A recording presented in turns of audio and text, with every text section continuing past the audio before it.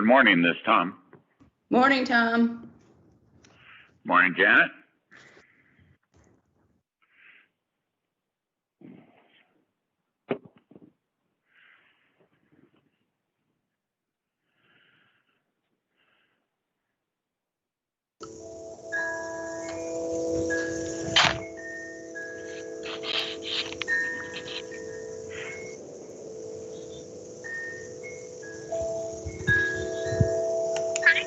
It's Callie.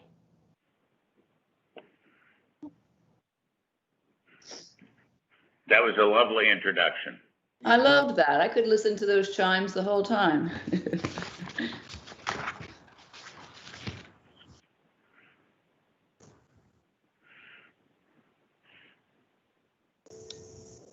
I can move if my chimes are bothering everyone. I thought I was saying I could listen all morning to that, but no, I think that for the clarity, we need to have cameras and microphones off until you start to talk. Sounds good. Thank you. Good morning, Thank everyone. you.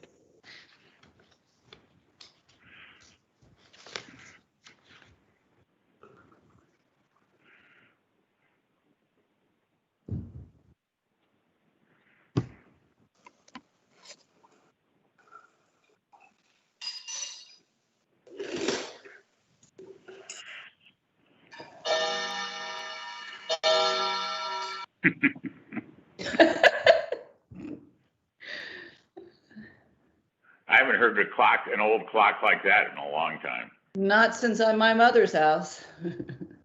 I was thinking my grandmother. Yeah.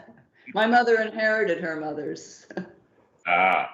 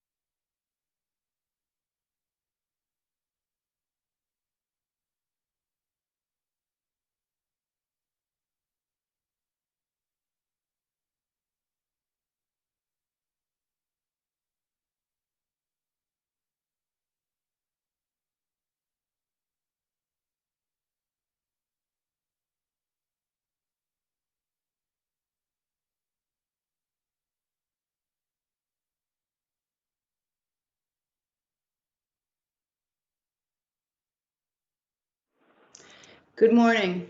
This is a public hearing of the Chatham Conservation Commission being held on Wednesday, September 9th, 2020, in accordance with the provisions of the Mass General Law, Chapter 131, Section 40, the Wetlands Protection Act, and the Town of Chatham Wetlands Protection Bylaw, Chapter 272. It's being broadcast live on Channel 18 and recorded for the archives.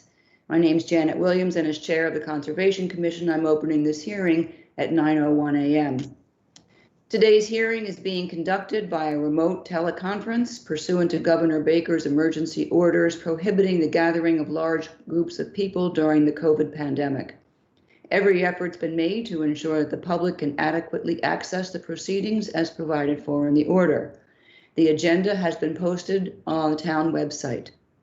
Just a reminder that people watching on Channel 18 who would like to participate in this meeting while it's in progress may do so by calling the phone number that's displayed on the screen. And now another reminder to all participants today to please mute yourselves and remain muted until you are speaking. If you're on the phone, you can do this by pressing *6 to mute yourself. And when you want to speak, press *6 again to ask for leave to speak. As we consider each matter today, I'll be asking for comments and questions, first from the commissioners in order, and then from other participants on the call. Please indicate that you wish to speak by unmuting yourself, *6 if you're on the phone, and letting us know that you wish to speak. If we forget to ask, please jump in and ask for permission to speak. So as we have been doing, all votes today will be by roll call. And so that we have a record of the quorum of the commission members attending today, I'll now ask each commission member to indicate their presence by stating their name. Commissioner Rawls. Bob Rawls here. Commissioner Kitts. Joe Kitts, present. Commissioner Del Vecchio will be joining us later. He is detained. Commissioner Clark. Present. We do have a quorum this morning, so we can proceed with the hearing. We have a couple of continuance requests. The following applications have been continued at the request of the applicant. If you are here for either of the following, they will not be heard today. 47 Little Beach Road and 53 Little Beach Road. The applicant has requested a continuance until September 23rd. And with that, Callie, I think we go to the top of the agenda. Okay, great. The first item on the agenda is a request for a one-year extension at 779 Fox Hill Road, Elizabeth Straub, SC 103155, request for a one-year extension for proposed shorefront protection. This is the second one-year extension requested for this property. As a reminder, they can request up to 3 under our local regulations and bylaws. So I recommend issuing the one-year extension. The reason that the reason for the extension is related to the public health emergency, COVID-19. And so I just recommend issuing the one-year extension. All right, thank you. Under those circumstances, we are not questioning people's requests as long as they're within the 3-year time frame, unless commissioners have any comments on this request. If not, is there a motion to approve the request for a one-year extension? Madam Chair, I had a question. I'm sorry. Yes, Tom, go ahead. Oh, are there several OOCs currently in effect? Because I saw one that was dated October 19th of 2016, so it'd be beyond 3 years. I assume there's another one that's more recent? No, there's 2016, but they expire in 3 years, but all applicants have the ability to ask for 3 one-year extensions. So in 2019, the first one-year extension was granted, and they're now here today asking for the second. Thank you for clarifying that for me. I appreciate it. No problem. Motion to approve the request for an extension. Yes, Bob Rawls moved to approve a one-year extension. All right, roll call vote. Oh, sorry, Joe. Second, yes. Commissioner Kitts, second. Roll call vote to approve the request for an extension. Commissioner Rawls. Aye. Kitts. Aye. Clark. Aye. I vote aye as well. So that request has been approved. Okay, the next item on the agenda are field change requests.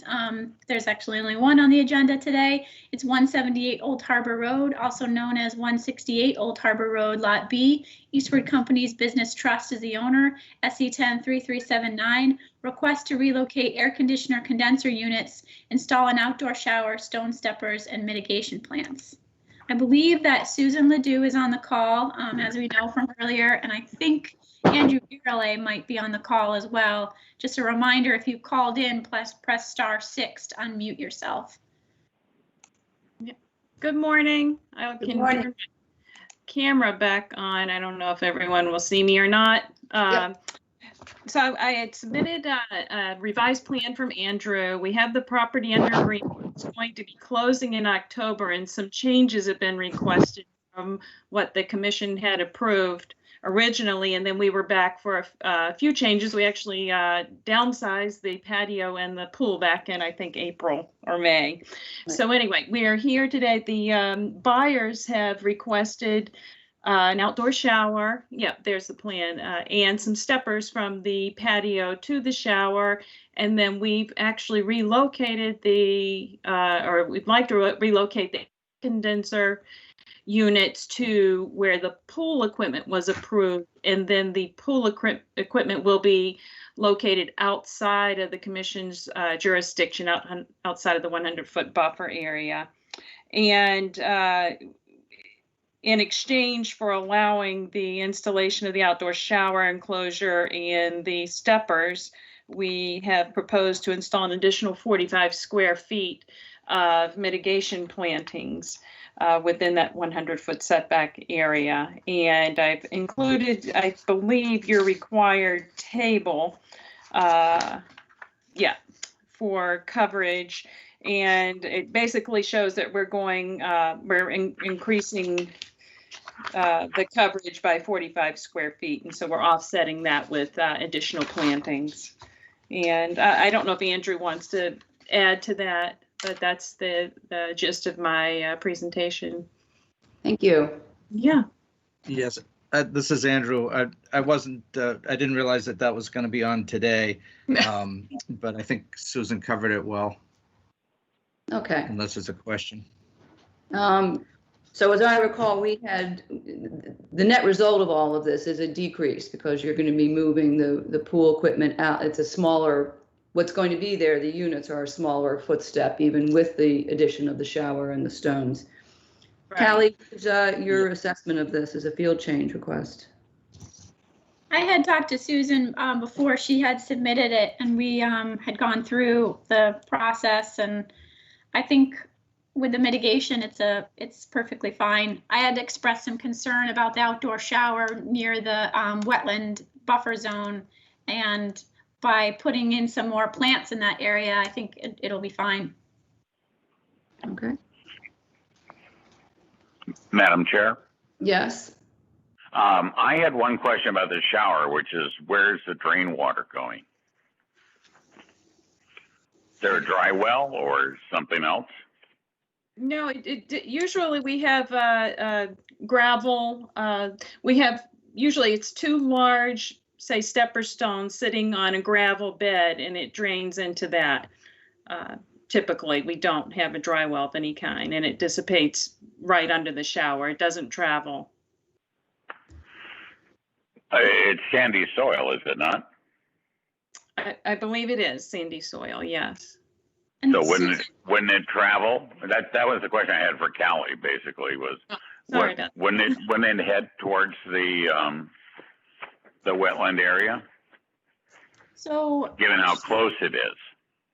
outdoor showers, the way that they're handled in the town is that they're, I think, considered rinsing stations, and they typically don't have dry wells associated with them. So the natural percolation into the soil is a pretty standard procedure for these things. So I think with as I said before, with the additional plants there, I think it's fine. All right, thank you. Any other questions? Is there a motion then to approve this? Actually, Bob Rose, I have a question. That Yep, is, go ahead, Bob. it's not clear on the plan where the new plants are. Like, everyone's saying that they will be near the shower, but the plan itself doesn't so indicate. I don't know how important that is, but from this plan, we don't know where the plants are going, I think. No, there's plants shown. I wasn't prepared to do this for this meeting. I just did it for Susan, so I'm trying to remember exactly Within the where. shower, I added it's more obviously- plants. I think they were going more toward the north. I'm not sure. Actually, they're just to the right of the outside shower. Yeah, where the hand is, the little pointer. There's the outside shower. The additional plants are just to the right. Andrew's, I don't want to say loaded up, but he's added the plants right in there between the outside shower and the from the original plan that we had. If I don't have the two, I have the two for comparison, but I don't know if you have the original plan in front of you. But he's added the plants in that area. Right. I don't have any issue where they're going.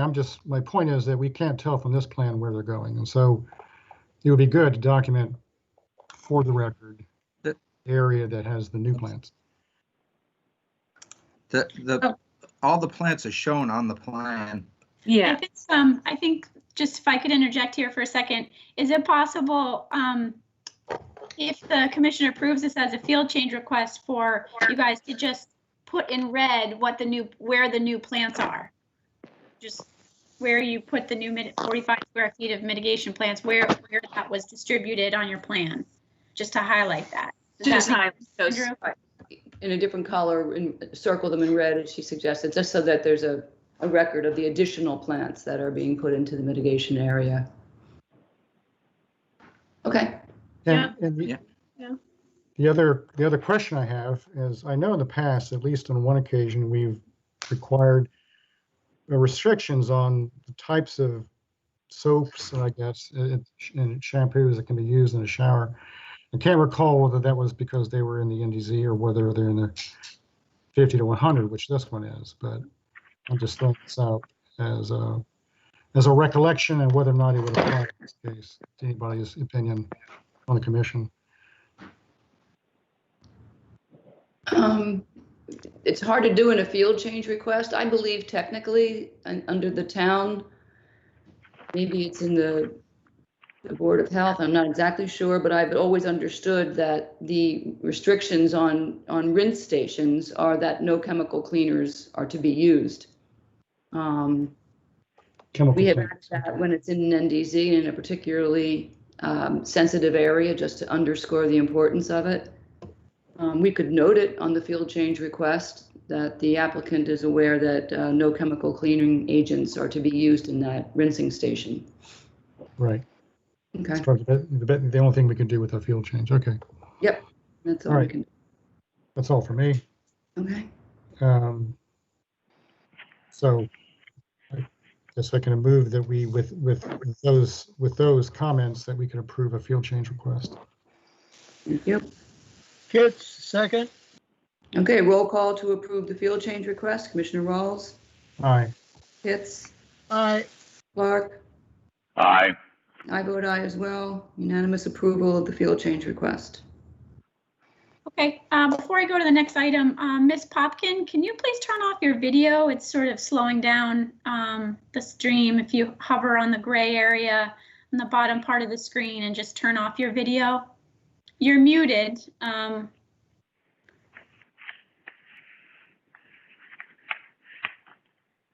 Thank you. Good job. All right.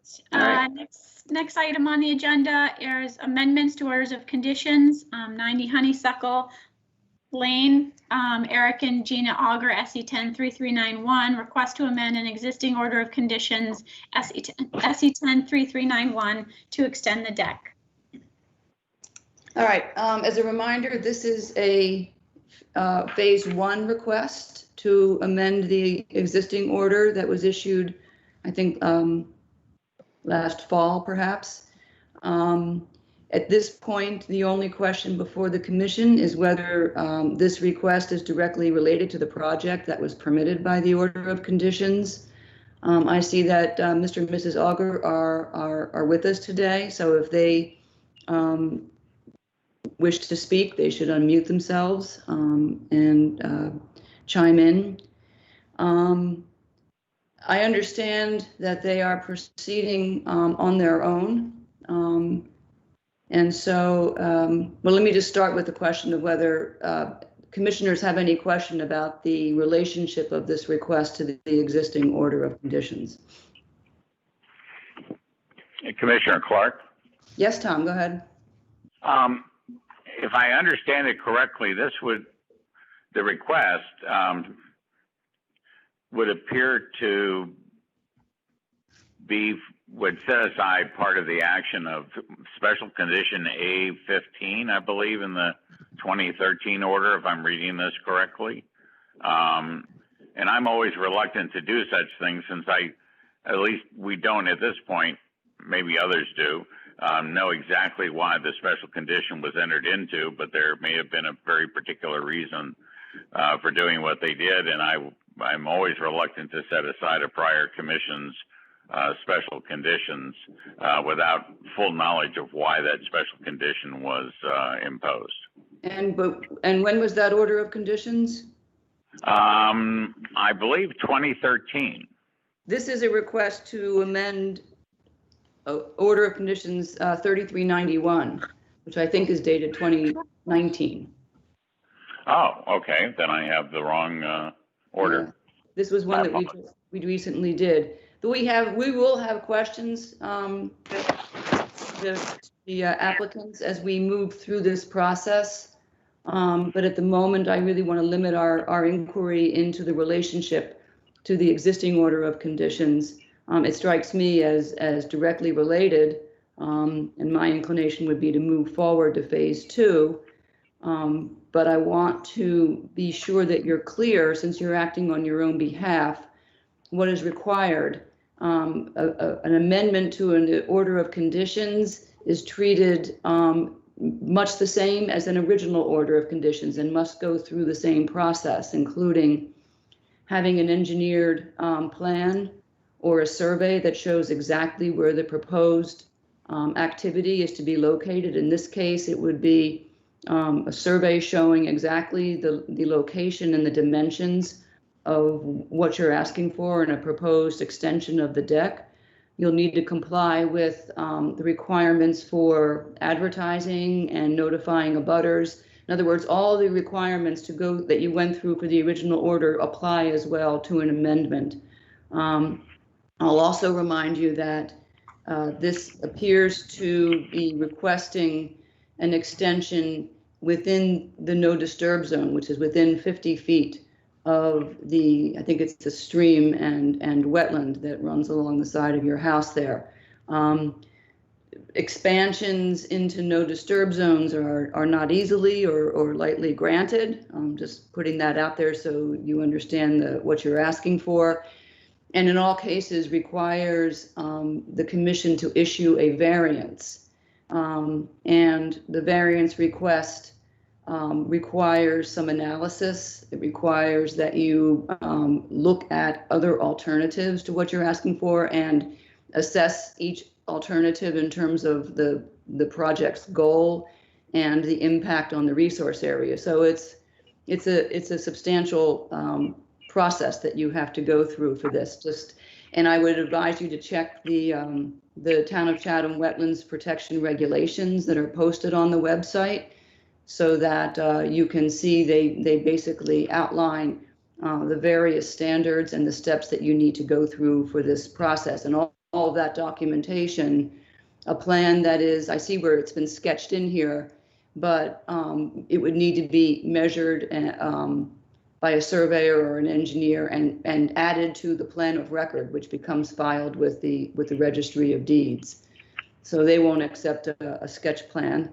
All of that documentation, the analysis, the request for a variance, the reasons that the proposed amendment maintains compliance with all performance standards, all of that needs to accompany your phase 2 request, which you assuming that we vote today to allow you to go to that next step, all of that would need to accompany the request.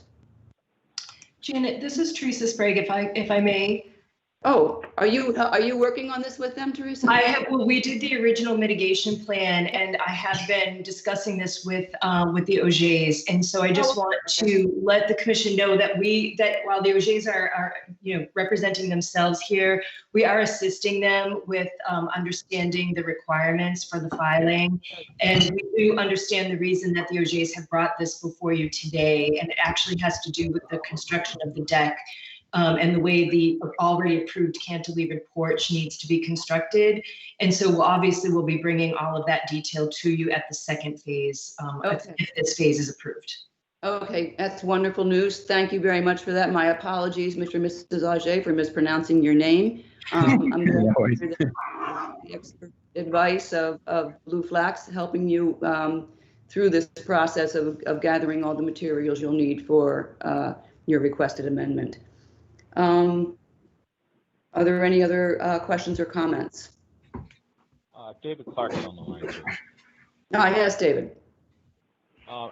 Before the commission voted, I just wanted to make them aware that no alteration of the resource area is required for this change. They're simply extending the cantilever deck. So there's no activity happening on the ground at all. Okay, so this is an extension of the raised deck, the one that we approved, not the one on the ground below it. Correct. Okay. Oh, that's all right.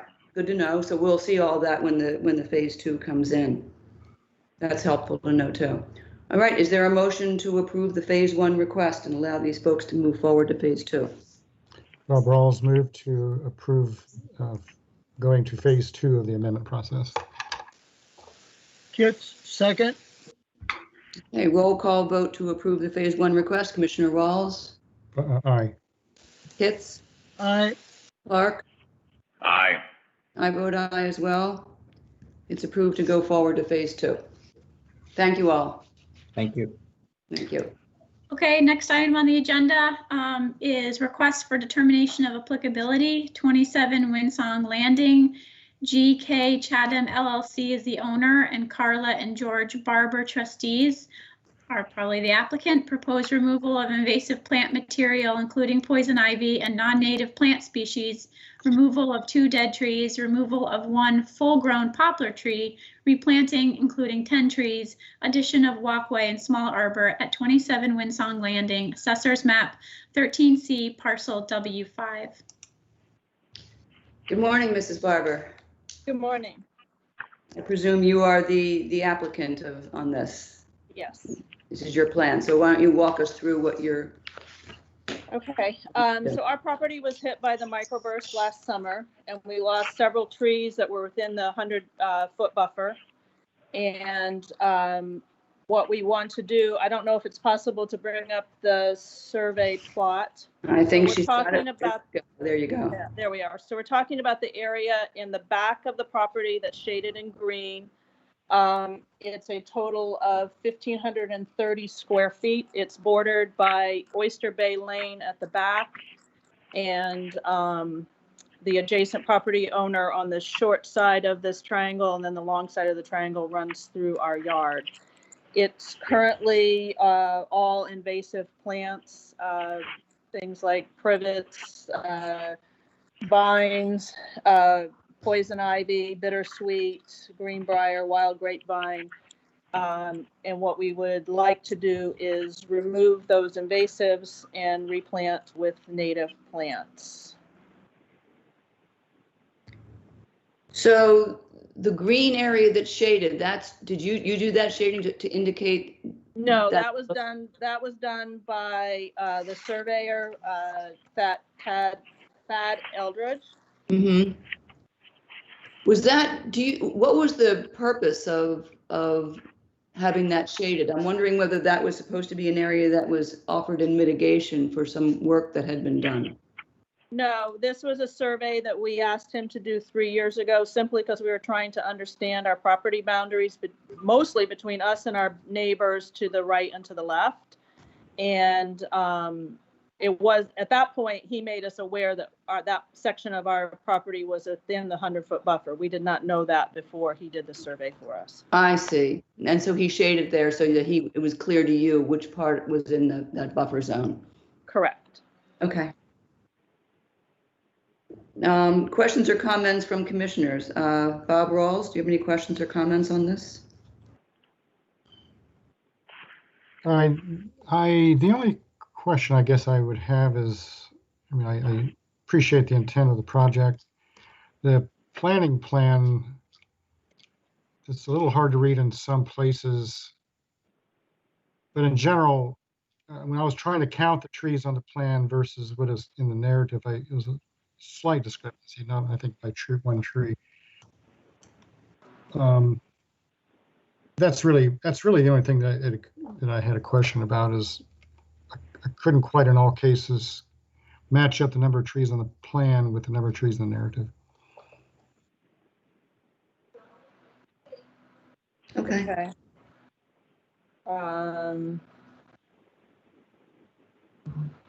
The plan would be to plant 10 new trees in that area. I'd have to, that would include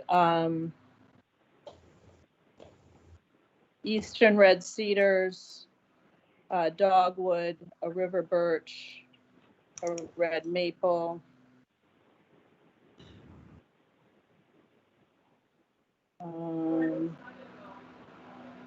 I think I had two dogwoods, a birch, a red maple, and 6 eastern red cedars. All right. I guess I was only able to count 6 red cedars, and that would account for it. Okay. Would there also, who will be doing the planting of all this material? So the contractor that we've been working with is John Fougere. Okay. All right. I have no other questions. All right. Joe, any questions, comments? Nope. Thank you. Okay. Tom, anything from you? I'm still trying to figure out where the path is.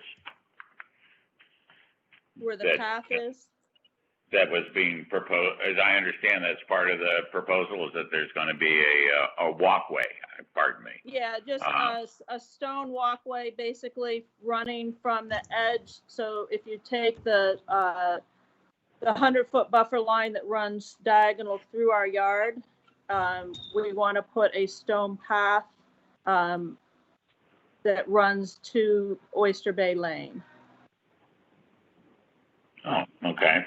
Because that's where, you know, if we walk the dog, we walk out through that area. Okay. That's shown on, is that what's the stepping stones that are shown on the planting plan? Is that at that? Yes. Okay. Yes. And it exits okay. the property at the arbor. Okay. Callie, do you have questions? Yeah, I was just wondering, will Mr. Fougere also be doing the invasive removal? Yes. Okay. That's it for me. Okay. This seems pretty straightforward and a net benefit to the buffer zone. So is there a motion for a negative determination? Yeah, Bob Rawls, I move for negative determination. Kitts, second. All right, roll call vote for a negative determination for 27 Windsong Landing. Commissioner Rawls. Aye. Kitts. Aye. Clark. Aye. And I vote aye as well. So negative determination is issued.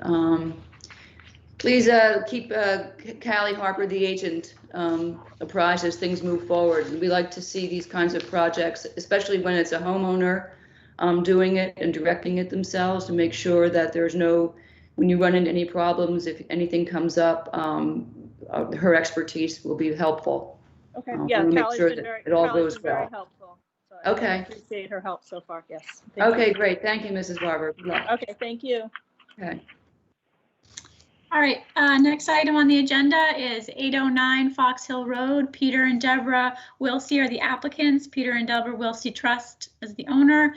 Proposed installation of hot tub on existing crushed stone slate surface beneath existing deck at 809 Fox Hill Road, Assessors Map 12L, Parcel M2.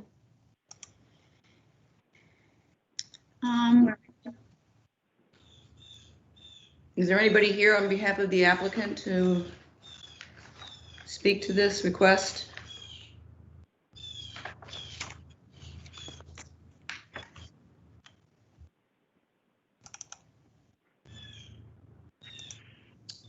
Do you I have don't the? See Yeah, anyone, it's- Janet? Go.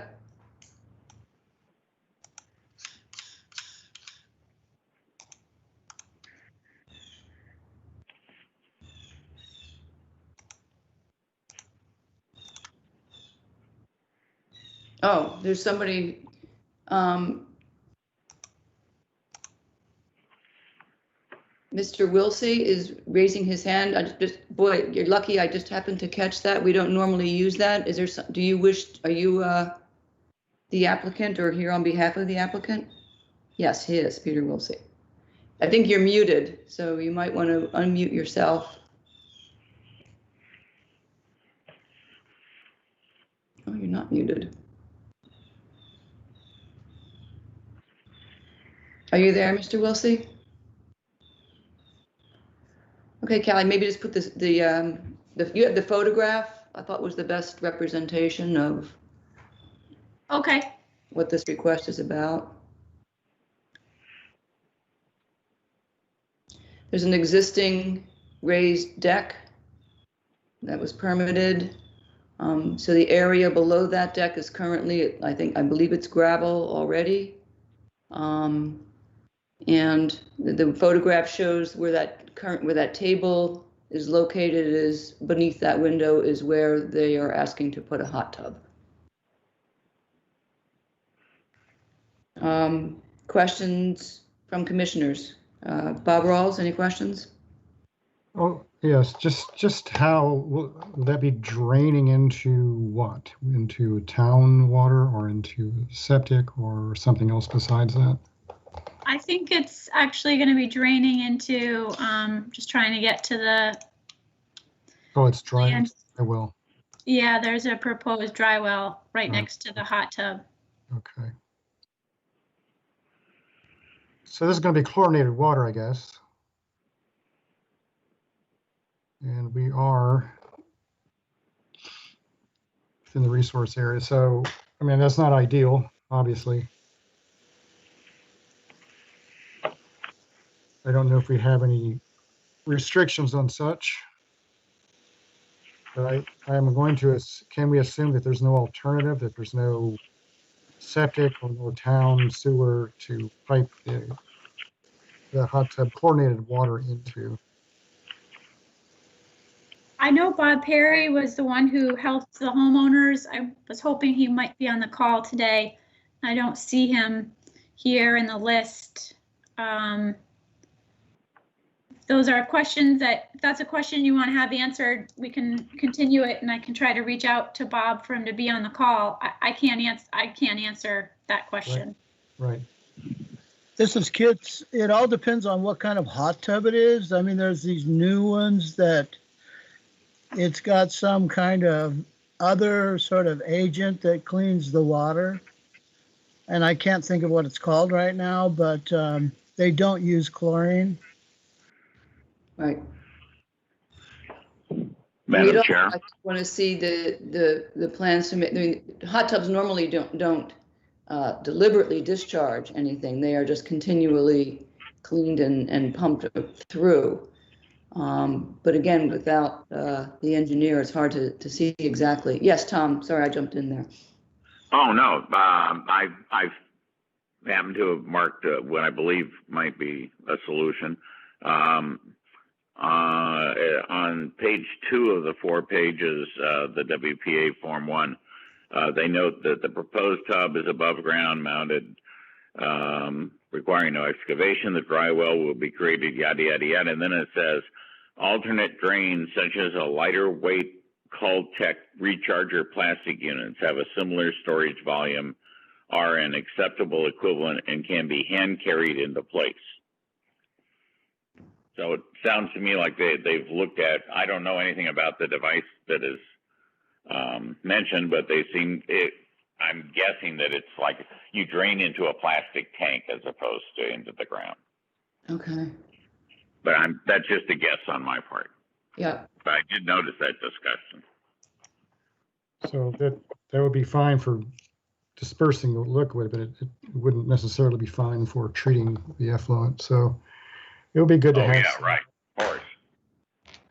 Okay, Mr. Wilsey is having a problem with his, he's unmuted, he said, but we cannot hear him. He has posted some comments in the chat box saying they're not on town sewer, and it is a newer style, Joe, in response to your point with UV cleaner and minimal chemicals. I guess you know, it's important to have that information in the RDA. I did see what Tom was pointing to when I read it as well. It's just usually something is proposed, not alternatives. It wasn't clear which one they were choosing, and I just think a little bit more information is needed. So I guess my recommendation would be to just continue it to September 23rd and just get the information that you guys need to make the decision. That's pretty straightforward. So, Mr. Wilsey, we're going to try to contact Bob Perry, the engineer. Callie will reach out to him today and see if he can join us on the 23rd so that these questions, we can be sure we answer them. I'm a little confused now by the reference in the RDA to no excavation for piping, because I thought I saw that there was going to be excavation for installation. So again, we just have a few questions that would need to be answered that require an engineer. And I guess you are still muted. I can't, even though you did unmute yourself. Here's another. Thanks. I will reach out to him. Well, no excavation is needed. That's what I thought, but I did think I also saw some reference in the documentation to a potential. We will get this sorted on the 23rd, and we'll be able to take it to a vote then. So do we have a motion to continue this to September 23rd? Bob Rawls moved to continue to September 23rd. Kits, second. Roll call vote to continue 809 Fox Hill Road to September 23rd. Commissioner Rawls. Aye. Kitts. Aye. Clark. Aye. I vote aye. So we will all gather back here on September 23rd with Mr. Perry. Thank you, Mr. Wilsey. Okay, the next item on the agenda is notices of intent, 95 Skyway, John and Laura Keating, SE 10 3438, construction of second story sunroom, reconstruction, expansion of existing deck, consolidation of retaining walls and mitigation at 95 Skyway, Assessor's Map 10F.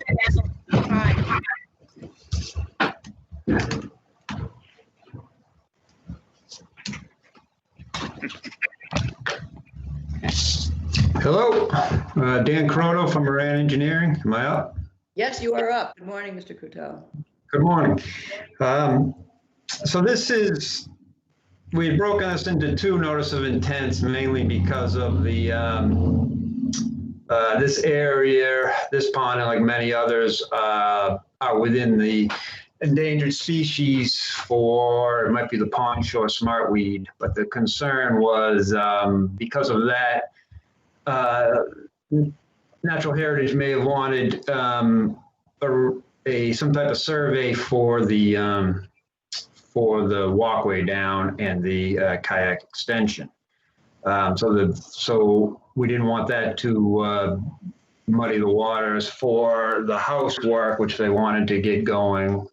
What can be approved. The majority of the work is working inside the existing house footprint, remodeling.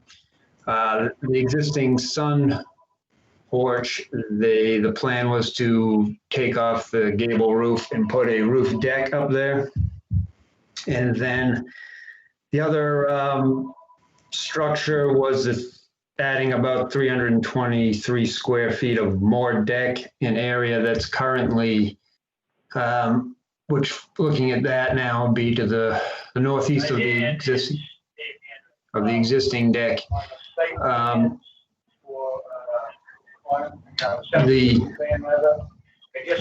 Excuse me. Go ahead, mute whatever that is.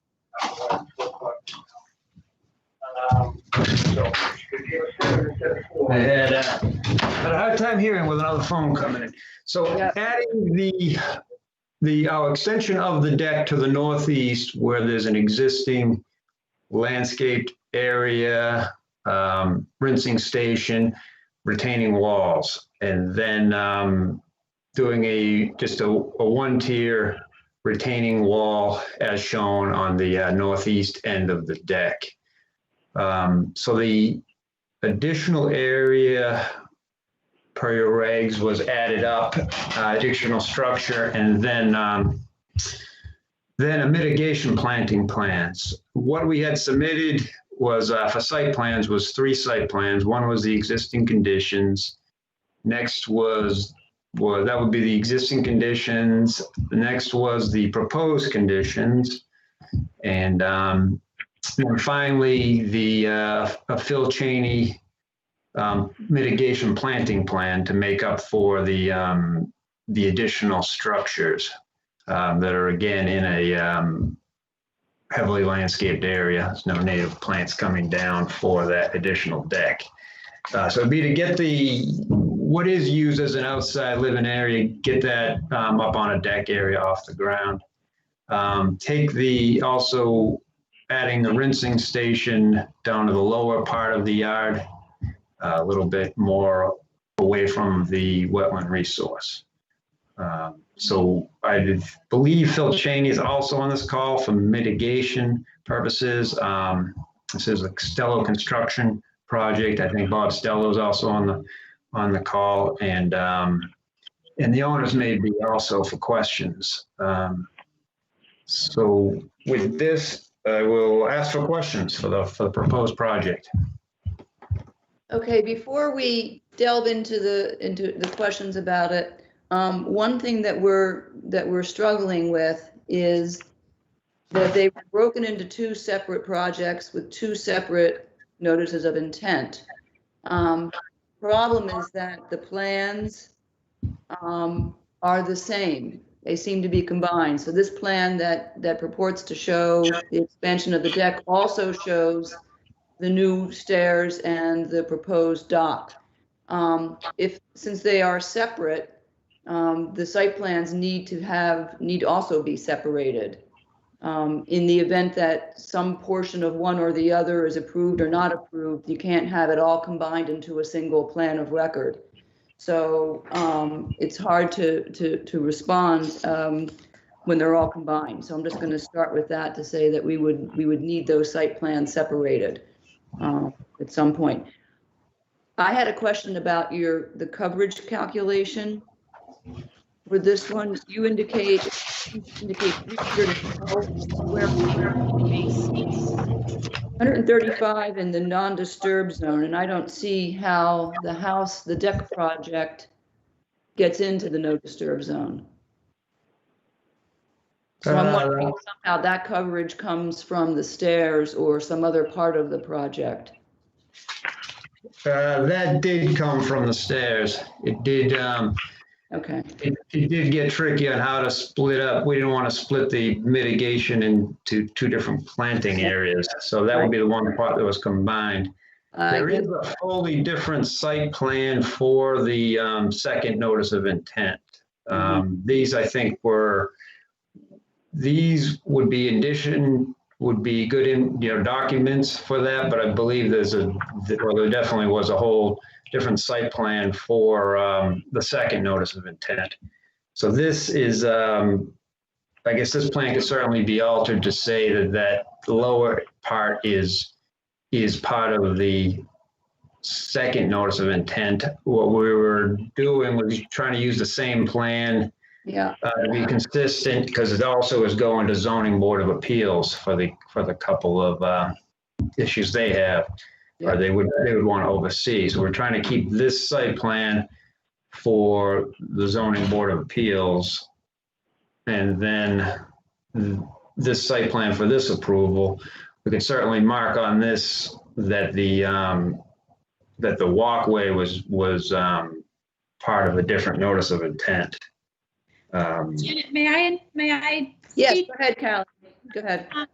Hi, Dan. It's Callie. Hi, Callie. The issue is that on this plan here, which was for the deck, and I understand there's some sort of cross-pollination with the mitigation plantings. This plan is for the deck and some mitigation and the retaining wall, but it also shows the stairs and the dock. So if this plan became the plan of record for the house, it would be inadvertently also approving these stairs. So one idea that I had, is it possible to just leave this as is, but to turn almost off this stair layer in CAD so that it doesn't show on this proposed conditions plan for the upland work? Yes, that would be simple to Okay. remove that from the site plan of record. Yes. Yes. Yep. And then when we get to the second notice of intent, that would be done in reverse, so that the proposed improvements to the house would be removed from that plan, so that each one is showing only the proposed. Okay, that will work. And I think that one does have a separate, well, I know it has a separate site plan that points out the walkway and deck and doesn't point out the work up top. I think that's an 18 by 24, with the full profile of the walk down and kayak launch dock. Okay. So this may be the only one that's muddied. Whereas these plans might be, in addition to the plan of record on the NOI, the second NOI. On this NOI, I do see the issue with of having everything on there. Yep. Yep, I see that. Yep. Okay. So I'm going to open to questions and comments from commissioners with respect to this particular notice of intent for the expansion of the deck retaining wall. Commissioner Bob Rawls, questions or comments? Yeah, I'm just looking at the NOI, the second NOI, and I think the plan, at least the engineering plan it looks identical. So I would think you want to look to make sure that those plans are distinct from each other. But we'll cover that when we get to the second one.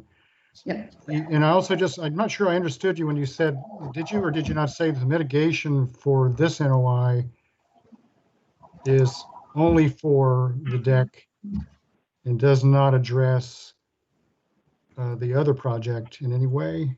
I couldn't quite understand what you were saying. No, I thought that was the one area where there was across both mitigation or the additional square footage of the raised walkway over the wood steps and path walkway was all added to one planting area.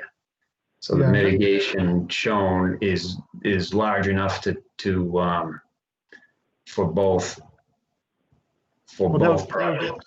Then that would be another issue if when you're in the process of taking out the stairs from your plan. I would think that the mitigation area needs to be. We have to somehow indicate that what part of it is simply for this project and what part of it isn't. I don't know exactly how you would do that. Yeah, it would be the 217 square feet, I guess, would be the addition of the second. So it'd be 434 of this overall. 1,080 would have been what was caused from the second notice of intent. So this could be there could be a line drawn where that deviation would be between the two. That makes it cleaner, even if it seems on the face of it to be sort of a strange thing to do. At least it would keep the two separated. And then the other comment or observation I had was the plant schedule is a bit monochromatic. 7 sedges, 38 low bush berries, 13 high bush, and 3 choke berries. I just wondered whether or not there's a way to introduce a little more diversity into that landscape. It's almost, you're getting close to a monoculture there. This is Phil Cheney, a landscape designer. I can respond to that. Currently, there's a real good, healthy native tree canopy over the area, which will not be disturbed. Some sparse Pennsylvania sedge and low bush blueberries in different spots along in there, they're doing well. It seemed like a good idea to just augment some of that, as well as introduce some of what's not too much of the larger shrubs, where we've included the bayberry and the chokeberry along with that.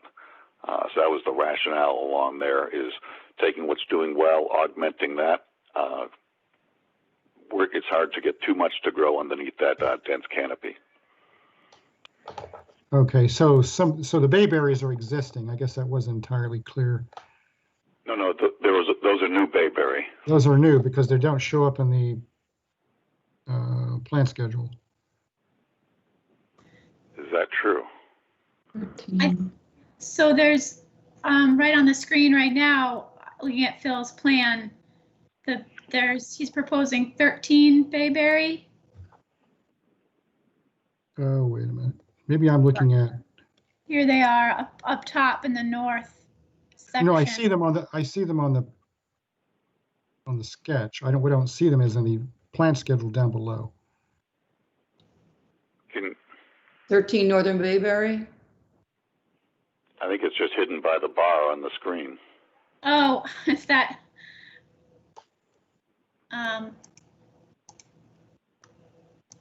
They're right here at the bottom, second line from the top, 13 Bayberry. I can see them on my screen. Yeah. Blocked by all of the team's junk. Yeah, Right. Unfortunately, I can't move it up. Well, I'm looking. I just pulled it up on mine. That was submitted, and I see the 13 Northern Bayberry, 38. Okay, now I see it. Okay, good. All right. So anyway, that was your point is that increasing the diversity is you're limited in doing that by the canopy. Mm-hmm. Yes, I felt like we were able to add the chokeberry. I feel pretty comfortable with. There's not a whole lot of bayberry in the area, but there was enough to justify that others would do well. So I went with what was working there and improved it with the chokeberry. Okay. I don't have any other questions on this. Okay. Madam Chair. Okay, Tom, yes? I noticed some Japanese knotweed, our favorite plant, along the northern border of the property, opposite where the shower was going to be moved to. And I would just note to Phil, maybe he ought to discuss with his client whether or not it would be appropriate to include the removal of that invasive species as part of their plan. That could be done. I didn't look around that corner of the property. I guess I did not spy that there. Okay. We'll add that. Thank you. Yep. The plants appear to be inside the property line, so it's not on the neighbor's property, it's on theirs. I will take a look and see where it is. Okay, thank you. Joe, do you have any questions or comments? Can I hear a little bit about the retaining wall there? Yes, the idea would be landscape timber remove the existing multi-tier landscape timber retaining wall and just build that 12-foot long, same thing, landscape retaining wall. It's about 5 feet high at the foundation, and then it will go down to about 2.5 feet high at the end as it goes into grade. A standard 6x6 retaining wall with 4-foot deadmen behind it, underneath what would be underneath the proposed deck. It's replacing timber with replacing older timber with new timber. Okay, thank you. could just have the online banking app and take pictures of the. Okay. Any other questions from commissioners or comments on this part? Janet, I have a question for You're Phil. next. Okay, Phil, I've just been noticing in the field that the low bush blueberry really has not been surviving very well, and I noticed you had proposed 38. I was just wondering if you could provide a rationale for the or a description of the survivability of the low bush blueberry. I've found that in the right situation, it does quite well. I think for the more exposed areas, it's not really well adapted here, as it is in some other spots. There's currently a fair amount of it growing on this site, and that's the primary reason that I chose that it would be a successful species here. Okay, great. Yep. Anecdotally, my observation is the same as Phil's. I see it struggling and dying where it is not protected by canopy trees and shaded and protected from wind, and it tends to, as in my garden, it tends to die. But in these kinds of conditions, it tends to do well. All right, I'm going to hold. I think we're going to hold the vote on the disposition of this until we go to the next one, so that we can be clear about what we're asking for on each of these. That's okay. Makes sense? Yes. So otherwise, we could just say, I know that my list here is that for the receipt of revised plans that remove the proposed stairs and dock part, revised coverage table that is for the house and the deck project only, and the revised mitigation plan that removes the 434 square feet of mitigation that is for the stairs and dock project. Commissioners, what else do we, something to note, to remove the, to examine and remove the knotweed. Janet, there's someone I think who's trying to speak. Okay. WGL. Madam Chair, Litchfield. Mr. Litchfield, yes, hello. Just very briefly, I represent the Keatings, and I'm working with Dan and Mark, and certainly we can address the knotweed. I just had a question about the plan in terms of separating it. Perhaps we could wait and see how the stairs and dock go. I'm trying to be sort of user-friendly to the petitioner, and just the minor expense, but nonetheless the expense of an additional plan may not be necessary if ultimately both are approved. So perhaps if required, we can certainly do it, but if it ends up not being required, it wouldn't really serve a purpose. Just a thought. That was my thinking in terms of delaying taking a vote on the disposition of this until we had an opening for the other one as well. So we're on the same page about that. Let's hold off on that vote and see what we come up with for the next one. So Callie, do you want to go forward to the next matter?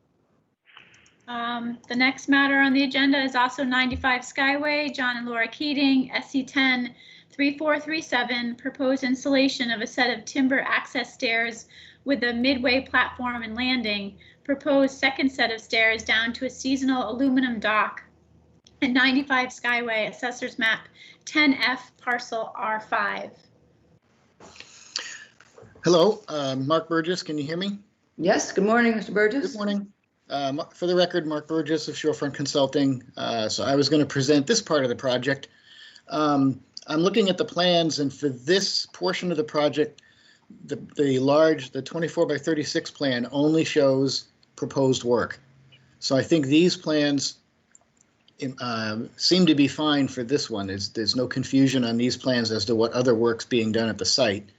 The only plans presented was the existing conditions plan, and then the 24 by 36 that shows the proposed work for the stairs and the very short kayak launch dock. And Dan, correct me if I'm wrong, and also the commission. The access stairs, those are water dependent, so we haven't done. I've gotten other projects that we didn't do mitigation for them per se. So I thought all the mitigation was for all the work in the upland, but no, I had included the. I know you had brought up that you thought the raised steps was almost mitigation over the eroding walk and corroded steps on the ground. I had added that the difference between that 2-foot walk down and that 4-foot raised walk. I had added that to the mitigation because my reading of the mitigation brought up the possibility of that. So I was trying to be conservative there. Well, the bottom line is everybody's willing to do it, and if it's a little extra, then no harm, a benefit. Okay, so for the purpose of the access stairs, of course, if you've been to the site, it started out as these at-grade treads, which are rotting, and then you hung a left and went down the bank slope, and it was just a path. It's got pine needles on it. It's actually pretty slippery. It's pretty narrow. And as everybody ages, it just becomes an unsafe way to get down the bank. It's not good for the bank, and you've heard all of that stuff before. So a properly designed set of stairs is the way to get down this bank. Dan and I worked pretty closely to wind this stairway down through the trees. That's why the landing is exactly where it's placed, because there shouldn't be any trees that need to be cut to put these stairs in. We wiggled them around and moved them so that we can wind in and out. There is a small amount of brush at the water's edge that would have to be trimmed to allow for the stairs to go through the vegetated buffer that exists there now, and then of course to put the seasonal dock in. But that's it. That's the only cutting that would need to be done. So on the profile plan, the way that I try to design stairs is to keep the rise and run consistent throughout the stairs.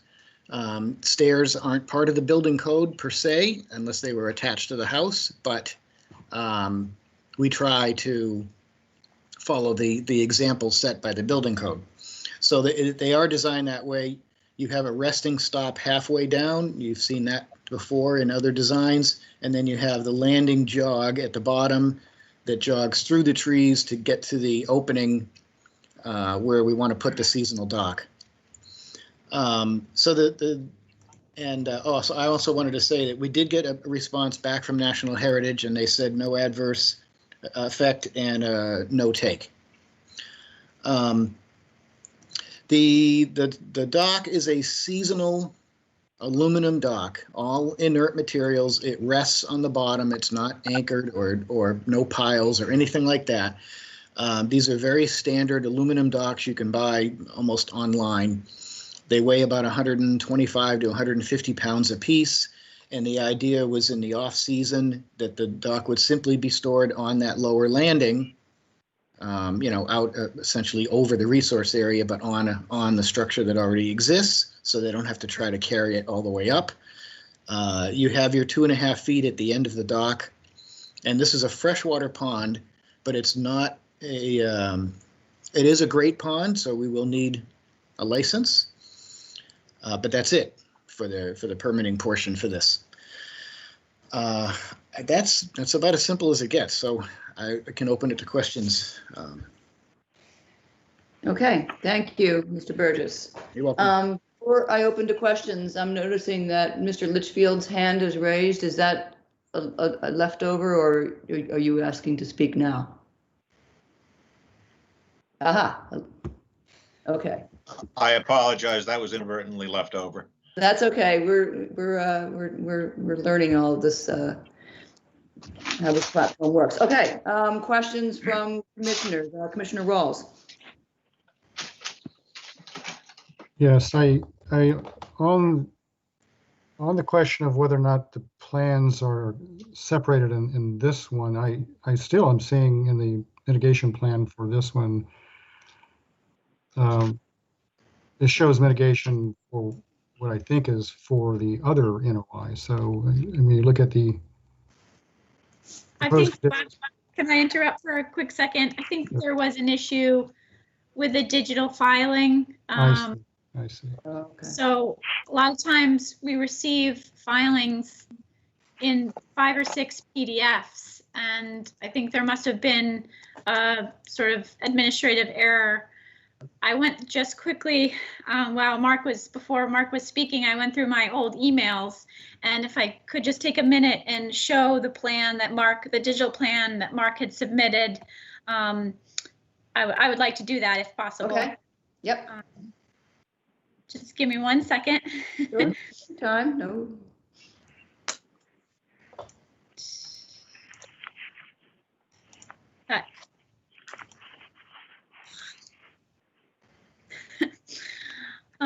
Seem to have lost it. Give me give me 1 more minute. I'll figure this out. Is it different, Callie, the one that the one that was up there before, proposed access stairs and seasonal dock dated 6/22? So I think this plan, which I have here, was included in your packet for the stairs as well, but Mark submitted one that was just, or maybe it was Dan submitted one that was just the stairs with all of this gone. Ah, okay. Yeah. It looks like this. Yes, that's the one. We do have that. To your right, Callie. There you go.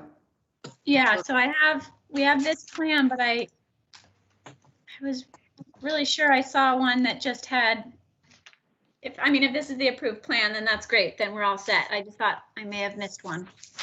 Nope. Yeah, what I included was the existing conditions plan, which doesn't show any proposed work on it. Okay. Not that one, the other one. And just my plan that shows only the stairs and the seasonal dock. So I think this one is separated that way just fine. Okay, great. Yeah, and now I didn't include the mitigation plan on this file electronically by mistake, did I? It's not on my cover sheet. I can go back and double check that. Okay. Well, the first page, the submittal page that gives you a list of everything doesn't show the mitigation plan. And as I previously stated, I didn't think that these needed mitigation, but if we have it, then that's great. Okay, so I guess let's continue with any questions you have. Right. Okay, well, we'll straighten that part out. Yeah. The other, I guess my other main question has to do with the dock, seasonal dock, resting on the pond bottom. And I think typically in that area, and perhaps other areas in Chatham, they're typically floating docks, if I'm not mistaken. So I'm wondering why you went that direction. Well, the floating docks would be heavier. These types of seasonal docks, because of the pond levels, we've always used, these are stainless steel frames with either cedar decking, or sometimes they use grating also. I have it, what did I say? I have through flow grating on this as the decking for this, so it keeps it lightweight. When you use floats, sometimes these pond levels, they're not tidal, of course, but the water level can fluctuate, especially this summer when we have had almost no rain, and it could drop. A lot of these ponds drop a foot or more. So this, having the feet on the bottom, the feet are about 8 inches square. That's it. So by having the feet placed on the bottom, eliminates any possibility of a low water level having a float get on the bottom, and it makes the structure light enough that 2 people can pick it up and just take it out of the water. They're like, it's 2 10-foot sections. They just get clamped together, and you just take them out of the water. It's easy. It's the same. We've done elevated walkways this way. Yeah. Exactly the same way for the seasonal ones. So what would be the possibility of too high water? So we look at the water levels that we get from the various data, the USGS and any town data that's available.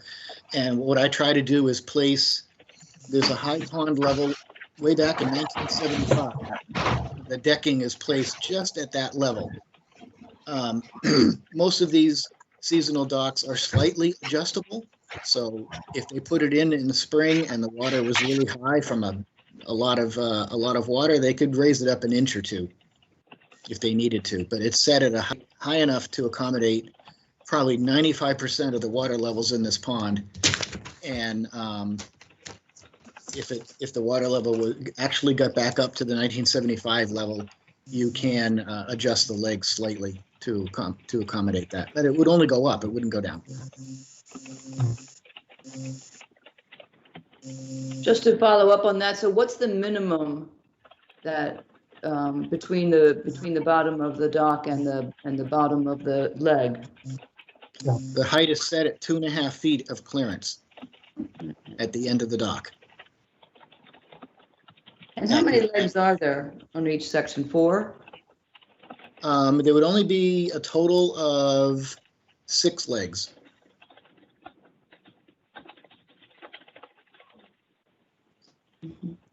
Sorry, Bob, I just had to clarify. Well, it's just that, so it's, it's an out of the norm approach to this, and so we have to wrap our heads around how to analyze it. I'm still not exactly clear on why a floating dock wouldn't suffice, since that is the traditional way of doing it here, and it makes no impact at all to the pond bottom. Well, it wouldn't make an impact if it didn't touch it, but if the pond dropped and the floats touch, that's bad. Plus, the grading allows the light to go through the entire structure, whereas if you put flotation underneath it, you're shading the entire thing underneath. So I don't see, in my opinion, I don't see any advantage to using a floating dock because it blocks the light 100%.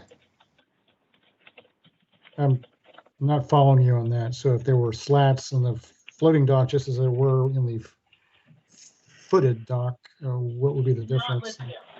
Because the flotation material is going to provide shading. Oh, You've got to put the styrofoam or those black plastic tubs underneath, and those are going to block it 100%. That is true. Okay, I get it. So okay, that's actually a good point. Good point. Okay. Thank you. Yep. I don't think I have any other questions at this point. Probably. Okay. Probably. I think Dan. I was trying to speak. I was muted. What we've certainly seen is that when there is a floating dock, the first dock section, if you don't have any extension on legs, that first dock section that goes up to the shoreline is almost certainly sitting right on the bottom. And then, as Mark said, it's generally, plastic containers that let no light through at all. So generally, the higher up, the better, and the more grading, the more light you're going to get through, and the less disturbance on the bottom. Now, if we had gone out beyond, we were just going out enough for a kayak, but if we had extended out another couple sections, then I think a floating dock would be a great case for the floating dock once you got well above the bottom of the pond. Is that why most floating docks, including the ones that I've seen in White Pond, are 20 feet or so out from the shoreline to be adequate depth if there's no chance of them touching the bottom? They're not interrupting the bottom. Yep, and the light can get from the sides down there. But it's certainly, if you were to bring a floating dock right to shore, it certainly is going to sit on the bottom, that first section. Yep. And the floating dock that is currently in front of this property, is that part of this property? No, somebody else owns that? Yeah, okay. We don't know. Okay, well, the cormorants certainly like it. Yeah. Maybe the cormorants applied for the mooring permit for it. What is the current status of the Chapter 91 application? I have not started it yet because I wait until we get through the local approval and then we'll prepare the plans for that. Okay. And could I ask a question? In general, the condition that goes in your order says that construction can't begin until the license is received.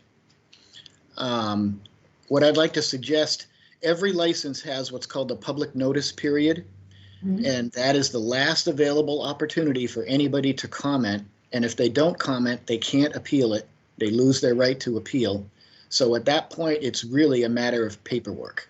You know, that the application is in the system. It's been approved.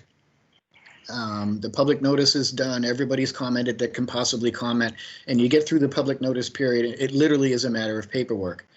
What I'd like to suggest, because these times are different and every single thing is taking a lot longer than it's supposed to, what I'd like to suggest is that the condition could be modified to say that the license must clear the public notice comment period acceptably before construction can begin. And actually, there's no construction. These things are prefabricated. You carry them down, you plop them in the water, and that's it.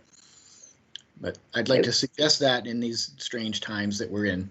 Okay, thank you. I've made a note of that. Okay. We'll take a look at that when we get to that point in the process. Okay. Bob, did you have any other questions? No, I don't. I guess there's still the question of whether or not, I don't know if it's a question, I think Mr. Burgess doesn't have a question about it, and that is whether mitigation is called for the stairs portion. I'm trying to recall the language on that, but that's the only other question I have in my mind. Maybe we can get to that. Okay, thank you. Joe, do you have questions or comments at this point? Yeah, I just have a question about, so the stairs, the existing stair treads are going to be completely removed, right?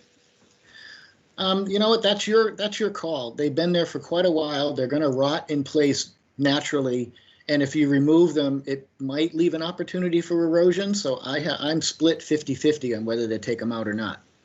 Yeah, that was my concern, Mark, frankly, is removing them might just cause more trouble than not. So thanks for your comment. Uh-huh. Okay. Tom, questions or comments from you? I only had one suggestion, which may or may not be reasonable. I'm looking at the November 2003 guidance on small docks and piers, which was brought to my attention by the chair the other day. And I was wondering if it would be helpful to all of us if you could basically design a checklist akin to what is required as shown by the guidance document, and just, you know, that you're complying with all the various and sundry requirements that are applicable to this particular project. Otherwise, we just have to sit here and go down them, you know, one at a time. And I think that any kind of graphic or something that helps point out that everything's being complied with would help simplify the assessment. Okay, well, I can tell you that guideline, as old as it is basically my Bible for dock designs. And a lot of these, you can tell from history in Chatham that this kind of a dock, if it was an elevated walkway, it meets all of those concerns that you've had recently and historically. So yeah, I do look at that. So I could tell you that it meets whatever the standards are of that 2003 document. The area was in the Mesa habitat, and they said they seemed to think everything was fine. So I would venture to guess that the way it's designed has been adequate to address any potential impact to any of the surrounding resource areas. Mark, I could add that there is a checklist, just to go through it quick. It's for seasonal use, number one. Number two, 300 square feet or less. That's below the high water mark. 4 feet wide or less. And in a minimum of 15 feet from an abutter, 25 feet if you can meet it. This is where the Chatham zoning requires the 25 feet. And the last on the list is no roofed structures. So I think that we had met all that to meet the already recorded license, right? So we were looking for certification that we'd meet that license. Yeah, that's the page. that's the page from the new general license criteria. And yes, it meets all of that. So DEP now has 3 licenses. You can get a 15-year simplified license. You can get the full 30-year with engineered plans license. And a couple of years ago, they came up with this general license criteria. And the way that works is that there's already a license recorded at the Barnstable Registry. And what you apply for is a certification that your project meets all of the criteria for that license. And they're very strict about it. So that is something new. What Tom is referring to is a 2003 document that everybody had a hand in, coastal zone management, Division Marine Fisheries, lots of people, and it's the small dock and pier guideline. That has some items in it that you can go through that suggests, it's not a regulatory document, but it suggests, a guideline as to how to design docks in either salt or fresh water.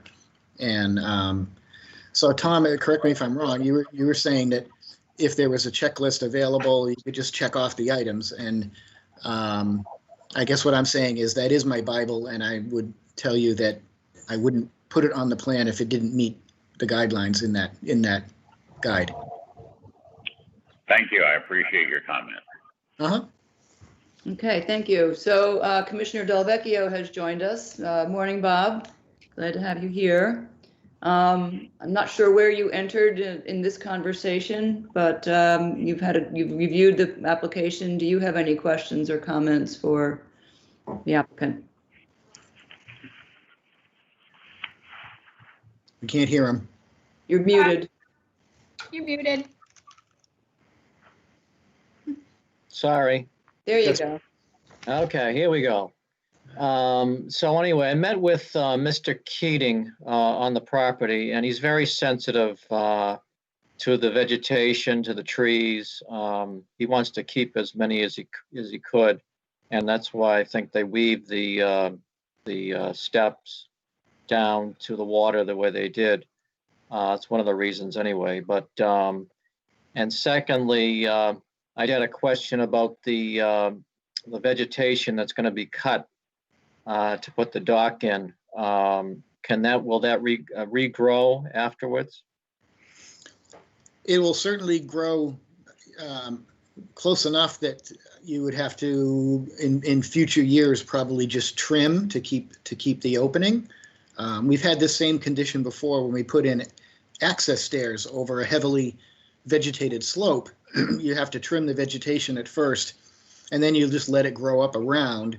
And if it starts to impede upon the inside the walkway itself, you would just trim it. So the initial question is, yes, certainly whatever you trim away is going to try to come back, but there will likely be some maintenance trimming, minor, to put it in every year. And there's enough room between the vegetation, the ground, and the dock, so that will regrow, enough light.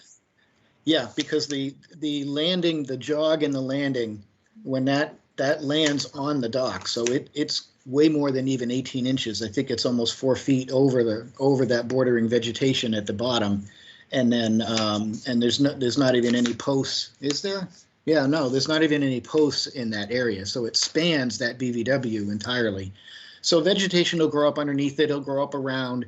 There's a few branches of the bushy shrubs. Sorry, I'm not a plant guy. The bushy shrubs that are right at the water's edge, you'll have to do like a pruning through those, and that can be maintained, but to an absolute minimum to be able to walk through it. That's all. Okay, thank you. That's all I had. Thank you. Okay. Callie, do you have questions or comments? No, I don't have any at this time. I don't know if the commission wants to have any sort of comment letters from any members of town staff. We have. We have not been able to connect yet with the folks that we would like to have input from, given the holiday weekend and people not being available. So we are awaiting making that kind of connection and asking for their input. This is our first, as the longest serving member, I can tell you that nobody on the commission right now has previously dealt with a dock, particularly a freshwater dock. So this is our first time through it. So we're seeking some guidance from others. Can I ask who you wish to consult with? The harbor master, who has jurisdiction over Great Ponds and coastal resources. Okay, that's Ted, you mean, right? Yep. Yep. So, is there any information, is there any survey that's been conducted about the current vegetation in the pond below the area where the dock will be installed? Do you have any idea what's there now? Dan, can you speak to that? Did you see anything when they were out doing the hydro survey? There's not been a survey. We were concerned again that Natural Heritage would want the survey for the what I believe was the pond shore knotweed, but other than that, no. I mean, our take is that it's going to be less destructive than the current method of going down to the pond bank and trampling on everything and dragging kayaks out that way. You know, to take them out onto a kayak launch or down the stairs onto a kayak launch, we feel in the long run makes for a much more stable pond bottom. But as for a survey of the pond bottom, we haven't done anything along those lines. Okay, you're reminding me. Go ahead. Go ahead, Mark. I just meant when you were, whoever was in the water, did they notice any kind of vegetation on the bottom of the pond? I haven't waded out there myself either. I look at it and I don't see anything coming up out of the water. So my first guess is there's not a lot going on there. I certainly agree with Dan that whatever vegetation is in that 20-foot span would get wiped out just from dragging boats in and up and around and all of that. So this keeps everything above the water. Okay, you reminded me that we have received the letter from Division of Fisheries and Wildlife, dated August 26th, that I will read at this point. Dear Commissioners and applicant, the National Heritage and Endangered Species Program of the Massachusetts Division of Fisheries and Wildlife received notice of intent with site plans dated 6/22/20 in compliance with the Rare Wildlife Species section of the Massachusetts Wetlands Protection Act regulations. The division also received the MESA review checklist and supporting documentation for review pursuant to the Massachusetts Endangered Species Act regulations. Based on a review of the information that was provided and the information that is currently contained in our database, the division has determined that this project, as currently proposed, will not adversely affect the actual resource area habitat of state protected rare wildlife species. Therefore, it's our opinion that this project meets the state listed species performance standard for the issuance of an order of conditions. Please note that this determination addresses only the matter of rare wildlife habitat and does not pertain to other habitat issues that may be pertinent to the proposed project. Based on a review of the information that was provided and information currently contained in our database, the division has also determined this project as currently proposed will not result in a prohibited take of state-listed rare species. This determination is a final decision of the Division of Fisheries and Wildlife pursuant to 321 CMR 10.18. Any changes to the proposed project or any additional work beyond that shown on the site plans may require an additional filing with the division pursuant to the MESA. This project may be subject to further review if no physical work is commenced within 5 years from the date of issuance of the determination, or if there's a change to the project. Please note that this determination addresses only the matter of state-listed species and their habitats. That's it. Okay. All right. And this is Kits. Can I ask one more question, please? Yes, please go ahead, Joe. Can you guys tell us what is going to be done with the kayaks during the season? Is there going to be a rack, or are they going to store it on the dock, or what's going to happen to them? It's not been specifically stated. I'm pretty certain you guys aren't going to want them tied up to the dock, so they need to come out of the water. It would be possible to put a sling mechanism on the landing, and they could be slinged off the side of the railing. They could be stored on the landing.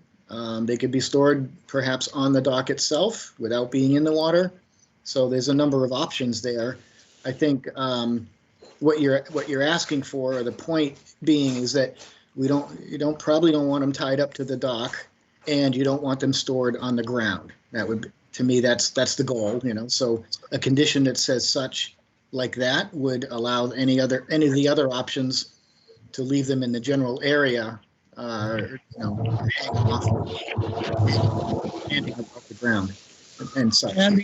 And thank you very much for that. And the applicant would be okay with complete removal during the winter? Of the dock or the boats? No, the boats. Yeah, Yes. I would think this is yeah. Hi, everybody. This is John Keating. We would be fine whatever you decide on there. If we need to remove them from the dock area, or we were thinking about having a sling there, we would be comfortable doing whatever you advise. Thank you. Thank you, Mr. Keating.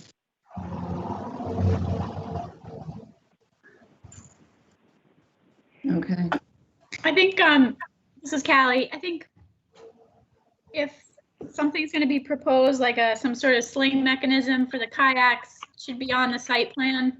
That's something that frequently comes up with access stairs in Chatham, is that the access stairs are installed and then, oh yeah, what do I do with my kayaks? And it creates sort of more permitting at the end, which if it can be included at the beginning when it's originally permitted, it's a better idea. The thinking that I had was that it was going to be on that last section of the dock. The kayaks would stay out there for the summer, and then everything, of course, after summer goes up to the house when it's not being used. But I think Mark probably has a better understanding than myself. Well, it's just that there's a number of options available, but the goal is to keep them off the ground. I was just saying, if you could, there's many options, so just propose one. Right. Oh. Or it would only need to be on the site plan if you're proposing a sling, any kind of a structure or a mechanism to store them. If you don't, the order would probably be written to require that they are removed. You can be stored on the platform or on the dock during the summer, and then they're removed and stored out of the resource area in the winter. Yeah. There's, I have a seasonal dock in Harwich, and these docks are made, they have a little channel section, and you can add stuff to them. And these people actually put the kayak rack off of the sides of the dock, so that the kayaks were in the air about 2 feet over the water, but not in the water, but over the water. Certainly very convenient. It was really kind of cool. If you guys are open to that, that's just an option that's added for the dock itself. It certainly keeps them convenient and easy to get to and out of the water and out of harm's way. If that is what you're going to propose, just add that to the plan to show where that mechanism would be located. And yeah, they bolt onto the side of the dock. Okay. All right. Well, we'll just interrupt for a second. Mr. Ross, can you turn off your video? Yeah, we're looking at the ceiling. Thank you. There you go. Thank you. Oh, no. No, it's still on. Oh, yeah, it is. Yeah, I'm sorry, Dan. Nice lamp.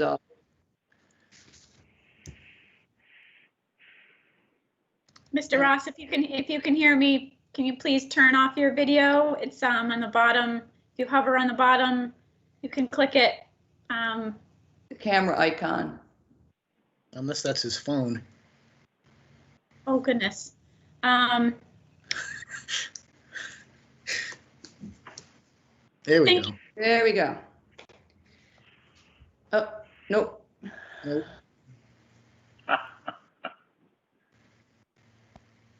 Had it for a minute. Yeah, just for a second there.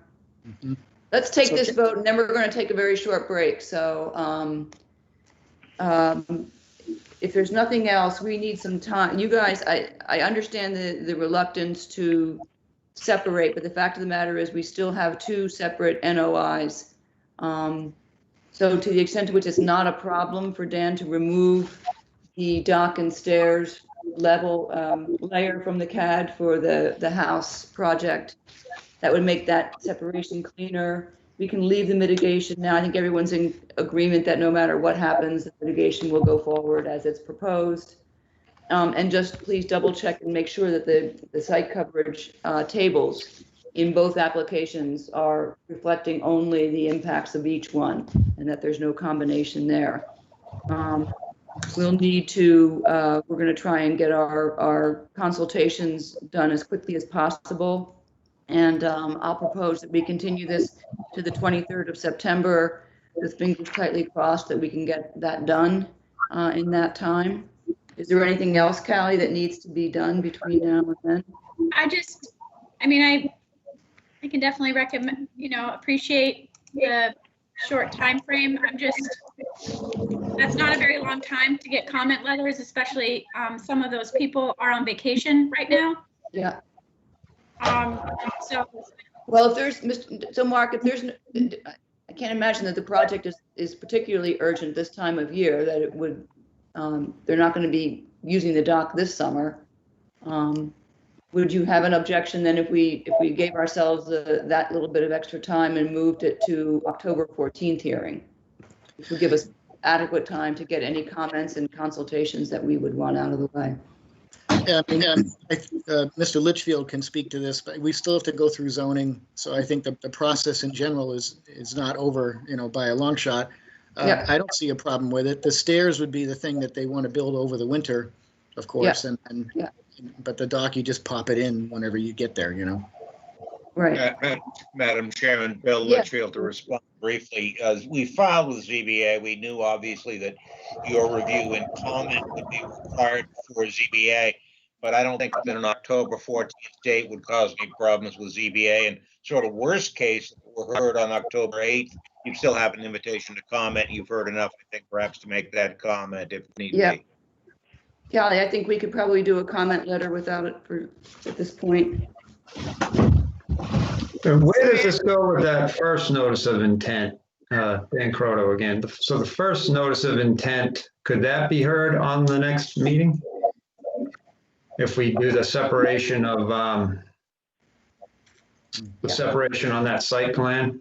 Because I think that's the one that's a little more time sensitive with the. Okay, yeah, you need to go to ZBA. We need to get started with that. I think that we could continue 3438 to the 23rd and then continue 3437 to October 14th. That sounds fair. Okay, do we have a motion then to continue 95 Skyway SE10 3438 to the 23rd of September? So moved, Bob Ross. Kids, second. Roll call vote to continue it to September 23rd. Commissioner Rawls, Aye. Pitts, Aye. Delvecchio, Aye. Clark. Aye. I vote aye as well. That's unanimous. That will be continued to the 23rd. Then a motion to continue SE10 3437 to October 14th. So moved again, Bob Ross. Okay. Kids, second. Roll call vote to continue this to the 14th of October. Commissioner Rawls, Aye. Pitts, Aye. Delvecchio, Aye. Clark. Aye. I vote aye as well. That one will be continued to October 14th. All right. Thank you, gentlemen. Madam Chair, Yes. Thank you. if I may, when you contact the harbor master and Ted, if they have any questions, please have them call me before they write their letter and everything. Let me describe or answer any issues they might have, to help that process along. Okay. Will do. Thank you. Thank you very much. Okay. With that, we are going, I want everybody to pause and stand up from their screens, take 3 steps backwards from their screens, and we're going to take 5 minutes to stretch our legs and move our eyeballs off these little screens. We'll be back in 5 minutes.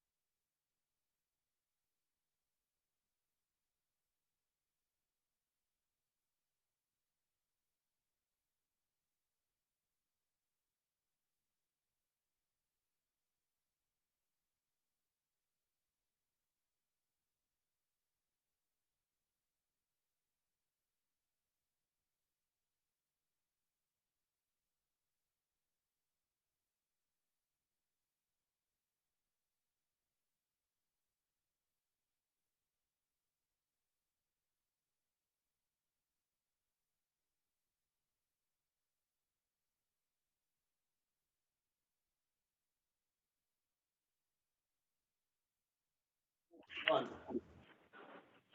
right, we're back. Callie, you want to call the next item on the agenda, please?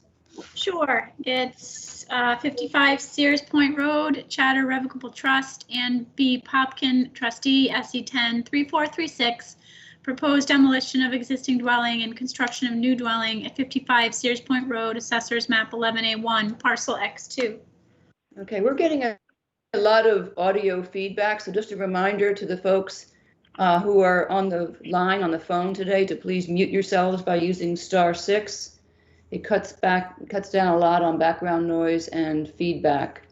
And if you want to speak, you just use *6 again to unmute yourselves. All right.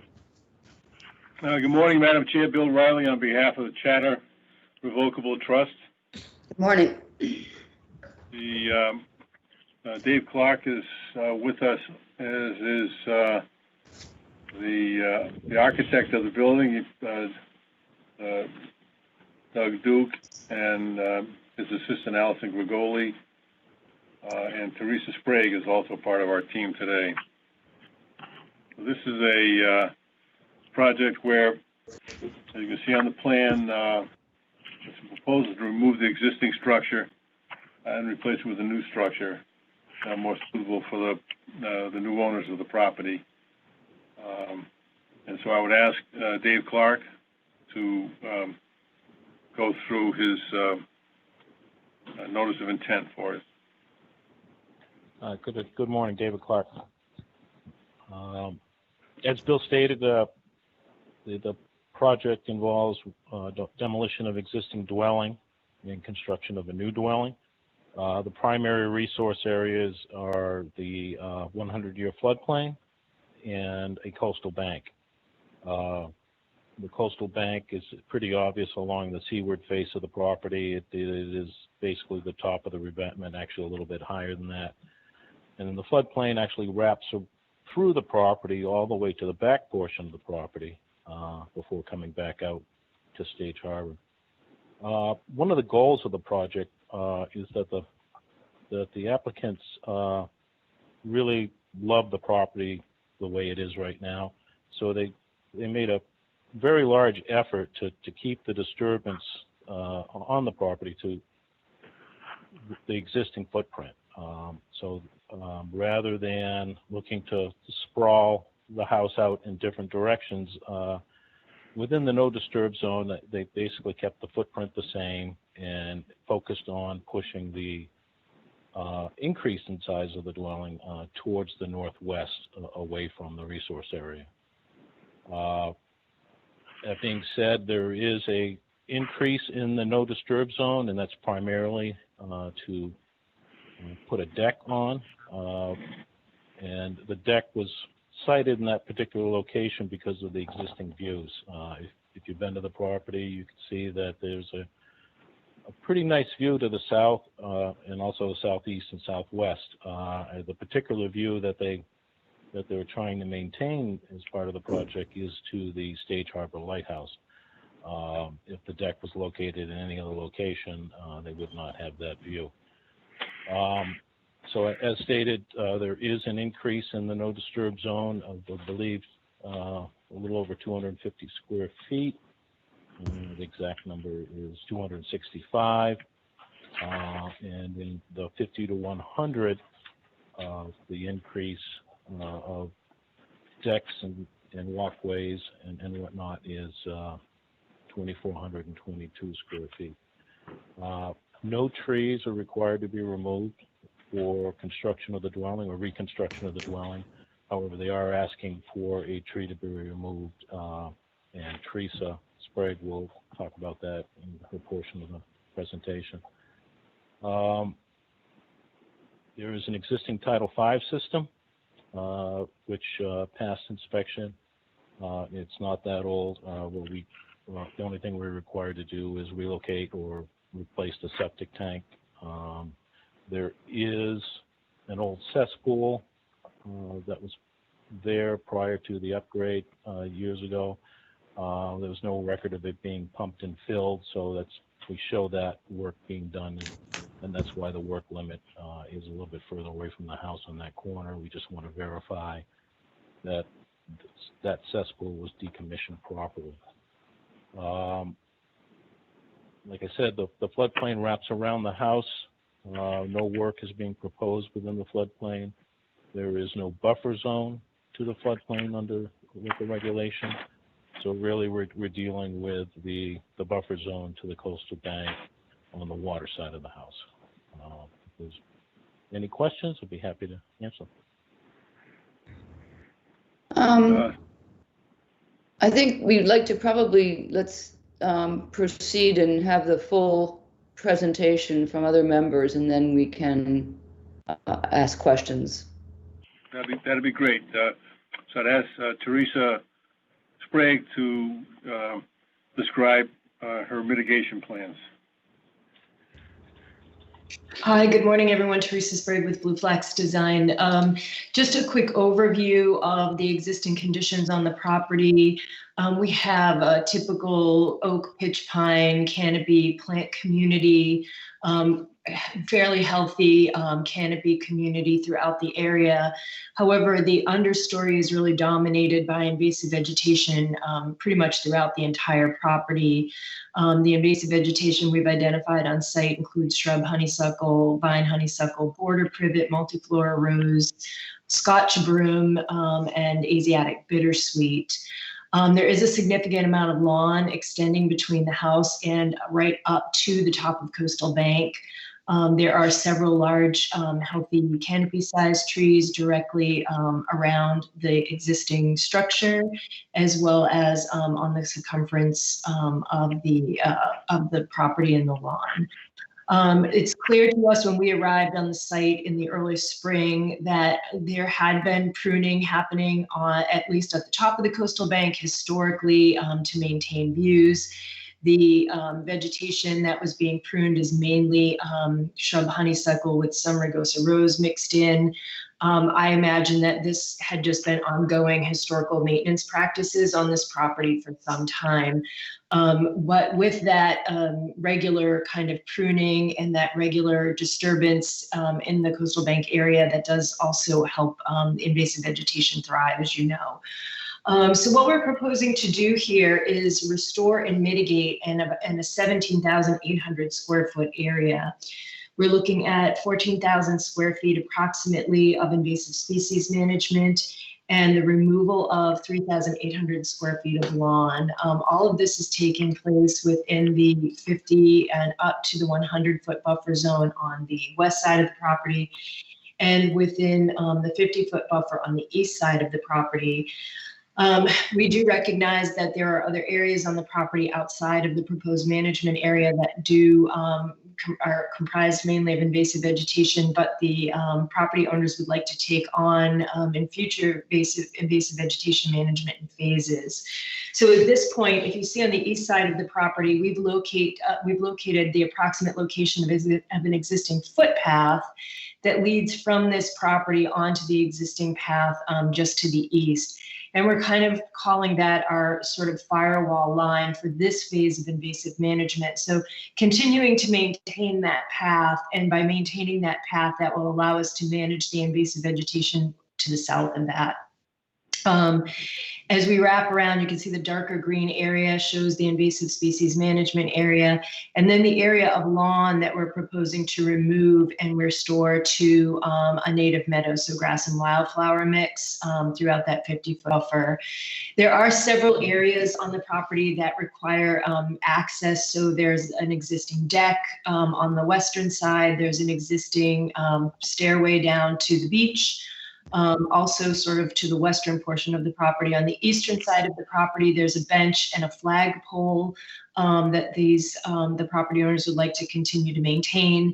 And then there is on the western side, you can see sort of surrounded in this blue area, there's currently an area that's been cleared that contains a clothesline.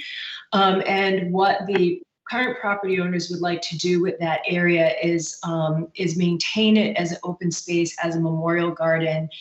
They have an existing property in Chatham that's planted and has some memorial items in it for their parents. and they're hoping to bring those items here and maintain this area as a more memorial garden rather than keeping it open for a clothesline area. So we're proposing to plant 527 shrubs throughout the entire area, as well as 3 eastern red cedar trees to be located along the western property line. In addition to that, outside of the 100-foot buffer zone, as we're heading up along that western property line, we will be continuing to manage the invasive vegetation outside of the 100-foot buffer, and we will be planting some additional cedars in there to provide screening between this property and the property directly to the west. However, we're just simply not showing that on this plan right now because it's outside of the commission's jurisdiction. We are proposing to remove 1 oak tree. You can see it's currently located, and if this is the land management plan that's open, there's an image of it on page 5 of our land management plan. If that's not available, you should, yes, thanks, Callie. Yes, so it's this oak tree on the lower right-hand side. It's a fairly small oak. It's existing right in the middle of the lawn. It's definitely been had some, from string trimming and years of mowing around it. It will help improve the views. One of the interesting things about this property is that the house is sort of settled in a little bit of a bowl. So as you head to the south, the topography actually increases. So the top of the coastal bank is quite high. So from ground level, there are some view obstructions. There's some beautiful oak trees located. I'm just going to put my own plan here, just off the area where you can see the existing leach field and proposed septic, and those will all remain. But the property owners have asked for permission to remove this 1 oak tree. It would be the only tree that requires removal from jurisdictional area for the entire project. And we are planning to mitigate that with 3 eastern red cedars on the western property line. So with that, I'm happy to answer any questions about the proposed management, restoration planting, and mitigation planting. Okay, thank you. Yes, So go ahead. Mr. Riley? Yeah, that'd be our presentation. Okay, I was just going to say, is there anybody else who's speaking? All right, well, thank you. That's a comprehensive presentation. Let me open it up to questions from commissioners. Bob Rawls, would you like to kick off the questioning? Sure. Anyway, I did want to start off by saying thank you for not trying to build a pool between the house and the event. That makes our job easier just on that alone. One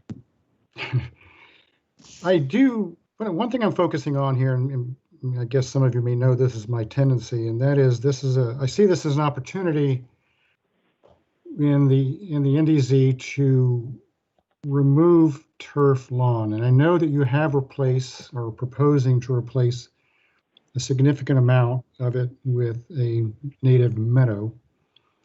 But I do want to open the possibility of replacing turf lawn with fescue, especially within the NDZ. So anyway, I'm going to throw that out. And then I also want to know whether, is there any in-ground irrigation in the turf lawn that is proposed to be retained? Madam Chair, Bill Riley. Yes, Mr. Riley. I would hardly call the lawn area turf lawn. This is a classic Cape Cod lawn. The green parts are mostly weeds. I'm sure there's some grass in there. And there's no irrigation. And none is planned. So we would like to keep a little green area around so that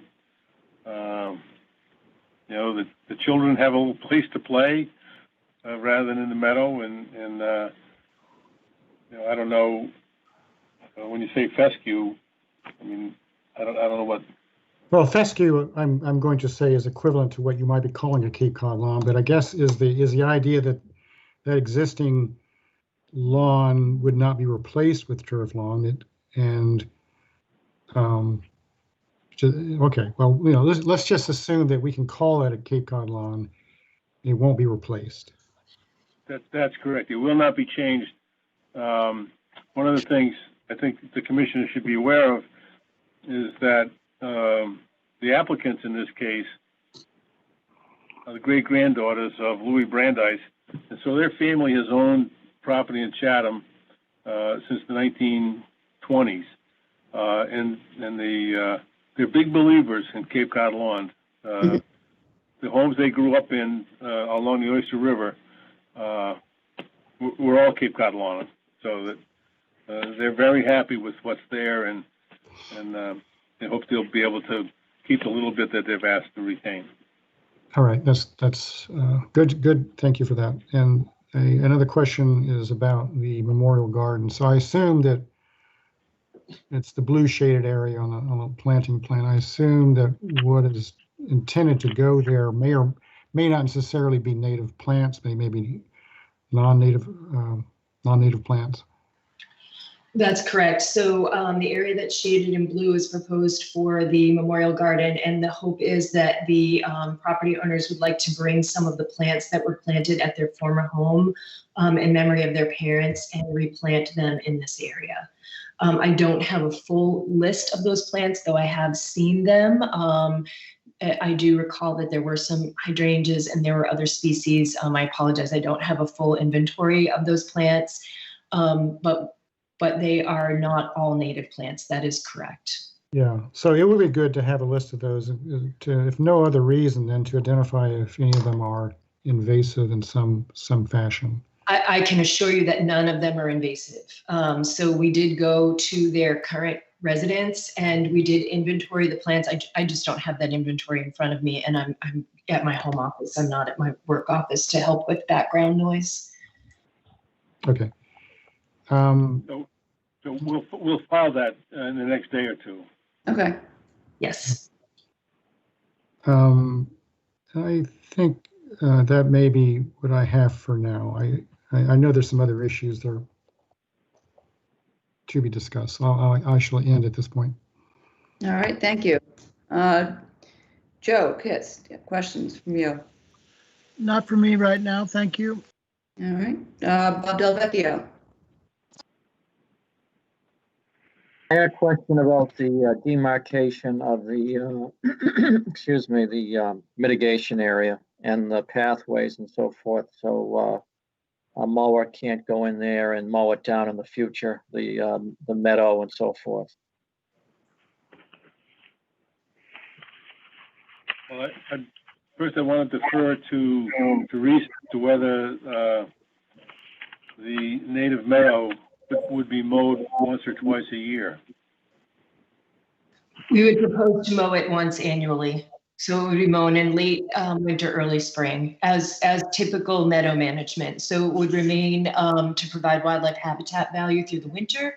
And then it would just be mown once annually once it's established just for regeneration purposes.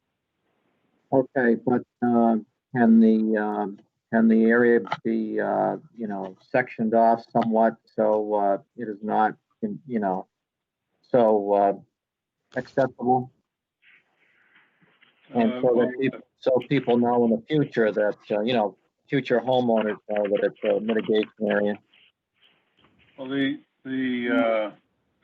Madam Chair, Bill Riley. Yes. The difficulty is if you put the planting plan up on the screen again,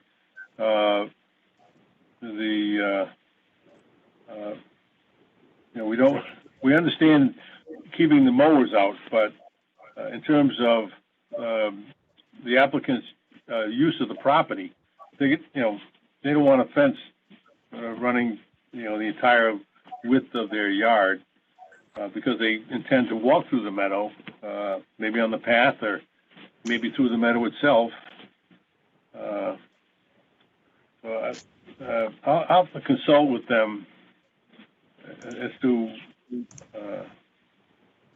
what form of demarcation would be acceptable to them. I mean, it's as you can see that would be as a fence it would be very long and wouldn't be the friendliest kind of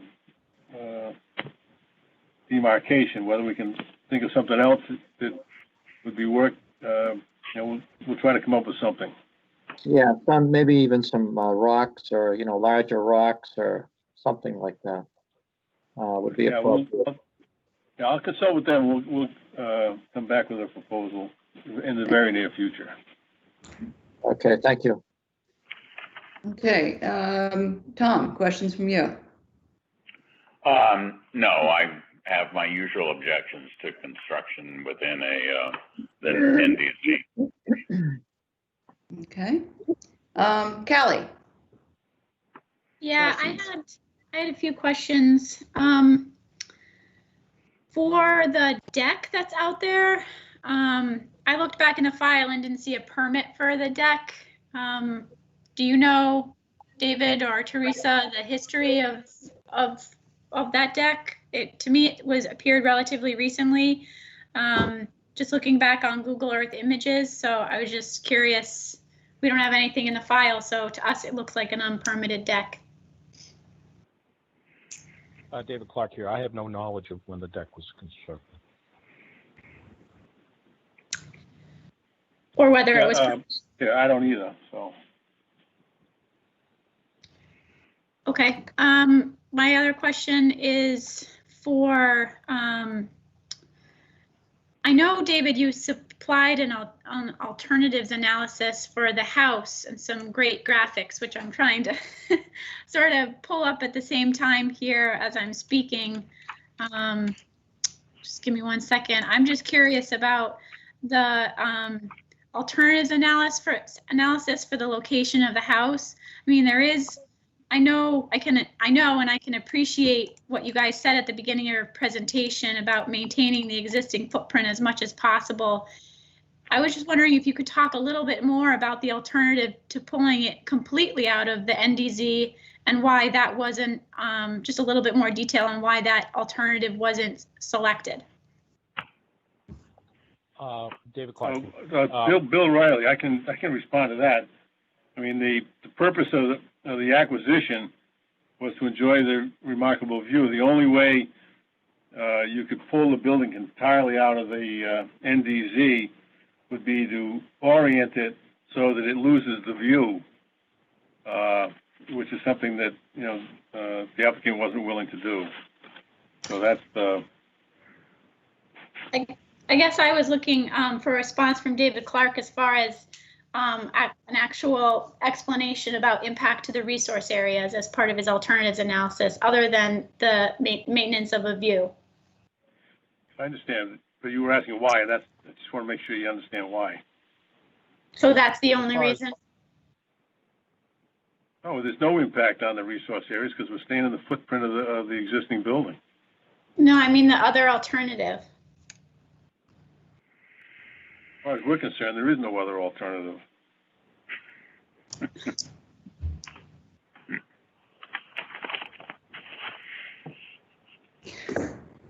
Well, Madam Chair, could I interject for just a moment? One moment, Tom. I just want to say we've been in this position before where the removal of a house that currently exists significantly within the NDZ presents an opportunity on reconstruction to move it out altogether or out to some significant degree.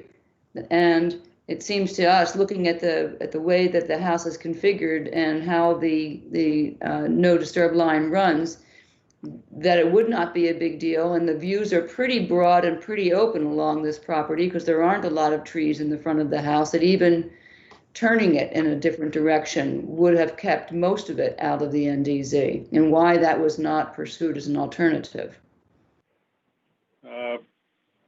The value, one of the major values of the property is the fact that there's a view of the Stage Harbor Light from the existing building, and it's very important to the applicant that they maintain that view. And and if the building were, let's say the building was moved to the west, that would require removal of a great deal of existing vegetation so they can maintain the view. So we felt that using the existing footprint was the most sensible way to make sure there are no additional negative impacts on the NDZ, and that and would achieve the goals of the applicant. So that's really where we're at on this thing. I mean, it's a very significant matter for them. I guess for me, I'm confused, and I'm happy to pull this up as part of the application. I thought the alternative that David Clark had proposed in his application was this, and his alternatives to work within the NDZ, and this is the attached sketch plan depicts a new house location that is entirely outside the NDZ. This location does not require the removal of trees, just like the primary proposed location. Yeah, and then read on. What does it say after that? I'm not trying to be. The applicant rejected this location due to the substantial loss of views to the south and southwest. Okay.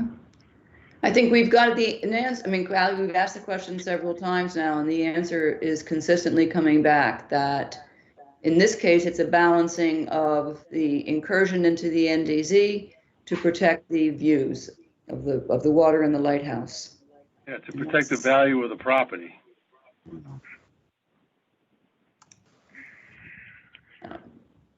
That's a different matter. Tom, you were. Actually, Madam Chair, you voiced very succinctly and accurately my concerns.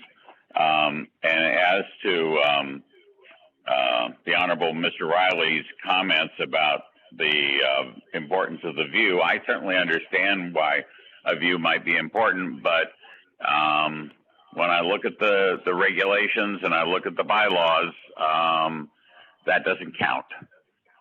That's not a valid reason. Thank you. Thank you. Callie, did you have other questions? No, I don't have any others. All right. Where are you on ZBA and the Historic Commission? The Historic Commission found the building not to be historic, and the Zoning Board of Appeals has approved the application.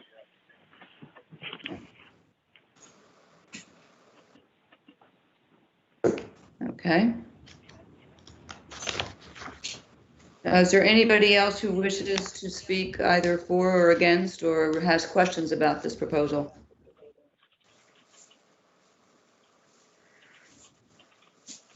I think that, oh, I'm sorry, this is Teresa Sprague with Blue Flax Design. I think if I may. Yes, go ahead. Okay, thanks. So I do want to point out that we are proposing a significant amount of mitigation. I do understand there's a 265 square foot increase, I believe, in within the 0 to 50 foot buffer. Let me just double check that, look at David's plan again. We're looking at a 202 square foot increase within the 50 to 100 and a 265 square foot increase within the 0 to 50 in an area that is currently lawn. So there's no removal of trees, there's no removal of any invasive of any native vegetation, there's no disturbance of any kind other than a deck is going over an area where lawn currently exists. And to mitigate for that, we're looking at 14,000 square feet of invasive species management, 3,800 square feet of lawn removal, and as Mr. Riley pointed out to Commissioner Rawls, the existing lawn is to remain. It is Cape Cod lawn. It is absolutely a diverse mix of species. It's certainly not just a simple Kentucky bluegrass lawn. So I do think that there is a significant amount of improvement and protection for the resource area that we're proposing here. While I do realize that there is an increase in structure in the 0 to 50, and I have not seen the alternatives analysis, so I'm not speaking to that in any way. I do just want to reassure the commission that we are proposing a significant improvement to the protection of the resource area as mitigation almost 18,000 square feet for a 265 square foot increase within 0 to 50. Thank you. Thank you. David Clark here. Yes, David. As we dealt with this situation on a property very close to this one, it seems like we're going down the path again that there are commissioners that are focused on protecting the regulation instead of the resource area. From the day that the variance procedures were promulgated back in 2004, it's always been what's good for the environment. And so we have a structure that's in the no disturb zone now. It has no impact on the resource area. We're proposing to replace it with a slight increase. And at the end of the day, there's thousands of square feet of no disturb zone that are going to be restored. If the commission is going to go down the road that they want to see this structure outside the no disturb zone, you lose 75% of that mitigation. So at the end of the day, what's being protected? Again, I think you're protecting the regulation more so than the resource area. This is an excellent opportunity to restore a habitat that's been degraded for almost 100 years. And I think the applicants, in their citing of the house and reading their regulations themselves, understand that at the end of the day, they want to see a positive impact to the resource area. And we think what we've presented does that. Okay, thank you.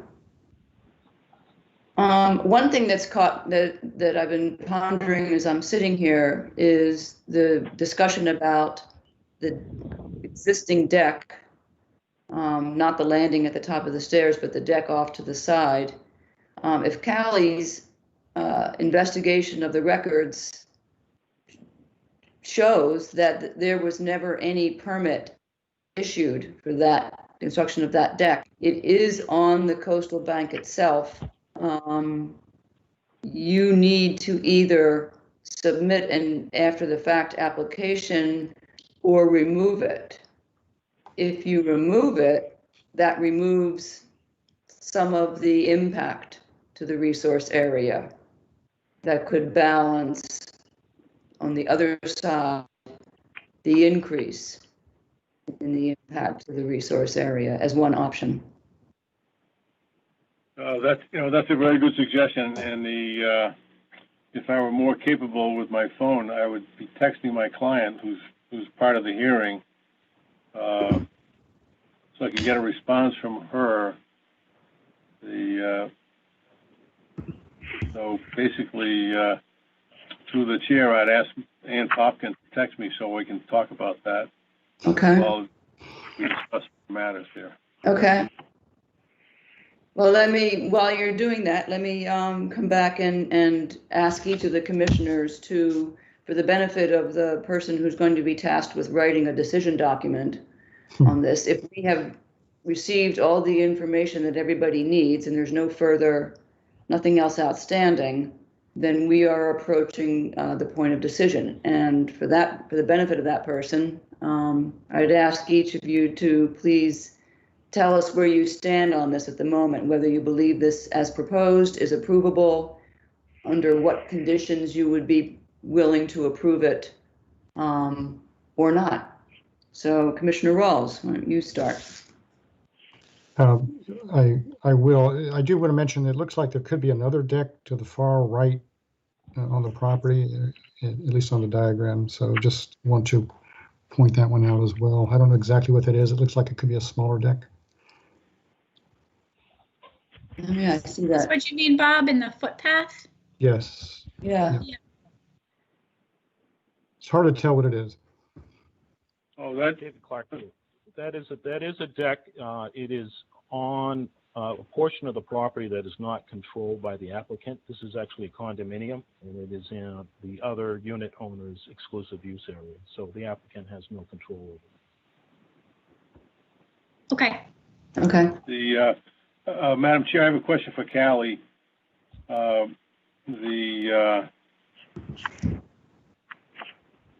In your research, Callie, do you have any idea as to when the deck appeared there? We thought it was quite old, but we didn't do any research on it either. I found it appeared through Google Earth history, is when I was able to at least pinpoint a general time when it came into effect. I don't have that analysis in front of me right now, but it is something you can find very easily on Google Earth through their history function. Through the chair, if I may, Teresa Sprague, I was just going back through the historical satellite imagery. It was definitely there. The images, obviously, as you go further back, you can't read the 1995 image, black and white image. It's there in 2004, May 2004. It's very clear through, and then 2005, April 2005, it's very clearly existing. So it's really hard to say as we get back into May 2004, I can see that you can't make out the quality of the image is very poor in August of 2003. Again, I believe it's existing in December 2001, but it's hard to tell. And then 1995 is virtually illegible. You can't read it. So we'd have to do a little bit more digging, but it was definitely in existence back as early as 2003, 2004. Okay. All right. My clients are consulting on that deck, so. All right. I'm going to go forward and asking All right. commissioners So on where they I stand. So can- Bob, you were speaking. Yeah, I guess I'm a little, overall, I think it's an approvable project. I think the discussion of the alternative of moving the house back, the diagram that David provided seems to suggest, especially given the expansive views, that considerable value from the views would be retained. But nevertheless, we're talking about building on an existing footprint, which we've approved many times in the past. And the project does add a great deal of mitigation to the area. So I generally am in favor of the project. Okay. Joe Kitts, how do you view this? I view it exactly like Bob Rawls. The mitigation and their sort of commitment to onward mitigation seem, yes, I'm okay with it. All right, thank you. Bob Del Vecchio. Yeah, same with me, Janet. They're building on pretty much the same footprint. And I think the meadow was wonderful. It's great for the environment, for the ecosystem, as well as the mitigation, the removing of the invasive. So I think it's a win-win for the environment. So I'm in favor of it. Okay, thank you. Tom. Nothing surprising from me on this one.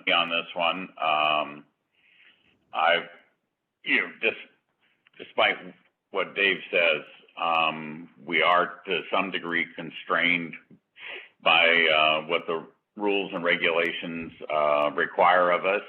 I don't think we have the authority to ignore them.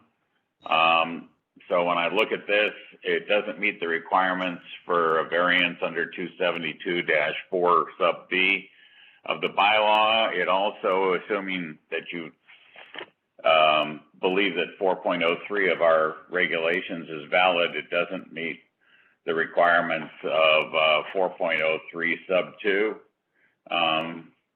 in terms of looking at alternatives and taking the one that has the least impact. I can't imagine that DEP would think that a view is as important as preserving the resource areas, and on that there would be some interesting discussions. And I'm to some degree I'm sympathetic with Dave and his view, but I think we're constrained by the bylaws and the regulations as to what we're allowed to do, and so I would have to say I would be a no vote. Okay.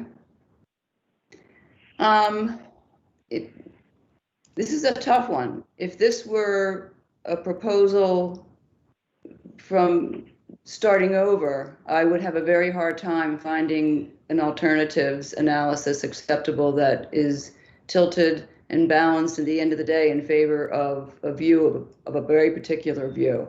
The house has a fairly panoramic view over the water, which is wonderful. But that said, it is staying within the footprint of the existing building. And Bob Rawls is correct that the commission's practice over time has been, when there's no change in the existing footprint of a structure that was permitted, that fulfills the requirements. I don't know, do we have a response about the removal of the unpermitted deck yet? Is that something that is going to be continued to be looked at? That would certainly help Madam balance. Chair? Yes, Bill. The family is still talking about it. I think the simple answer is, for the purpose of today, that we acknowledge that the deck is unpermitted. The only justification for it would be if it predated the Wetlands Protection Act, which would be 1973, so I don't think we can allege that. I mean, we could. I guess what we'd have to do is do more research. Yep. And yeah. Okay. So I guess on that question, if we could continue to the 23rd and would have, a week before the 23rd, we'd have that answer for you and would be able to hopefully wrap it up on the 23rd. Okay, that's if that's the only issue, and it seems to be the only outstanding issue, it won't take long on the 23rd. Then see what you can find out. Well, I have other items that was going to be submitted. Okay, what do you have? That Teresa was going to provide a list of plants in the memorial garden. Yep. There's going to be discussion about demarcating the mitigation areas that would allow for mowing, but also wouldn't provide a fence in the view span of the dwelling. Yep. And also, I guess, research whether or not the deck at the top of the coastal bank there was predates the Wetlands Protection Act. Okay. And also if the client was willing to remove that deck, which would result in the need for less mitigation, it would almost be a trade of hard for hard. Yep.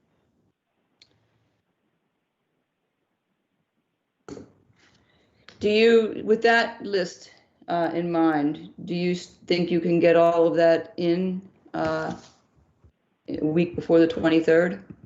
Yes, absolutely. Okay. Then we will try for that. And with that, I'll take a motion to continue this to the 23rd of September. Bob Rawls moved to continue to September 23rd. Kids, second. Roll call vote to continue to the 23rd. Commissioner Rawls. Aye. Pitts. Aye. Delvecchio. Aye. Clark. Aye. I vote aye as well. We will take this up again on the 23rd of September. Thank you, Madam Chair. Thank you all very much. Yes. Okay, next item on the agenda is 40 Gammy's Lane. Christopher Young is the applicant. The Glenview Trust Company is the owner. SE 10-3433, proposed rebuilding of stairs, installation of seasonal catwalk to edge of marsh, and addition of kayak rack and catwalk storage at 40 Gammy's Lane, Assessor's Map 15B, Parcel 4A. Good morning. For the record, Thad Eldridge. Morning, East Thad. Southeast. How are you? Very well this morning. Good. Hopefully I have a relatively easy one here. The applicants have a set of stairs that goes over. Actually, I will share my screen because I have some images of it. There we are. Getting back here.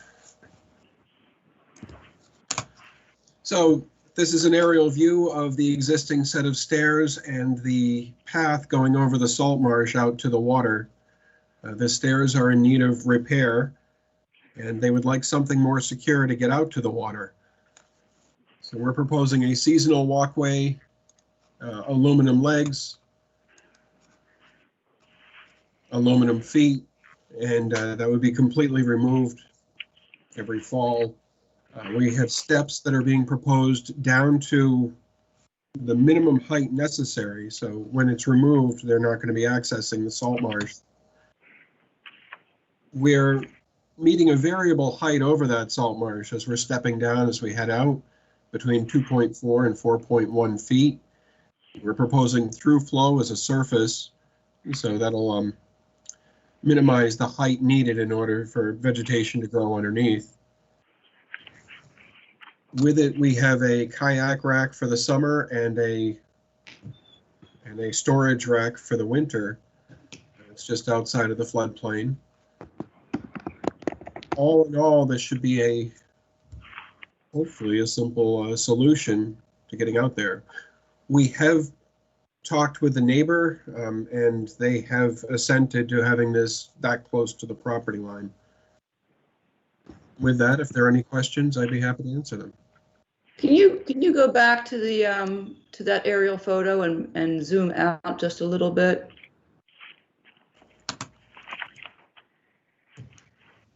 So the building just on the bottom left corner, is that the subject property? Yes. Okay. So 40 Gammy's Lane is not the property that's undergoing significant renovation and work at the moment, is it? Correct. No, they're not doing anything else. We're just filing for this. Okay, so I was given, gee, a surprise, bum steer by Google Maps. Uh-oh. That directed me to that property, which has a existing catwalk. So I was thoroughly confused. Okay. So you didn't see stakes? No, I was going to complain about that. So it's Google Earth's, it's Google Maps problem issue. Okay. Did any other commissioners get to the right property and see the stakes? Yes, I did. Kit's here. Yeah, Clark, I went out and walked the site for the second time, actually, yesterday. Okay. Excellent. It's a nice property. Not a bad place to go to twice. Okay. All right. So with that, now that I'm clear on having been to the wrong place, so that takes care of my questions about, I don't see a path, I see a catwalk. While I'm regrouping here, let me ask other commissioners for questions. Commissioner Rawls. Yeah, I'm not sure that I actually have any questions. It does seem to be fairly straightforward. Okay. Give me a time. Let's let some others have a chance. Maybe I can think of something. Okay. Joe, questions from you. No, I think it's straightforward. Thank you. Okay. Bob Del Vecchio. I noticed some Japanese knotweed growing on the bank there. Is that going to be controlled? We have talked to the applicant about it, and they are considering working towards that, but their main concern right now is fixing the stairs and getting out to the water, and they are reviewing it. So. And how about the marsh? Are there pictures going to be taken before the construction? We'll certainly take pictures before and after. We're expecting the marsh to bounce back, not immediately, but in due time with with the lack of foot traffic. Yeah, because it's pretty pristine right now. It's pretty dense right now, the marsh. It's in good shape. Hate to see that be trampled and not grow back like we've seen in other projects. And the goal here is to use the hook system. So when they put down the catwalk, they can lower each section down from the start. So if all works out, they'll have minimal steppage on the salt marsh when they add and remove it. And the existing steps or stairs, are they going to be removed or not? Those will be removed. We'll likely cut the posts right at grade so that we're not disturbing the ground. Remove the stairs, then put in the new ones. Okay, and are you going to be replanting that area? There would be seed that we'd put underneath of it, but that's about it.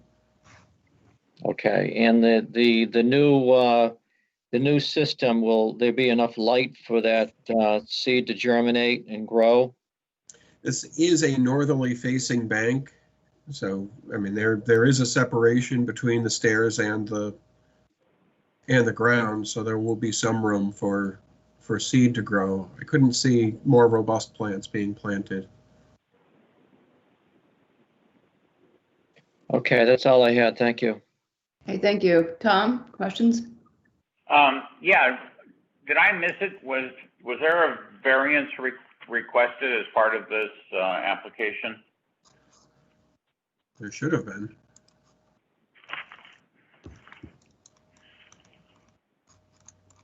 I was wondering if there was an alternatives analysis done at all. Did I Yes, I miss it? saw that. I just saw that a second ago. Hang on. Oh, okay. And unfortunately, the real alternative that we have is to replace the stairs in the same location and continue using the path. It's on page 9, Tom. Okay, thank you.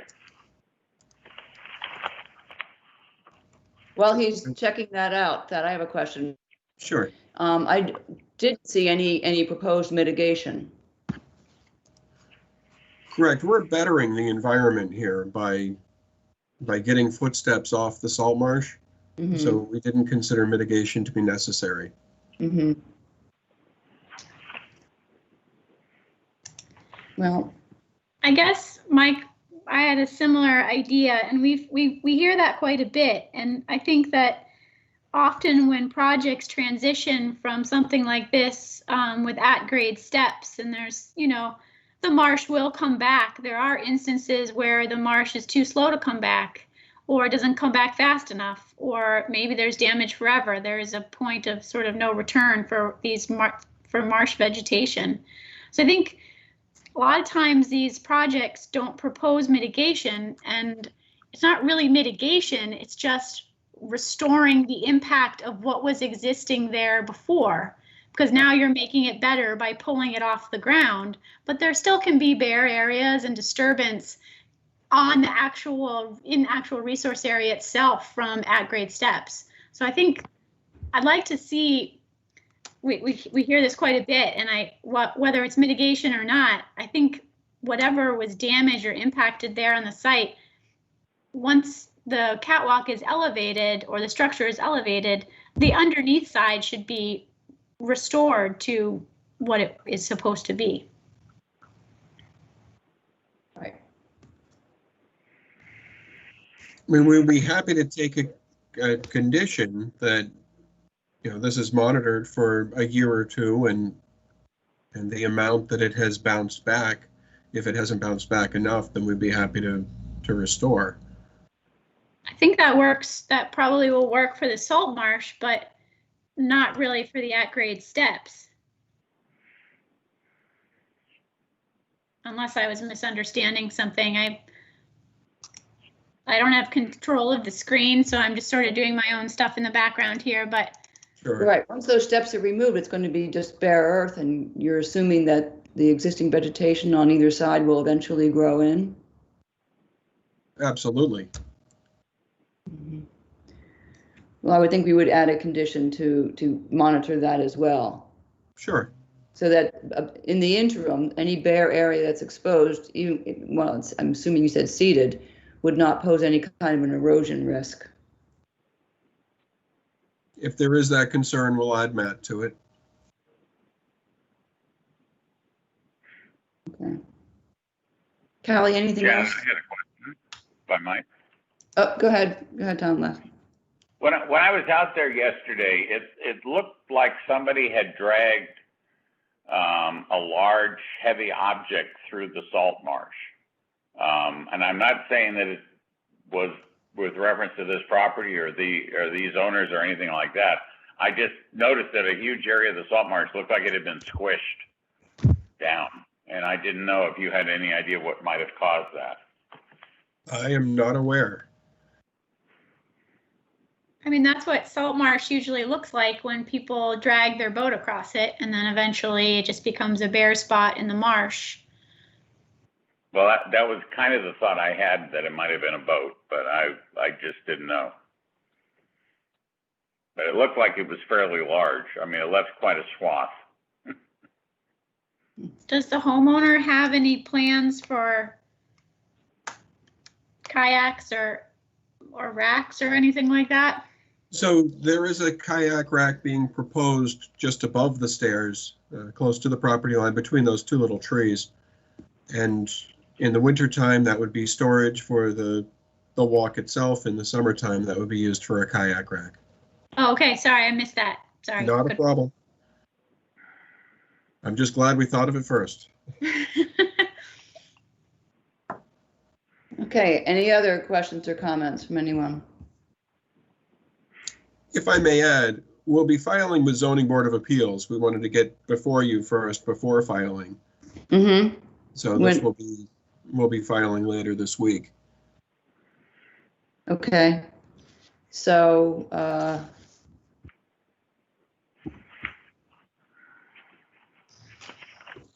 any idea of when that will come up? What are they running these days? Not even sure what their schedule's out at the moment. Okay. We can't close the hearing until a filing has been made. Right. Again, since this, I assume, like the other one, is not for this summer, and the work will proceed in the fall and going forward for next summer, I would propose that we continue this to October 14th. And that's fine. Okay. And if you get a ZBA hearing date in the interim, I think we can probably write a letter without any problem for this one. That's always the hope. Okay. All right. Do we have a motion then to continue to October 14th? Bob Rawls moved to continue to October 14th. Kits, second. All right. Roll call vote to continue to the 14th. Commissioner Rawls. Aye. Kitts. Aye. Delvecchio. Aye. Clark. Aye. I vote aye. It's continued to October 14th. Thank you, Thad. Thank you. Okay, next item on the agenda is 83 Seagull Road, 30 Wikis Way, parcel N133, also known as 0 to Squantum Road, 27, 59, 75, and 97 Tillipy Run, Seagull Enterprise Properties LLC, USA Weather Station, U.S. Fish and Wildlife Service, Quitnesset Association, Inc., New Milford Realty Corp., 59 Tillipy Run Trust, Chatham Seabreeze LLC, and TR 97 Tillipy Nominee Trust, SC10 3424, proposed dredging and sand placement at 83 Seagull Road, 30 Wikis Way, parcel N133, also known as 0 to Squantum Road, 27, 59, 75, and 97 Tillipy Run, assessors maps and parcels 15A-1, H98, 15A-2, N133, 15A3-US1, 15A3-N136, 15A3-N137, 14A3-N131, and 14A3B. Well, thank you very much, Callie. This is Charlie Agro with Coastal Engineering Company. It's become quite the title of the project there. So this is a after the fact notice of intent for emergency dredging that was done this past spring. The emergency dredging project went through the Conservation Commission before the emergency dredging started and was already presented, and there was an on-site meeting with the Conservation Commission members and myself, and I believe Callie may have been there as well. I can't necessarily remember. But anyway, the after the fact emergency dredging was completed towards the beginning of April. I can't necessarily remember when the last day of dredging was. The material was pumped from the emergency dredge area to the stretch of beach in front of the revetment, which borders 4 properties along Tillipy Run. And Callie, I don't know, is there any way that you can bring up those plans that I sent you on the computer screen so everybody's looking at the same thing? Sure. Thank you. Just give me a second. Which, do you know which set of plans he's looking for, Callie? I think he took all of the plans that were submitted and put them into one PDF. So I'm just, Okay. for some reason. Right now, I just want to start with the final draft of the notice of intent plans, which were slightly revised a couple weeks ago, but very much similar to the original set of plans that were submitted with the notice of intent. Okay, here they are. Is that the right one, Charlie? Yes, this is the right one. Thank you, Callie. Okay. So from looking at this plan, you can see the emergency dredge area is the small area at the end of the channel that has a trapezoidal shape to it. The emergency dredge footprint was determined to be the least amount of area that needed to be dredged to abate the emergency. We've discussed the reason for the emergency in pretty good depth at the original hearing, so I won't get too involved with that. This plan was revised a couple weeks ago to show the eelgrass that was mapped offshore of the emergency dredge footprint. The eelgrass was mapped by the Center for Coastal Studies, and that was provided with that map by Ted Keon. And I wanted to include that because some concerns came up in the DMF response letter to the after the fact notice of intent, which I'm so sure we'll discuss in greater detail as part of this hearing. This after the fact notice of intent also serves as, it's actually threefold. So the first aspect is a follow-up to the emergency certification for the dredging beyond the permanent dredge footprint that had to be taken place to open up the channel. The second aspect is a proposal to expand 2 of the nourishment areas, which are shown on this plan here as DDA, which stands for Dredge Disposal Area number 2, and DDA-3. DDA-2 is the dredge disposal area in front of the Monomoy Wildlife Refuge property in Coastal Bank, and we're looking to expand that nourishment area below mean high water, because as we noticed when we were on site, there's really, with all the erosion that's taken place there's really no room to place sand above mean high water anymore, because mean high water just about hits the toe of the coastal bank.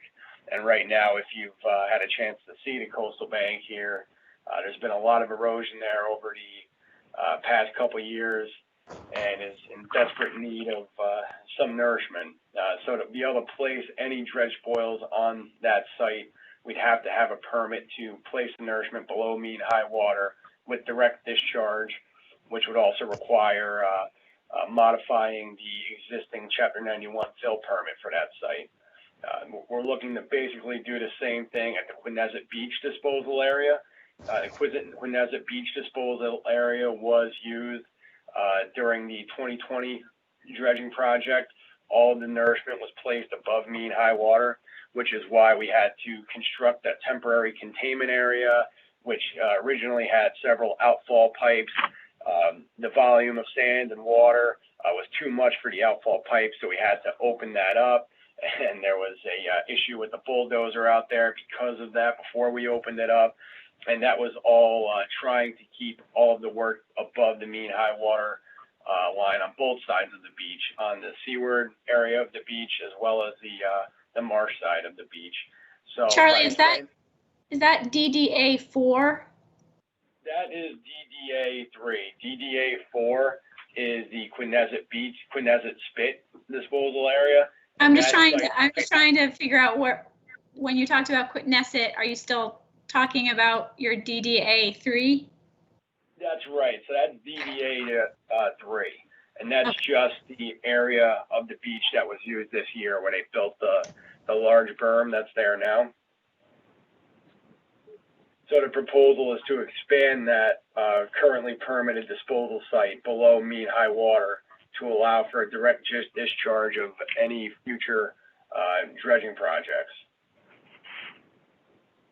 And as can be seen out there through aerial images, there is some areas that it appears that salt marsh that has been covered for many years has now been exposed as the beach has migrated to the west. This is something that we've discussed over several hearings. And Callie, if you can even scroll down a couple pages to the third page.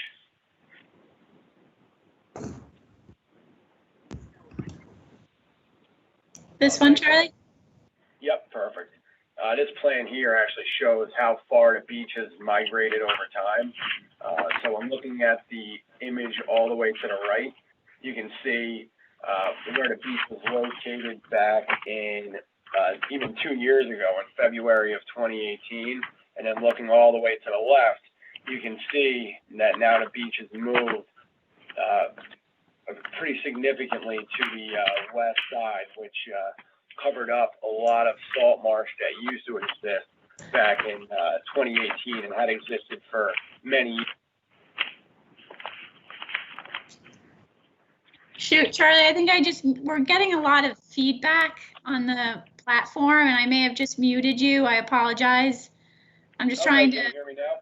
Yeah, I'm just trying to figure out who's making that paper noise because I was having a hard time hearing you, but I think you're calling on last 4 digits of 7038. The last 4 is 6511. Okay. So anyway, I think these sketch plans here.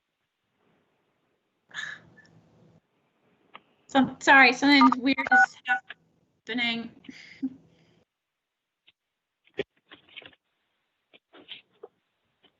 Hey, Charlie again. Can you hear me? Yeah. Okay, great. So not to get too deep in the weeds on this particular aspect. So basically in expanding the disposal area, DDA-3 below mean high water, the purpose of that is basically to allow more space for future nourishment from dredging projects and to reestablish the front line of the beach as it previously existed before the breaches in the latest breaches in South Beach that everybody refers to as Fool's Break. So the expansion of the 2 disposal areas is the second aspect of this after the fact notice of intent. And the third aspect is to combine all of the permits that we have obtained for the dredging at Outermost Harbor as a consolidated permit. In conversations I've had with you, Callie, and the state as well, the Chapter 91 licensing department and water quality departments have been requested to combine all of the permits as a consolidated permit, just because with all of the different permits and amendments to it, it's become very confusing to follow. And the reason why we've had all of these permits over time has been due to the dynamic nature of the channel. Even just looking at this plan here on the left-hand side, looking at the site as it existed in October 2019, it just shows again how how much the area filled in, and even a year before, how different it looks from the year before to then, which caused us to have to, come up with new areas to place nourishment because the dredge volume increased tenfold from 500 cubic yards from our original survey to 35,000 cubic yards as we surveyed it prior to this winter's dredging project. So the dynamic nature of this channel has caused us to have to apply for amended permits, new permits, amended permits with the state.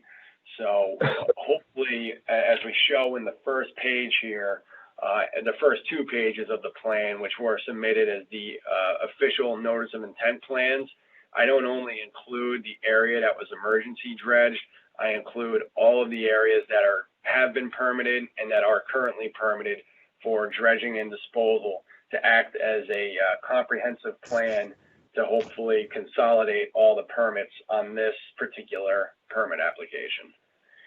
I'm sure this is kind of tough to follow, so I'd be happy to answer any questions that anybody might have at this point. I think we'll have a few, but let me just make sure I'm clear and that the other commissioners are clear on the nature of this application. So as you just explained it, Charlie, it's doing 3 things in one package, and it's an odd marriage of different proposals, but nonetheless. The first part is an after-the-fact NOI for the emergency dredge and disposal that was authorized by the commission last year, because that process requires the submission of an NOI after the emergency certification is given. So that's one part. The second part is to propose prospective disposal areas for the future. And the third relates to that, is to consolidate all existing permits together with all existing amendments, and there are more than just a few, into a single comprehensive dredge and disposal permit that allows dredging and disposal in the areas that are identified in this permit for disposal. Do I have that right? Is that what we're? That was perfect. Yes, that's right. Okay. Just want to make sure everyone's clear because it's doing a lot of different things in some different directions. So, okay. Right, and as you stated, the after the fact filing is required for the emergency certification that was obtained prior to the work. And since this is technically a notice of intent, I figured that it was just to optimize everybody's time and efforts here. It made the most sense to include the proposal of 2 expanded nourishment areas, as well as applying for the consolidated permit as part of this particular notice of intent. Okay. While we have notice of intent filed. Yep. All right. We're with you on what this is proposing to accomplish. I'm just going to start by clarifying again. As a matter of process, if this becomes a comprehensive permit, we will close out all existing permits and all existing amendments. We will need to incorporate conditions that are in all of those and incorporate all into this new comprehensive permit. I guess my question is, we'll have to find a procedure to build into this comprehensive. It doesn't mean that Outermost is free to conduct dredging and disposal whenever it determines it's needed without any input from the commission. So you can't take a permit and say we're good to go for the next X number of years, 3 years or 6, depending on how it goes. So we would have to build something into it that would require each time you want to conduct dredging and identify a disposal area within one of the approved sites, that there would be notice given to the commission of that plan not to the level of an NOI, but sufficient notice with the details that are being proposed so that the commission would have an opportunity to review the plan for the dredge and the disposal and approve that each time you want to go through that. Haven't done that before, but don't see why we wouldn't be able to build that kind of a process into this comprehensive permit. I think that sounds reasonable. We could do something like that around the time, or I guess before, we would hold our pre-construction meeting with Callie and town staff, and we could also include other members of the town staff, such as Renee or Ted Keon, on that distribution of what the working plan will be. And if for some reason that's unforeseeable right now, that something would have to be done that isn't currently permitted, then we'd have to go through some kind of amended order or notice of intent process, but hopefully that wouldn't be the case after doing this comprehensive permit. Yeah. I guess, Janet, I'm hearing what you're saying a little bit differently than what Charlie is reiterating. Okay. What I'm hearing from you is that you want Outermost to come back to the Conservation Commission before they dredge. Yes. And Charlie's saying, well, we'll just handle it at a staff level. Well, I think that may have worked in the past. To me, it's become very apparent that causes a lot of confusion, and it's not really a very good way of doing it, at least in my opinion. So I just want to make sure I hear the difference between what you're saying, Janet, and what Charlie's reiterating. Let me try a different way of saying it, because we've done this before, Charlie, in slightly different contexts where we have comprehensive permits that anticipate work going on for a number of years into the future. And because nobody knows at this point exactly what that's going to be, and particularly in an area as dynamic as this, what the conditions will be, those comprehensive permits are structured so that each time work is anticipated, a plan is presented to the commission for approval of that particular part of the work. In this case, it would be dredge and disposal. And so, yeah, no, I think that makes good sense, and I agree with that we would have and that's what I kind of meant at first, and I guess I didn't say it necessarily right, that we have some kind of document that, like, it's almost like a specific construction protocol that says this is the plan for work this year. We plan to work and have a sketch plan that shows here's where we plan to do the dredging, maybe have an aerial image because Outermost Harbor owns a drone, which has been a very helpful tool. So we can submit that plan to the commission prior to the pre-construction meeting.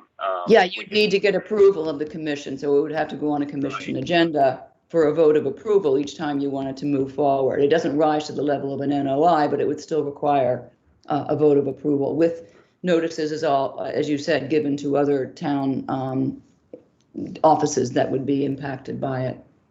Right, maybe a working session meeting just to attend that will have one when you guys Yes, write up the order conditions, something along those lines. We often do that at work session meetings. We've done that before, so that would. Okay. And the other thing I'll say before I open it up is that given the current conditions and the dynamics of this area, before we would approve the proposed disposal sites, we would want to get some third-party review of that, particularly when you're talking about approving as a disposal site some of these areas that are below mean high water. I don't know what the impacts are going to be. I can't tell how likely it is that those disposal areas, that anything you put there will stay there very long. When I was at the site the other day at 2 hours before high tide, the waves there was no beach any longer at the bottom of the wildlife refuge, and the waves were banging into the revetment. So we need some guidance on what the disposal of dredged spoil in that area would do. And then also on the Quitnesset Beach, we also need some guidance in terms of, it's still not clear to me, I think to others, the extent to which that sand that spilled over into the salt marsh was the product of sand that had been deposited on the beach. I hear you that it doesn't strike me that given the height of that sand, the volume that's been put there, that it has not been overtopped. Don't think it could be at the moment. That doesn't mean it won't be next year, next month, next week.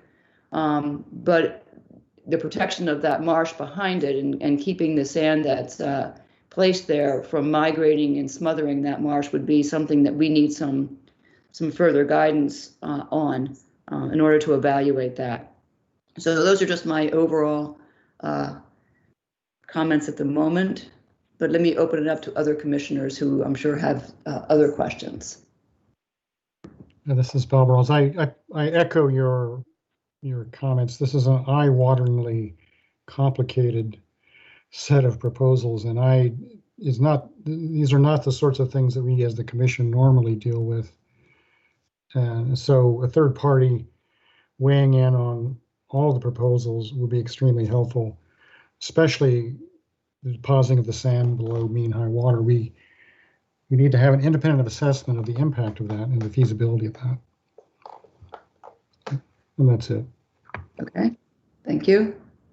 Other comments or questions from other commissioners? This is Kits here. I totally agree. I'm kind of dazed and confused, if you will, by all of this. And, you know, there's lots of concerns from the eelgrass to shellfish habitat to, you know, just the channel itself. So I'd like to have some help from a professional expert to help us kind of dissect this. Yep. Yep. Thank you. Bob Del Vecchio, do you have? Yeah, I agree with the previous comments, Janet. It is confusing, and I'm not an expert, so I would definitely like to see someone else weigh in on it. Thank you. Thank you. Tom?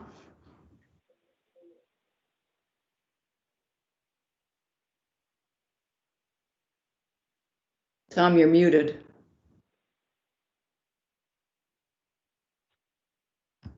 There you go. Okay, now try.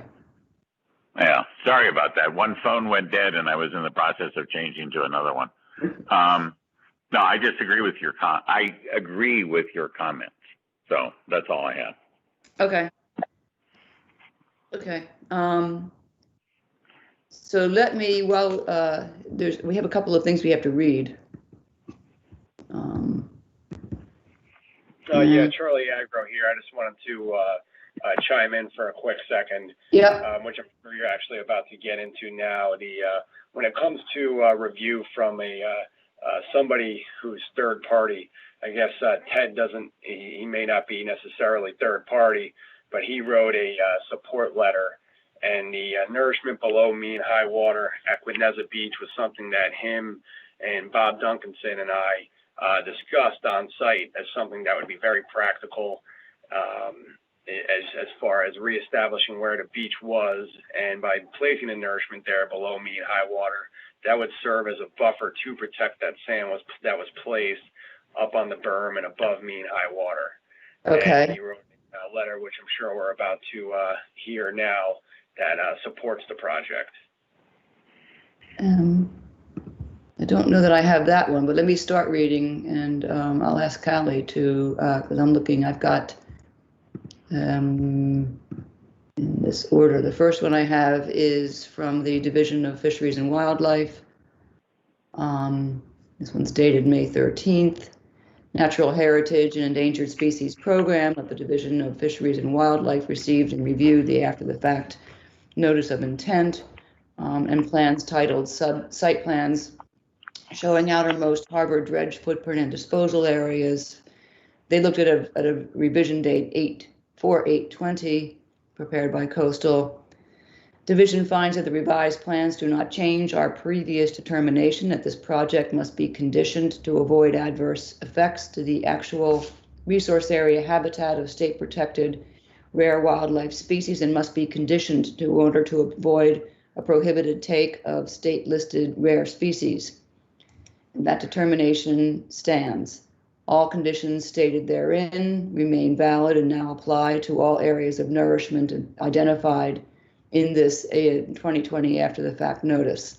Provided these conditions are included in any approving orders of condition issued by the Conservation Commission, and that the applicant complies with all above noted conditions, the project will not result in an adverse impact to the resource areas and will not result in a prohibited take pursuant to the MESA. They want a copy of the order of conditions. They note that all work is subject to anti-segmentation provisions of the MESA. Any activity not included in the current filing and located within priority habitat may require an additional filing with the Division for Review if not otherwise exempt. 5-year limitation, etc., the usual thing. So that is May 13th. I think there's a... Janet, I have one from Ted whenever you're ready. Okay. And we have July 24th, Division of Marine Fisheries. I think this is the response. The one from the Division of Marine Fisheries should be dated July 24th, 2020, in which there was a response, I think, from Charlie. Trying to get, so the response from Coastal was in response to this July 24th letter, right? Yep. Okay, let me read the letter and then I'll get to the response. Division of Marine Fisheries has reviewed the combined waterways license application by Outermost Harbor Marine to perform maintenance and emergency improvement dredging beyond the permitted maintenance dredging footprint on Chatham Harbor. Original permitted project was for maintenance dredging of 32,000 cubic yards of sediment from a 3.6 acre channel. This material was permitted to be disposed of above and below mean high water in front of the revetment along several properties near Tulippi Run, and only above mean high water along 30 Wickies Way and 0 Tisquantum. The proponent was also permitted to dewater material on the outermost harbor marina parking lot beyond barriers. This dredging and disposal was done in the spring of 2020 and required a waiver to the winter flounder time of year restriction. This ATF NOI is for an additional 3,200 cubic yards of sediment that was dredged to -4 mean low water from a 0.49 acre area just seaward of the original dredge footprints. Our understanding that this is entirely improvement dredging. This work was done at the same time as the original project. This after the fact NOI is also for disposal that occurred in several locations not permitted for disposal of the 32,000 cubic yards of maintenance dredged material. First, the Monomoy Wildlife Refuge Center dredge disposal area. 2, the Quitnesset Beach and Spit dredge disposal area. 3, in front of the oceanfront condominium dune. And 4, the town of Chatham's North Beach nourishment area. Additionally, the proponent has filled below mean high water at several locations. Existing marine fishery resources and habitat and potential project impacts to these resources are outlined in the following paragraphs. The area seaward of the oceanfront condominium lies within mapped shellfish habitat for soft-shell clam and quahog. Subtidal waters within the project site have habitat characteristics suitable for these species. Land containing shellfish is deemed significant to the interests of the Wetlands Protection Act and the protection of marine fisheries. MADMF has identified waters east and west of the outermost harbor channel as winter flounder spawning habitat. Winter flounder enter the area and spawn from January through May, laying clumps of eggs directly on the substrate. These demersal eggs hatch approximately 15 to 20 days later. The Atlantic States Marine Fisheries Commission has designated winter flounder spawning habitat as habitat areas of particular concern. The most recent stock assessment has determined that southern New England mid-Atlantic flounder populations are at 18% of the recommended recovery area level, and even though it's not currently experiencing overfishing, the stock is overfished. Because of the winter flounder stock status, every effort should be made to protect winter flounder and their spawning habitat. The dredge and fill areas are also mapped as horseshoe crab spawning areas. Horseshoe crabs deposit their eggs in the upper intertidal regions of sandy beaches from late spring to early summer during spring high tides. The eggs hatch approximately 2 to 4 weeks later, Nesting habitat is sensitive to several abiotic factors. Recent stock assessments show a neutral status in horseshoe crab abundance in the New England region. The area of improvement dredging, the channel extension and area seaward of Quitnesset Beach has been mapped as eelgrass habitat. Eelgrass beds provide one of the most productive habitats for numerous marine species and are designated special aquatic sites under the Federal Clean Water Act 404(b)(1) guidelines. Callie? Yeah. Are you there? Yeah. Can I ask you to pick up at this point because I'm going to drink some water and recapture my voice. Thank you. Sure. So eelgrass beds provide one of the most productive habitats for numerous marine species and are designated special aquatic sites under the Federal Clean Water Act guidelines. Historically mapped areas are significant because they indicate that habitat conditions may remain suitable for eelgrass growth, and any absence of eelgrass may fall within the normal wax and wane of the meadow edge over time. Every effort should be made to avoid impacts to eelgrass. Salt marsh resources are present landward of Quitnesset Beach and Quitnesset Spit. Salt marsh provides a variety of ecosystem services, including habitat and energy sources for many fish and invertebrate species. Massachusetts Division of Marine Fisheries offers the following comments regarding the potential impacts of the emergency dredging and disposal activities. 1, the fill placed at Quitnesset Beach and Quitnesset Spit covered 7,368 square feet of salt marsh. This impact should be mitigated at a minimum ratio of 2:1. The fill placed in front of oceanfront condominiums dune impacted shellfish habitat. This impact should be mitigated. The improvement dredging overlaps with mapped eelgrass habitat. This habitat have been surveyed prior to dredging. This habitat should have been surveyed prior to dredging, but it was not. Therefore, we assume the area contained eelgrass and the loss of 0.49 acres, 21,553 square feet of eelgrass should be mitigated. For future dredging and disposal at these locations, Massachusetts Division of Marine Fisheries offers the following comments for your consideration. In order to protect winter flounder and horseshoe crab spawning and juvenile development, a time of year toy restriction should be required. Any silt producing activities or dredging should be prohibited from January 15th through July 30th of any year. Mass Division of Marine Fisheries also recommends a time of year toy restriction for placing fill on mapped horseshoe crab spawning beaches from May 1 to July 31st to protect spawning horseshoe crabs in nesting areas. There is concern that the beach fill is aggravating overwash into the salt marsh and adversely impacting the salt marsh. The proponent supports adding sand to create a berm to limit overwash. Disposal activities should occur as far from the salt marsh as possible and include monitoring of the salt marsh to ensure no cumulative salt marsh loss occurs. If any salt marsh loss occurs, it should be mitigated at a minimum ratio of 2:1. Disposal of beach fill in the intertidal area should be consistent with DEP's Beach Nourishment Guide, March of 2007. Beach fill material should be of equal grain size and appropriate slope to avoid premature loss from the beach and impacts to nearshore bottom habitat. No dredging should occur in eelgrass meadows or within 25 feet of eelgrass meadows. Mapped eelgrass beds are offshore of the disposal site. Disposal activities should remain at least 100 feet away from these eelgrass beds.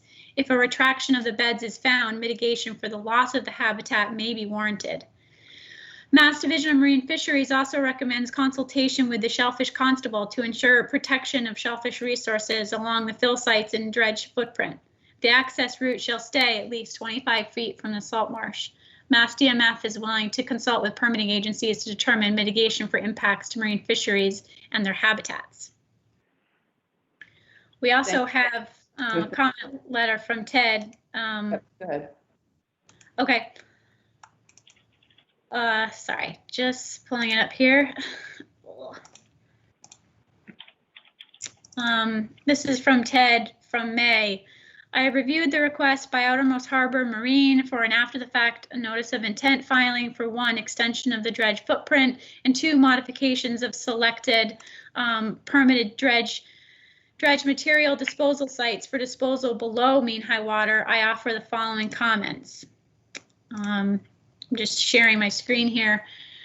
Conditions along this portion of Chatham's eastern shoreline is undergoing rapid change due to increased open ocean wave exposure and sediment transport. This has caused substantial shoaling of navigation channels, erosion and overwash of beaches, loss and burial of wetland resources, and recession of the coastal bank at Morris Island. The changes proposed by Outermost Harbor Marine are consistent with ongoing discussions between Outermost Harbor Marine, their engineering representatives, and town staff. I support the extension of the dredge footprint due to ongoing sediment migration, which is causing substantial infilling and shoaling of previously navigable channels. It is likely that additional extensions, reorientations of the channel may be necessary in the future to maintain viable navigable access. I also support the disposal of dredge sand below mean high water at the selected sites, given the high energy and rate of erosion. Oh. Uh-oh. Something just happened. Yeah. Hmm. There you go. You're back. It's not me though. It's someone else. Huh.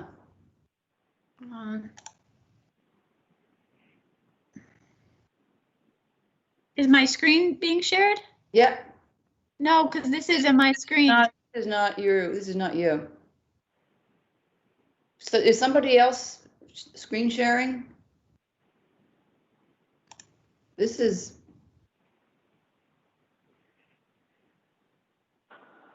I'm going to request. Here's the Joe Kits.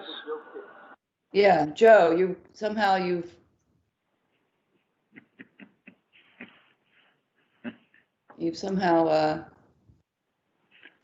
taken control. Joe, can you allow me control up at the top there?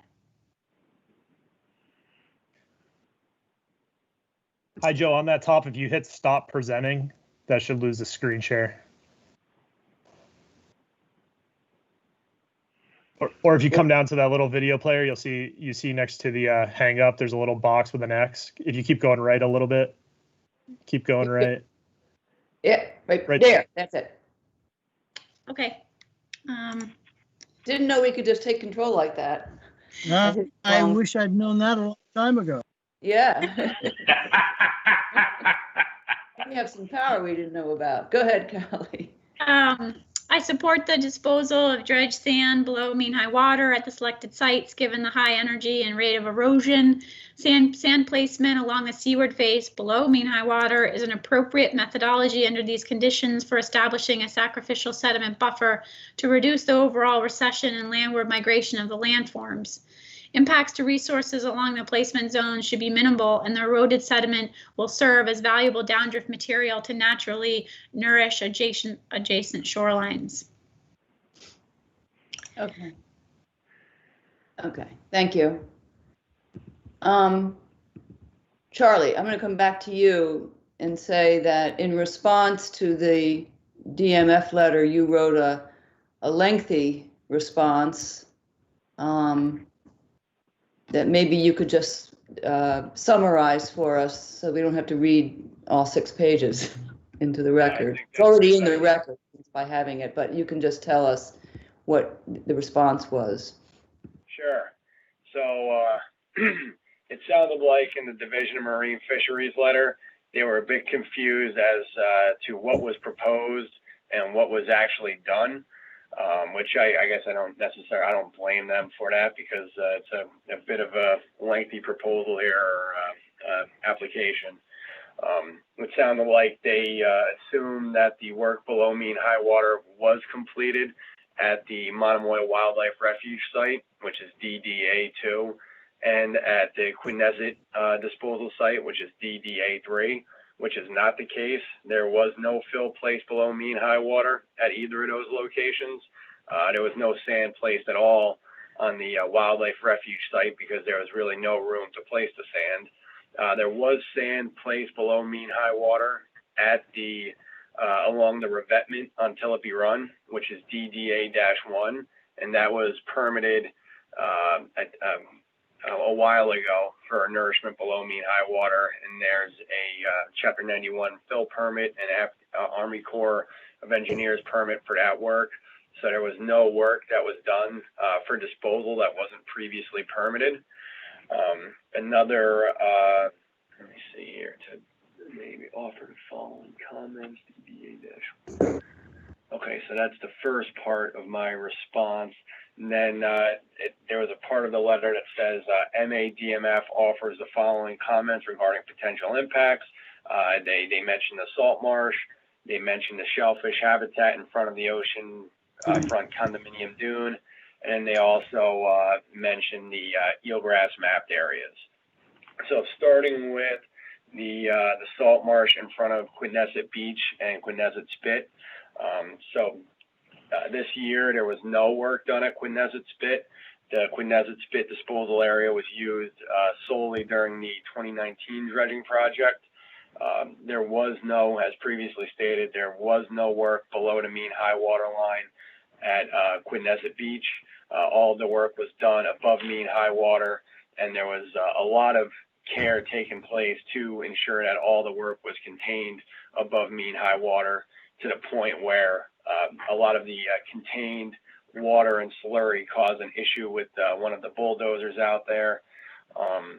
So the proposal is to expand the nourishment area below the mean high water.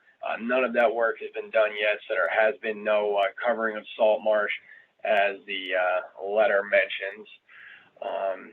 Point number 2, which was the oceanfront condominium dune impacted shellfish habitat.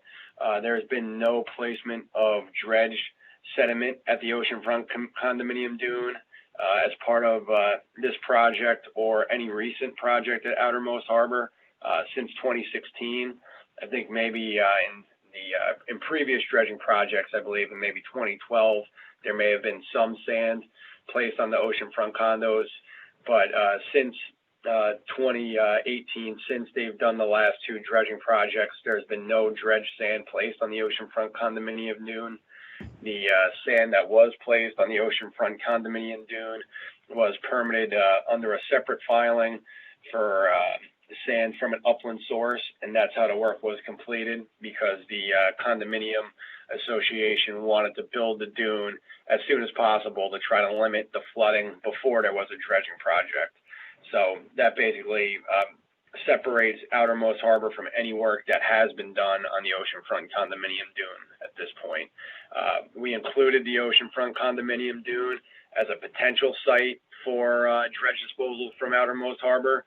This would be for in a scenario where maybe there was a small area of shoaling where the Outermost Harbor could come in with a smaller dredge that they own, or an excavator dredge, and place the sand in a way that wouldn't go below mean high water at the oceanfront condominium dune. Currently, there's no proposal to work below mean high water at the oceanfront condominium dune to protect the shellfish resources at that location.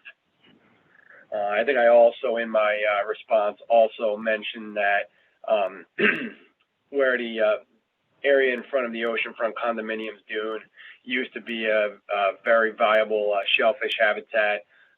Due to the migration of sand, it appears now that this whole area has been covered by a massive amount of sand that's become more of a coastal beach than a tidal flat.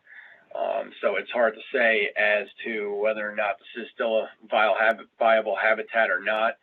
But this increase of sand had nothing to do with the Outermost Harbor dredging project. This was accretion due to natural causes. The third point in my response was in reference to the eelgrass comments that they made.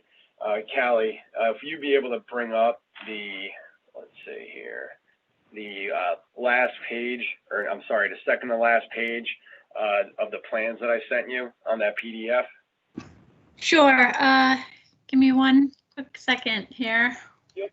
And this sketch plan will basically show it's a comparison of the eelgrass location as it's mapped by the Massachusetts Division of Marine Fisheries eelgrass mapping tool, and as what was mapped by Center for Coastal Studies when they surveyed the site last fall. Is this the one? Is this sketch 1? The draft? That's the one right there. Yep. Thank you very much. And this shows the orange area is area that was mapped as containing eelgrass by the Massachusetts Division of Marine Fisheries eelgrass mapper. And the green area shows what was identified as eelgrass, identified as area containing eelgrass by the Center for Coastal Studies.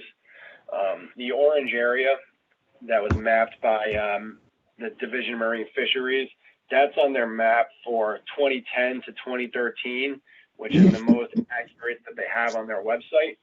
As we all know, and as we've discussed, this area has been extremely dynamic since 2016. And if you actually look at the next page, Callie,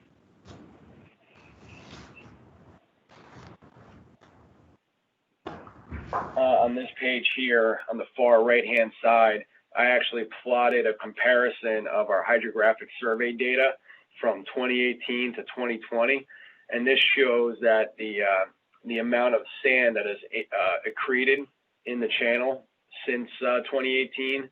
And just in looking at this, the area where the spit was formed prior to the dredging, that area increased with 13 feet of sand from 2018 to 2020. So over 2 years, 13 feet of sand moved into that area. And that is the case throughout most of the channel. And in the emergency area, we have elevations as high as 4 feet and 5 feet of sand that filled into the area. And I use this to represent just how A, dynamic the area is, and B, the height of the sand that filled in over that time. So if Callie, if you wouldn't mind going back to the previous page.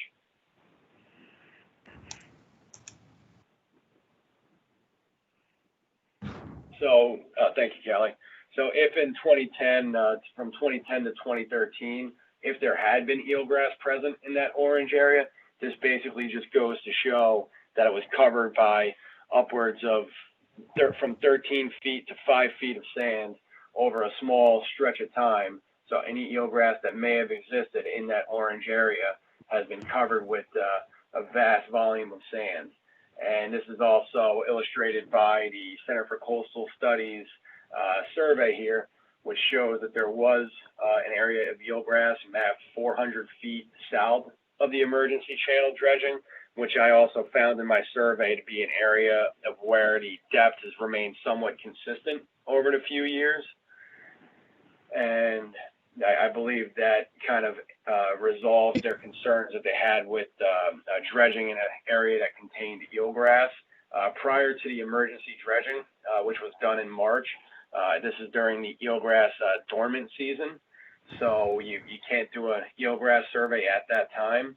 And as we also see, looking at the plan that Callie has open right now, you can see the mean low water line bisects right through the emergency dredge footprint, which basically means at low water, you were able to walk right across the dredge channel, which I know pretty well. I walked across it a few times while I was surveying it, and it was basically dry at low tide, and eelgrass doesn't necessarily grow in an area that goes dry at low tide.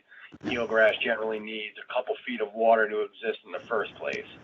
So I believe because of those 3 points, it illustrates that although we couldn't do a eelgrass survey immediately before the dredging, there was an eelgrass survey that was done in the fall of 2019, which showed the nearest area of eelgrass was 426 feet away from the emergency dredge area. And we also have aerial images and survey data that shows that it was that there's no way that eelgrass could have existed in this area. So there was no disturbance of eelgrass during the emergency dredging.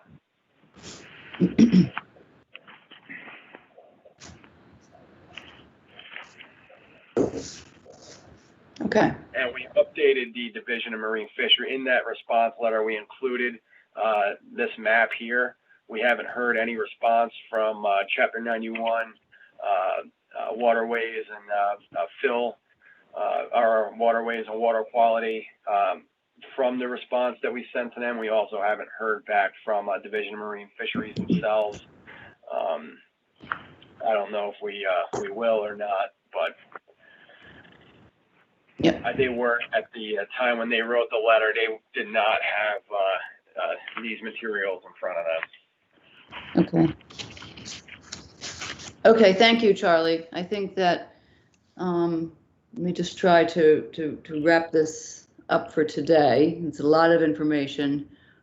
Starting with the very last thing, because it's right there in the top of my head. I think we do want to pursue, and we will ask for a response from the Division of Marine Fisheries to your reply that you sent them, and get that on the record.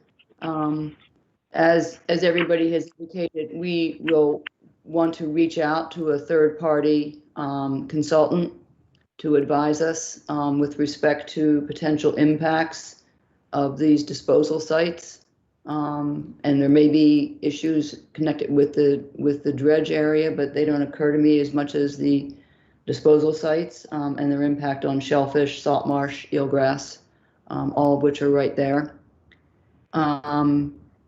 I don't know who that will be yet. I have an idea of who might be qualified and might be already very familiar with the system in this part of Chatham.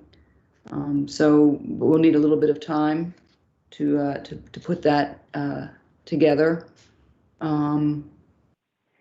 So for those reasons, I think that we're going to need some time, and it would be my suggestion that we continue this to October 14th. And see if we have information back by then to pick it up again and move forward at that time. And if not, we'll regroup and see where we are. But it would be my hope that in 5 weeks we might have further information that can address some of the concerns that commissioners have expressed here. Janet, I have one question regarding the third-party consultant. Yeah. Is that something that would be at the expense of the applicant? Great. So. Now, is that something that we can get either an estimate beforehand before we go through with that, or is that something, because in speaking with the client, in speaking with the owners of the marina, if they wanted to include the expansion of the nourishment areas as part of the after the fact notice of intent, if it all worked out and if it made sense and it was something that was able to get permitted, if this is something that's going to require additional fees like a third-party consultant, they may not be looking to pursue that right away, because as of right now they have a pretty good channel here. Okay. So I guess that may they may look to table that proposal and only stick with this as an after the fact notice and a comprehensive permit, not including the expansion of those two disposal areas. Okay, that seems fair. That's a good way to go forward. Then what we'll do is we will, Callie, help me here if we can get it's hard to say an estimate from. It doesn't quite work like that. I mean, yeah. If the if the commission votes for hire a third-party consultant at the that's the process. That becomes a no return vote. I think what we're trying to do is look at it before we take that vote to hire somebody. The commission can always take that vote depending upon. I guess what I was gonna say is that I can't ask a third-party consultant, what do you think the estimate is to review the project? Because there could be so many different angles of that. I need something it's sort of a chicken and the egg sort of thing. I understand. Even if it were limited to just a review of the proposed disposal sites, which seems to me to be what the commissioners are having issues with. But in what regard? In its possible damage to salt marsh and shellfish habitat? Salt marsh, eelgrass, shellfish beds. Yeah. So I can ask a few third-party consultants if an estimate for that. I guess maybe an easier way forward is, I would imagine that Charlie's heard each commissioner say that they wanted to hire a third-party consultant.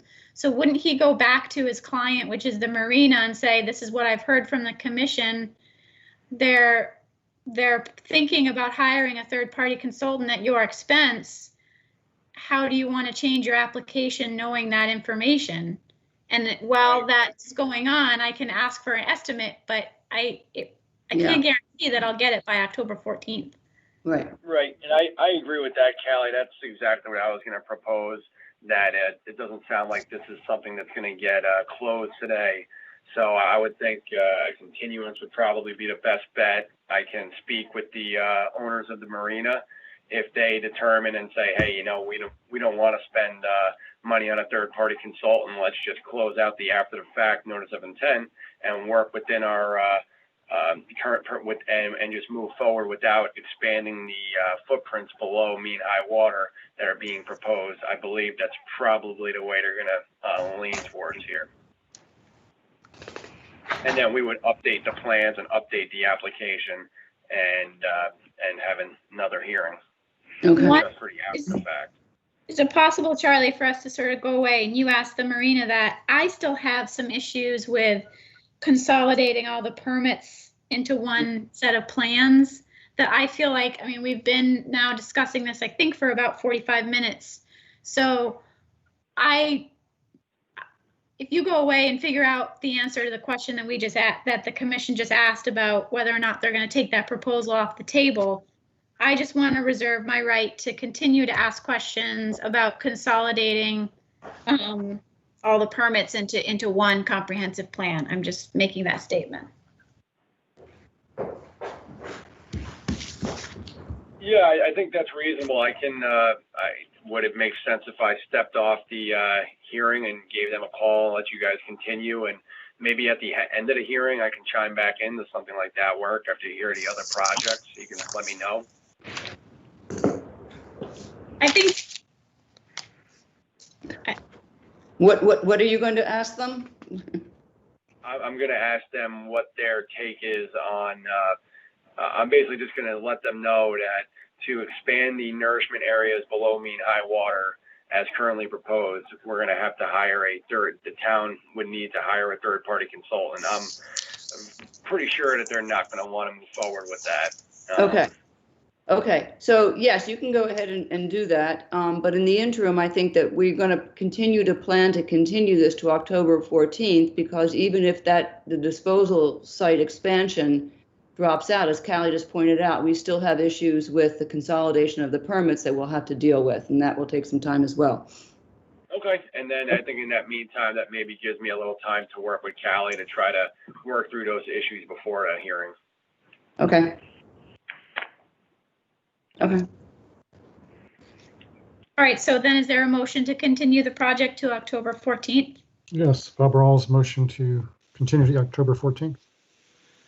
Fritz, second. Okay, roll call vote to continue this to October 14th. Commissioner Rawls. Aye. Kitts. Aye. Delvecchio. Aye. Clark. Aye. I vote aye as well. So we'll pick this up on October 14th in one format or another. Okay, moving on. Okay.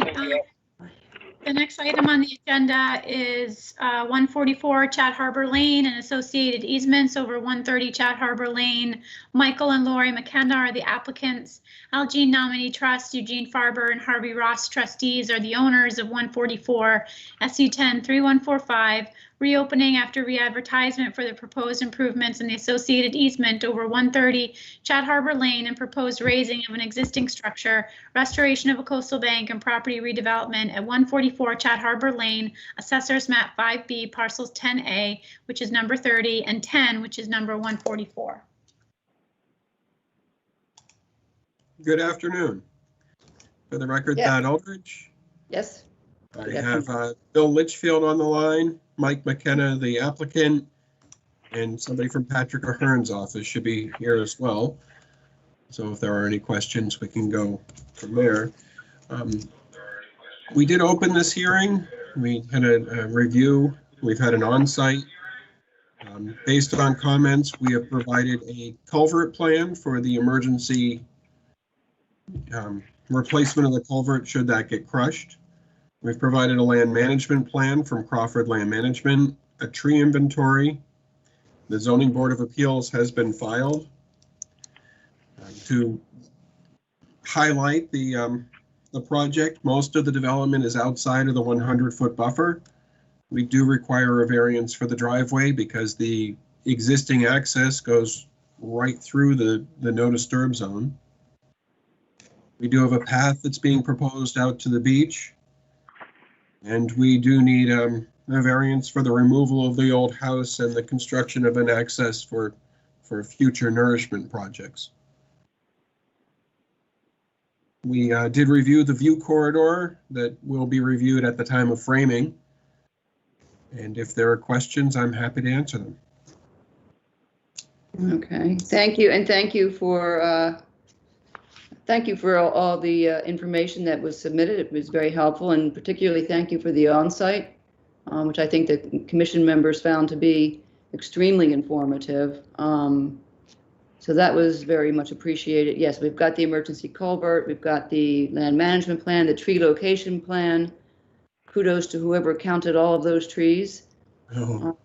This site plan notes updates based on responses from commissioners and the tree inventory. So one thing I would just jumps out at me, Thad, right away is that the site plan still has the view corridor on it. And that needs to come off because it hasn't yet been determined. So, and I think we had some questions about how the land management plan from Crawford Land Management integrates with the restoration plan that was done before. Normally when we get a filing like this, we get a land management plan that has a planting plan with it, but it seems that the planting plan that was done earlier is still considered the planting plan of record. Is that right? And I'm not sure if Nick made it onto the phone call or not, but I did review this with him and he said he's happy to use the planting plans that have already been created. Those are the plans that have basically your company and your stamp on them. Is that right? Yes, they are.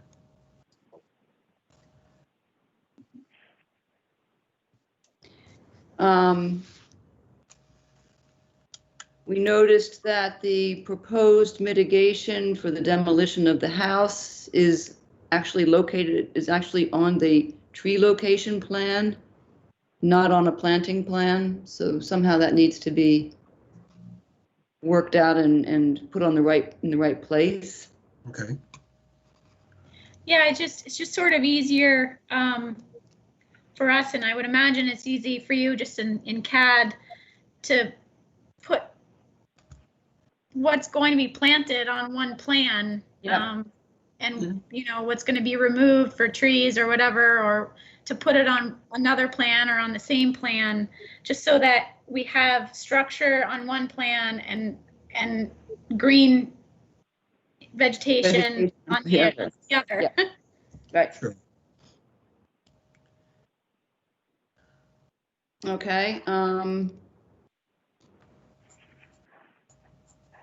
Let me open it up to questions from commissioners in responses to all of these new materials that have been submitted.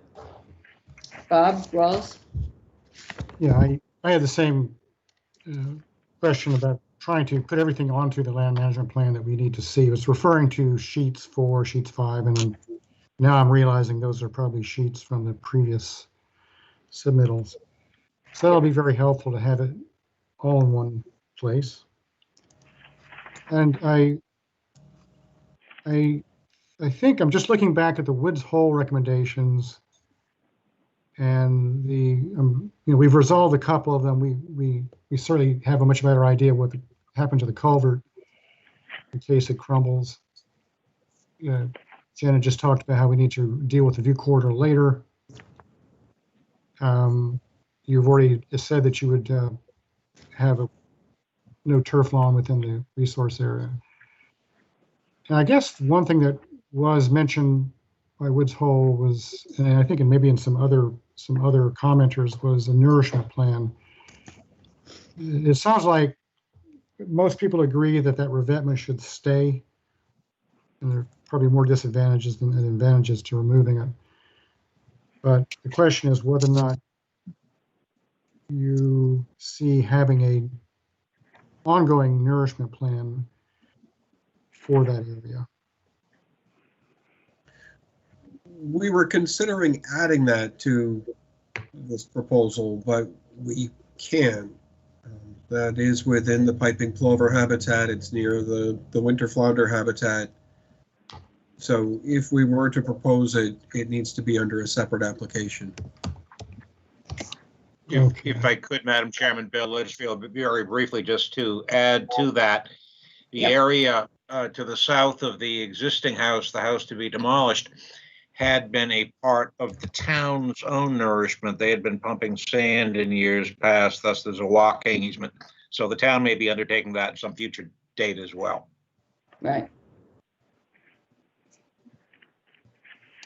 And, okay, so I guess that's sort of up in the air then, in effect. The other question I had, or another question, was the land management plan talked about how Phragmites is in the area. I couldn't pick out specifically whether it offered a plan for them, for the Phragmites. It was unclear to me.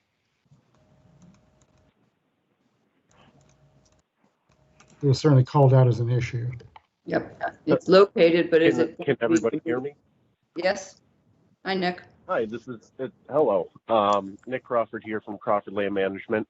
Yeah, the land management plan does address treatment and eradication of Phragmites in 2 locations.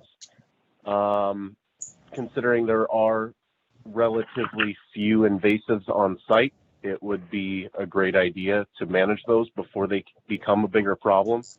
If you go to page 5 of the land management plan, you can see a total of 5 very small areas that are outlined for invasive species management. There's a small amount of oriental bittersweet and multiflora rose that's just growing right along the edge of the driveway as it exists today.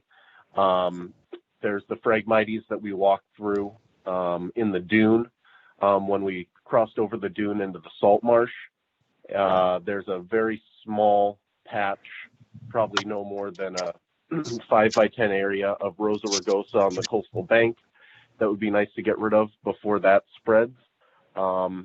On the northern end of the property, there's one more patch of Phragmites, and the corner of Chat Harbor Lane, in kind of the crooks where it takes the 90 to go down the driveway, there's just a few shrub honeysuckle and some bittersweet in those areas.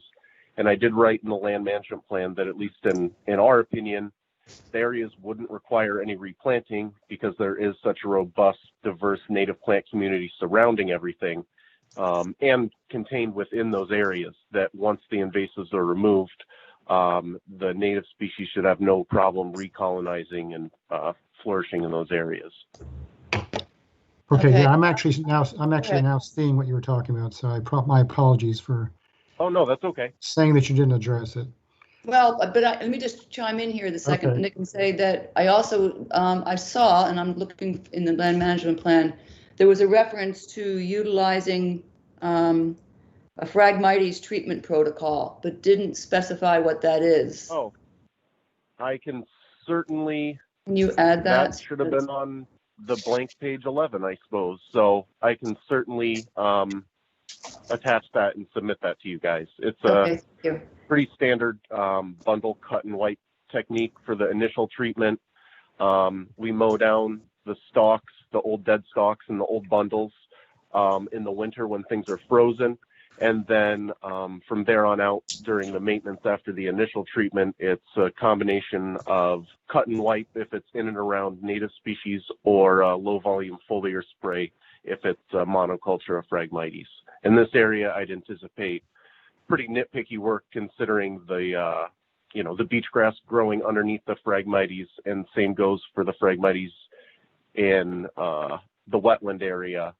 There's a nice native cover underneath it, so Right. I would anticipate it's on the more the All nitpicky. good news that it's early enough and it's and there's something underneath it so that Yep.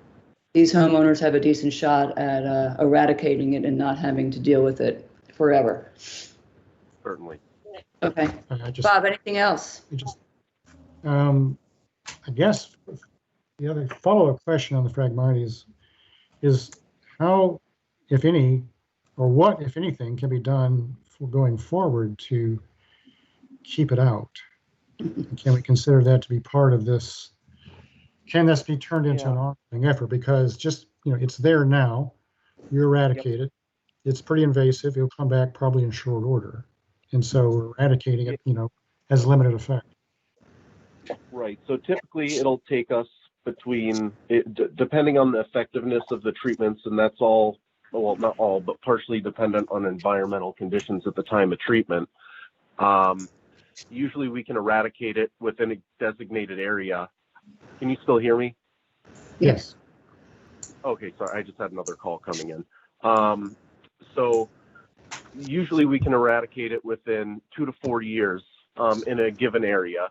Now, unfortunately, just due to the nature of these projects, in the property lines, 100% of the Phragmites stands aren't located on property.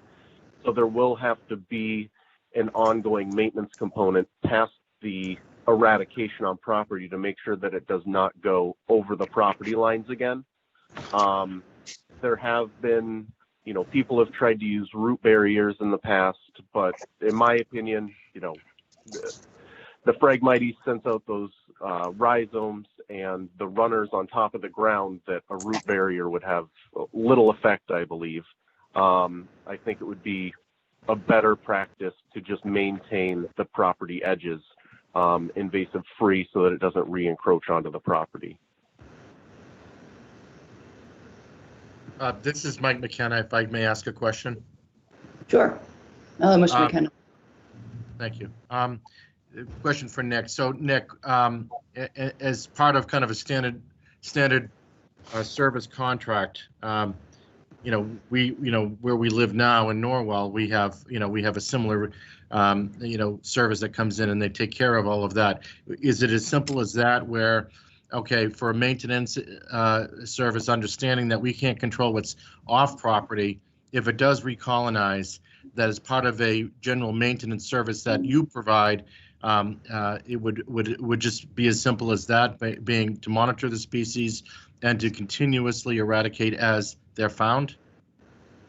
Correct. Yeah, we would eradicate it within the parameters of the permit itself.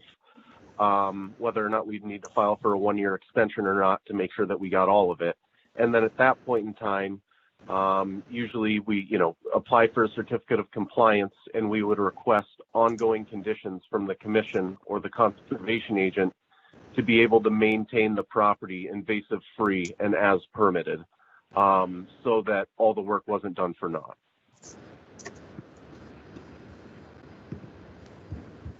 Okay. Bob, anything else? I'm just looking back at some of the Woods Hole application or recommendations, and I can't remember. Maybe you can just quickly tell me whether or not dry wells were, as they recommended, added to the plan itself.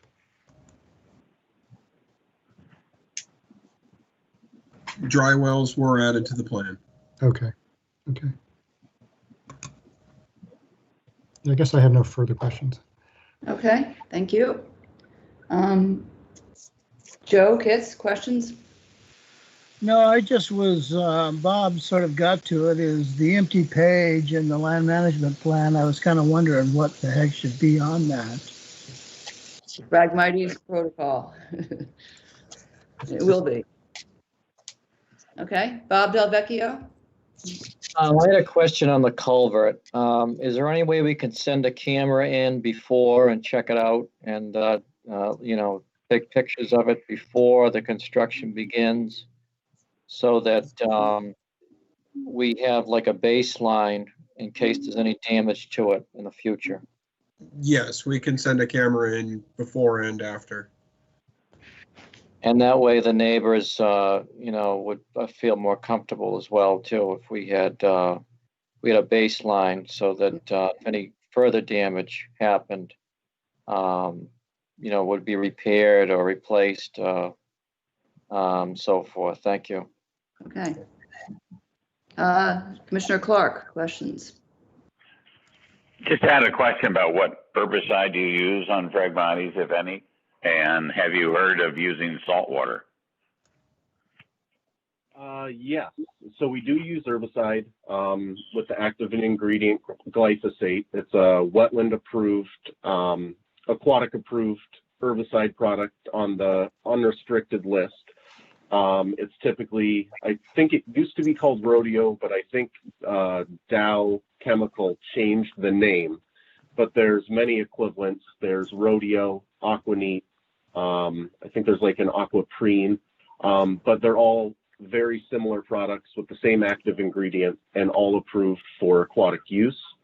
I have heard about using salt water, but in this instance, so obviously the Phragmites is periodically in salt water and has higher salt content because of the salt spray from the sound and everything like that already. In order to kill Phragmites with salt water, at least from my understanding, it requires frequent, long periods of inundation, which also kills all the native vegetation around it. So as it pertains to this project, it's definitely not the most appropriate method for eradication, but in other areas where it's a monoculture of Phragmites and nothing else is there, and there's no harm can come to existing salt marsh or surrounding trees and shrubs in the BVW, those instances where it may be more appropriate. Thank you. All right. I have a letter here to read. We had asked Ted Keon, the Director of Coastal Resources, for input and guidance with respect to the seawall and revetment. We have a letter from him dated August 17th. The Conservation Commission requested comment on the proposed project at 144 Chat Harbor Lane with specific reference to the concrete seawall/revetment fronting the existing residence. The applicant proposes demolishing the existing house and reconstructing a new house further landward on the property. The site has a concrete seawall with a rock toe constructed to protect the existing residence from erosion. A coastal beach is located immediately east of the seawall. This location is sediment starved due to a series of jetties and groins located updrift to the west of the site. The beach immediately east of the seawall has some of the highest erosion rates along Chatham's Nantucket Sound shoreline. Recession of this beach required repeated landward lengthening of the eastern lateral rock return to offset the potential for erosion to flank the seawall and threaten the building. The barrier beach is narrow and low and will need continued nourishment to continue its ability to protect the marsh behind the beach and preserve its function as a sediment source to downdrift beaches. To my knowledge, no conditions were included in the original order of conditions when the existing seawall project was approved that would require compensatory nourishment to offset armoring the coastal bank. The town has undertaken several nourishment efforts along the adjacent barrier beach, utilizing material from maintenance dredging at the entrance channel of Mill Creek, as well as a larger scale beach nourishment project in 2003-04 from dredging the entrance to Stage Harbor. This beach serves as an effective feeder beach, providing sediment to downdrift east public beaches at Cockle Cove and Ridgevale Beach. The town recognizes the need to continue these nourishment efforts and has attempted to develop larger nourishment projects for the site. However, these projects are financially expensive and logistically difficult to implement, and there's no guarantee when or if these projects will occur. Removal of the seawall at 144 Chat Harbor property will result in rapid erosion of the coastal bank behind the seawall and reorientation of the shoreline. It will expose the eastern flank of the adjacent property to erosion, which may ultimately threaten the existing building and possibly the access road to the property. It's probable that the adjacent property owner would seek a revetment to protect the property. While removal of the seawall would release upland sediment to the littoral system benefiting downdrift beaches, this volume is finite and the sand would again be sediment starved in the near future. If the overall project is ultimately approved, I recommend a condition that compensatory nourishment of compatible material be required to help maintain the barrier beach. The applicant may choose to nourish the beach in volumes that exceed solely a compensatory quantity. This would benefit the littoral system and be consistent with nourishment efforts by the town. That is that. So Thad, you said that you believe that any nourishment that would be considered or evaluated or conducted in the future would require a new NOI. We need to go back through natural heritage in order to obtain approval, because we're dealing with endangered species habitat.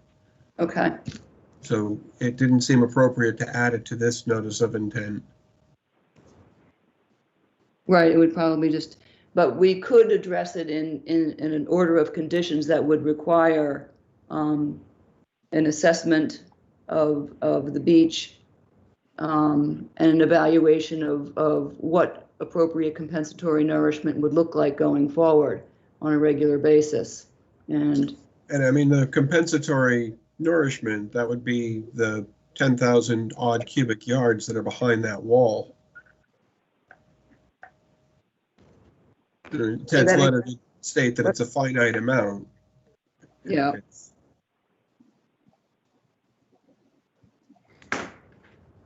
Is the wall, is there concern, and I think there is concern that the existence of the wall is causing the beach to decline, to drop,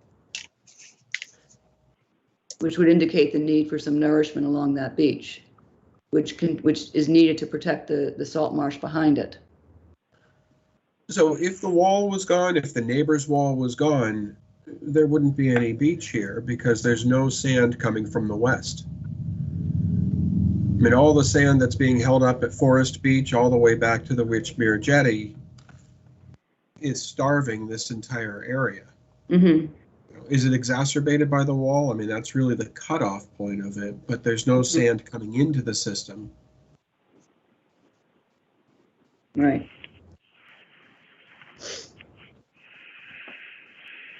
I mean, the compensation would be and we could do a calculation and get a number of the cubic yards that are behind the seawall and say, okay, we're on the hook for, I've ballparked a 10,000 cubic yard number.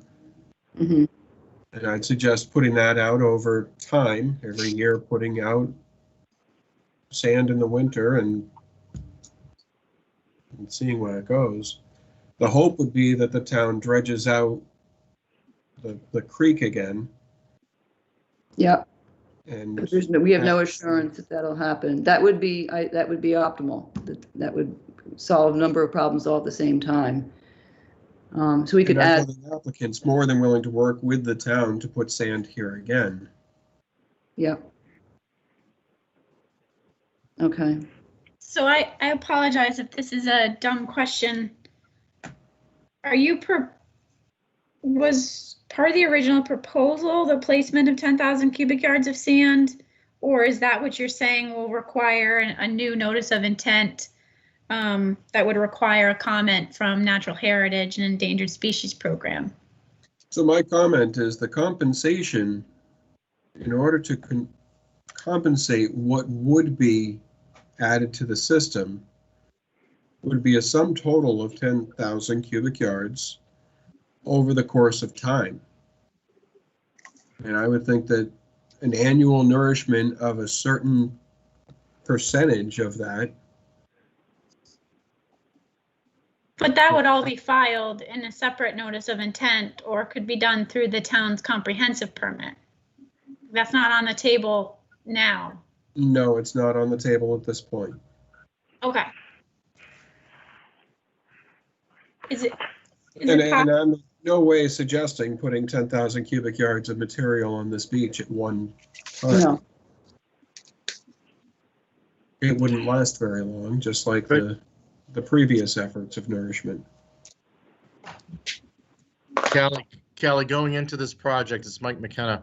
That and I, one of the first thing that we chatted about was the need, as we kind of figured out whether we were going to go forward with this process, was the need to put in compatible material in that, and I had agreed to that early on. So from my perspective, and again, excuse my ignorance on the process here, from the beginning, from the onset of this process, that was understood by me and my wife. So yes, I agree. You can't put in it all at once, but if it's part of a comprehensive plan, regardless of how it's permitted, the answer from Lori and myself, yes, absolutely. We want to do our part to not only protect the marshland and the neighbors, but also to enjoy selfishly our own beach. So, Right. So we're in. Yeah, I thank you, Mr. McKenna. I wasn't trying to say and then add this to the list of things to add in. I just want to be clear about what the commission is permitting at this point and not have it be sort of muddied by what might come later that's not in front of them right now. Right.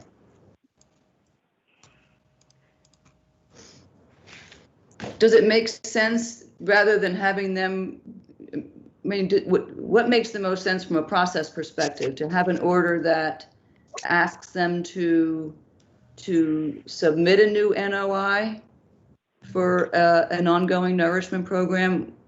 I think the commission could basically write a finding kind of summarizing the point of this discussion, that, you know, that nourishment, I'm shooting from the hip here, but that nourishment may be needed at some future time, but it would require additional filing because of comments from Natural Heritage and other state organizations.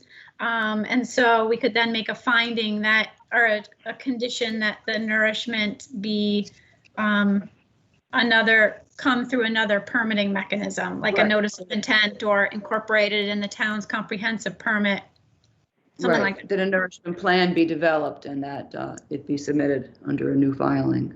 But also covering a little bit of the commission in the sense that you don't want to be inadvertently approving something that you didn't receive information about.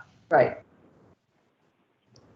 Exactly. We can't have anything specific about nourishment in this permit, but we can anticipate down the road and put a time frame together that a submission for a more comprehensive nourishment plan.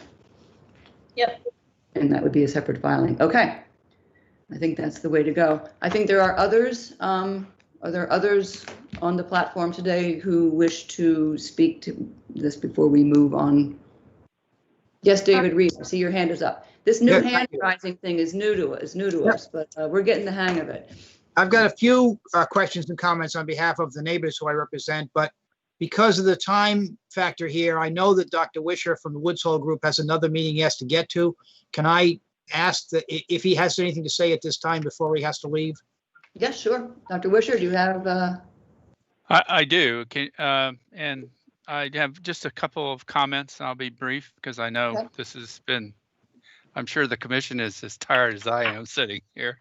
But three areas I'd like to address. First is the excessive cutting of trees, and then the need for beach nourishment, and then the continued lack of a buffer strip. So I'd refer the commission to the management plan, which I think was very good.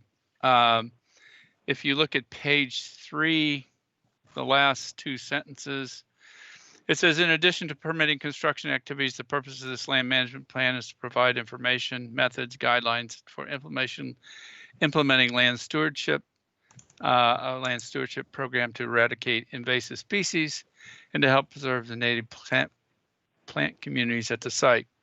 The project will result in eradication of invasive species, increase the native vegetation cover, and enhance wildlife habitat diversity, and enhancement of the ecological integrity of this site and those surrounding it. All very laudable.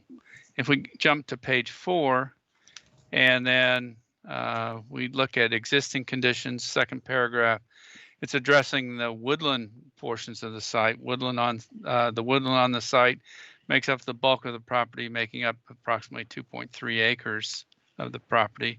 And then if we jump to the bottom of that paragraph, it says this particular coastal forest and woodland plant community is a prime example of healthy native plant community without invasive species to displace the species native to the area. And then if we go to the restoration piece of the canopy on number 7, page 7, it says one proposed land management activity is the restoration of the canopy species within the area that appears to have been topped in the past for view from Chad Harbor Lane. This activity would consist of replacement planting of canopy species that were cut in the area. These trees would be left to naturalize and fill in the voids left by the previous pruning activities. Currently, the understory species in this particular area are in good health, and through visual assessment would not require any supplemental planting to revegetate either the understory or the ground layers. So, I mean, this is a good land management plan, but the land management plan does not recommend further cutting of the trees, and it does not recommend converting the forested upland into the shrubland, which has been proposed by this NOI. The second piece is the beach nourishment. You read Ted's letter, and Ted, I've known Ted since before, actually. He worked for the town. Ted does not advocate the removal of a portion of the seawall, nor do we. We don't advocate that because that's just, it's been there forever, and it would just be really a bad thing for everybody. Ted does correctly assess the continued beach erosion that's occurring on the barrier beach and the continued need to extend the seawall in return due to continued erosion. He has recommended the buildup of a feeder beach. And so this benefits not only the beach, the salt marsh, but also the property owner because of the fact that the beach has been retreating and exposing the return on the wall. And when I was there a month or so, or 2 months, I guess now, you know, that return was being exposed and is actually should be repaired because of the fact that it's starting to flank the wall. And I would take a little bit of exception with Thad's characterization of the 10,000 cubic yards that the wall is holding back, because that's really not how you calculate the sediment that would have been contributed by ongoing erosion. Basically, you would need to do a shoreline change and look at how the bank had eroded through time, calculate an annual contribution, and then bring that forward since the wall was built. And that would actually give you the amount of sand that would have, or sediment that would have been contributed to the beach. So capping it, saying just a global statement that 10,000 cubic yards is the compensatory volume, I don't think is accurate. And I would also agree putting 10,000 cubic yards on the beach at a single time in this particular beach would not be beneficial. But I think a periodic renourishment would be beneficial for this beach, for the homeowner actually, and for the wall, that the return for the wall. Also, we continue to advocate for a buffer strip because of the fact that you all know what a buffer strip's for. And if you should see fit to permit the tree cutting and conversion to the shrubland, there will be a period of time where the ground will be disturbed, and installing a permanent buffer strip will not only help with runoff from the developed site, but also stabilize the soil and prevent nutrients and sediment getting into the salt marsh.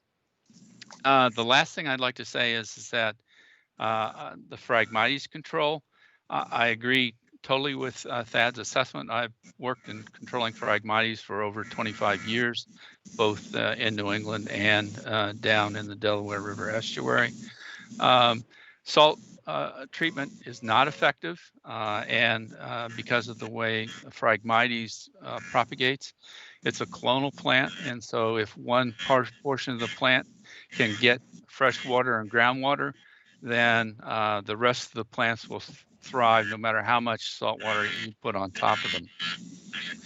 I would recommend the commission consider only the cutting and injecting the herbicide, or a limited wiping, and not consider spraying, because of the fact that due to the other plants that are in the area, spraying certainly would potentially could have an adverse effect on the understory and desirable species. That's basically what I wanted to say, and I appreciate the commission granting me the time to speak to you. Well, thank you, Mr. Wisher. We appreciate your taking the time to provide your input on that. It's helpful. So, Madam Chair, if I may Yes. resume, just for the record, as you recall, I represent 10 of the households on Chat Harbor Lane. I went through the whole list last time, so I don't think I need to bother you with that again. That list has not changed.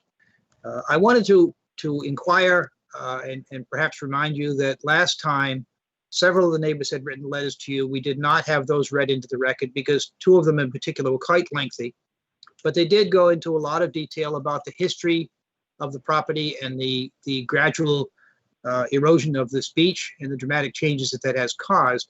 I'm not going to ask you to read them into the record, but I do want to make sure that all of you have had the opportunity to read them yourselves and fully understand that historical background that they took the time to assemble for you. With respect to the on-site visit, as you recall, I and my clients and Dr. Wisher were prohibited from attending. You made a comment earlier, Madam Chair, that it was productive. I'd like to ask if sometime before you conclude today, or whenever, if you could enlighten us as to how that went and who was able to go and how it was productive for you. Because again, we weren't able to be there, so we don't know how that factors into your decision. Okay. With respect to the tree location plan and the chair's reference to the fact that the view corridor lines need to be removed because that's not something you intend to approve at this time. I have to ask that that plan also shows the 26 or 27 trees that are within your jurisdiction that are intended to be removed. Are you being asked to approve those removals today, even though you're not going to address the final view corridor issue? Because if you are, and if even implicitly approving the removal of those, it's either 26 or 27 trees, I can't see one of the lines. 4 of them are actually in the 50-foot zone. The rest are all within the 100-foot zone, and the majority are in that area that's labeled, for better or for worse, view corridor. So if you're being asked to approve those removals today, Dr. Wisher has already expressed his opinion that there's an excessive and unnecessary tree removal program planned here. I've not heard explanation, and maybe you did on your site visit, but I've not heard an explanation for why those particular trees need to be removed other than for views. There's no suggestion that they're not appropriate habitat features or appropriate species, or that they are unhealthy. So I hope at some point you will address that before you approve it and explain why. And if you're not approving it, make sure that that's clear in your decision. With respect to the culvert, I'm a little disappointed to have a member of the commission ask again today for a camera assessment of the condition of the culvert. I thought you asked for that last time. My recollection is that the commission asked the applicant to put some more effort into assessing the current condition and function of the culvert and to formulating a plan for how it was to be effectively protected during the demolition and construction phases of this project, if it should be approved, rather than just propose a steel plate be put over it with no explanation as to how effective that would be. The plans that were submitted to you as part of today's submissions by Mr. Eldridge seem to put all of their focus on the recovery plan, on how they are going to respond if and when it collapses or is damaged, rather than trying to prevent its failure in the first place. I really think that that was your suggestion last time. It certainly was our request last time, that the focus be on preventing damage to that culvert rather than reacting if and when it does collapse. That culvert is very important to my clients, some of whom own property within the marsh, and certainly several others abut it. And I think nobody has denied that it's not critical to the health and welfare of that marsh in the future.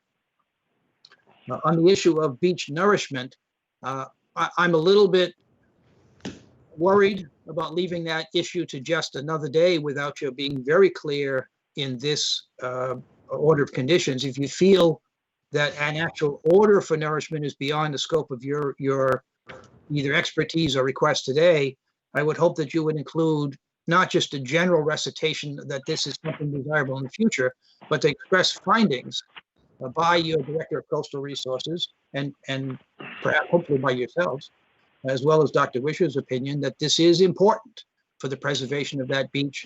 I think Mr. Keel referred to this as one of the highest eroded areas in all of the south side of Chatham. And the photographs that my clients showed you and that you have seen yourselves clearly show that there's been a dramatic loss of beach and loss of dune and loss of barrier between the ocean and the marsh in this area. And I would hope that that not just be pushed over to another day when it may or may not happen either by the applicant or by the town. I think it's much more important that you would deal with it now while you're dealing with the issue of the retention of the retaining wall and the further development of the site. Thank you very much for your time. All right, thank you, Mr. Reed.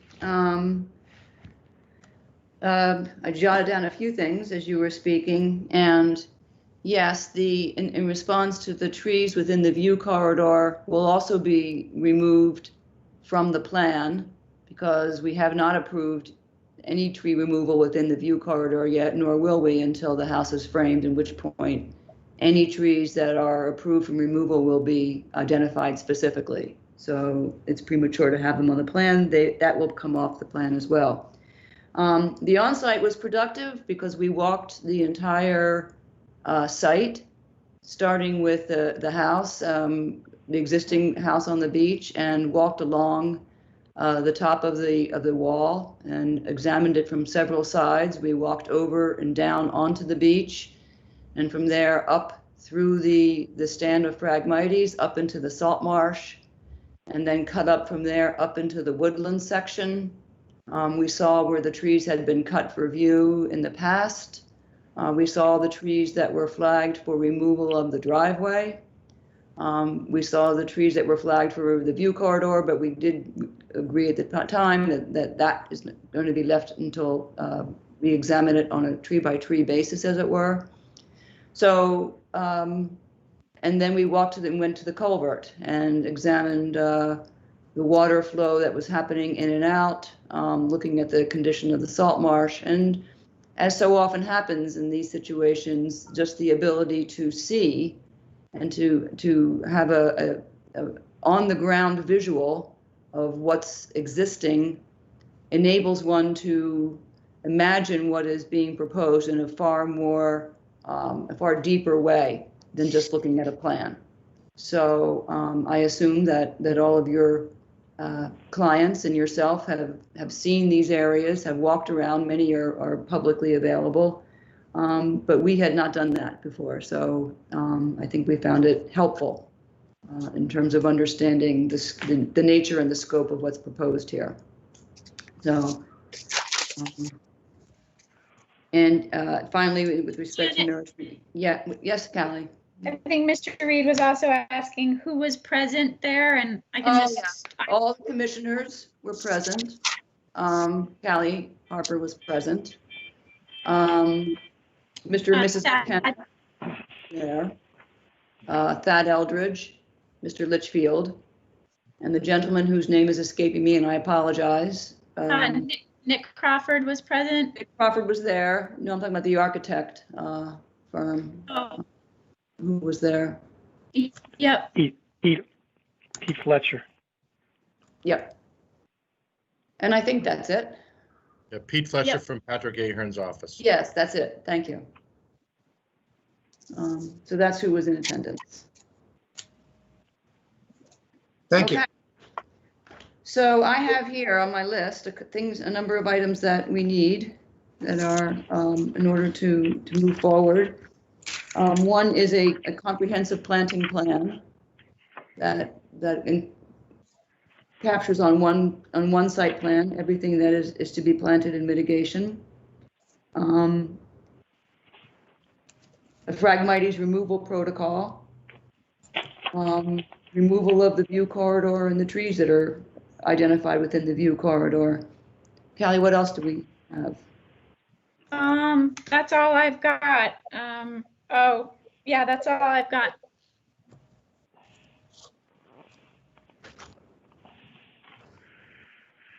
Oh, I know. I'm sorry, Mr. Reed. In response to the point about the culvert and the need, the order will contain a requirement that before anything happens on site, that camera work be done, so that the baseline is established and everybody has seen the current condition before any demolition, before any trucks can pass over that. Janet, can I add two things? Yeah, go ahead.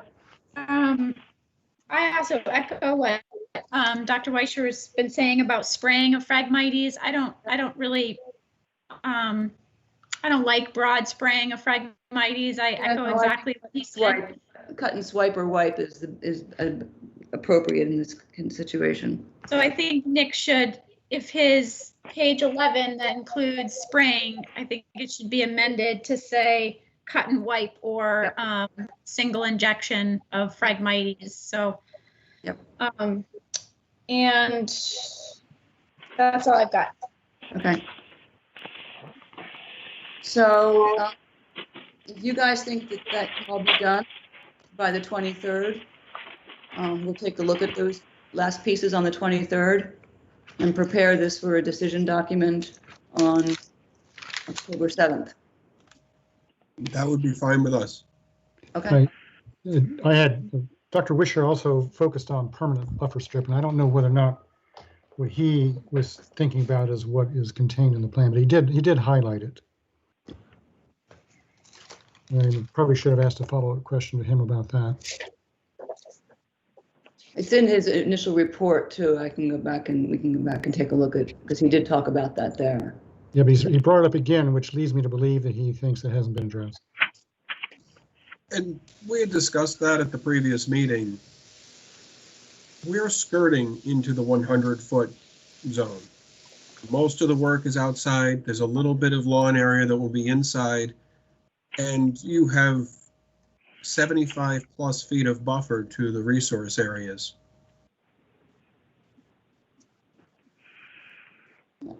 So you're saying it isn't, nothing more is needed?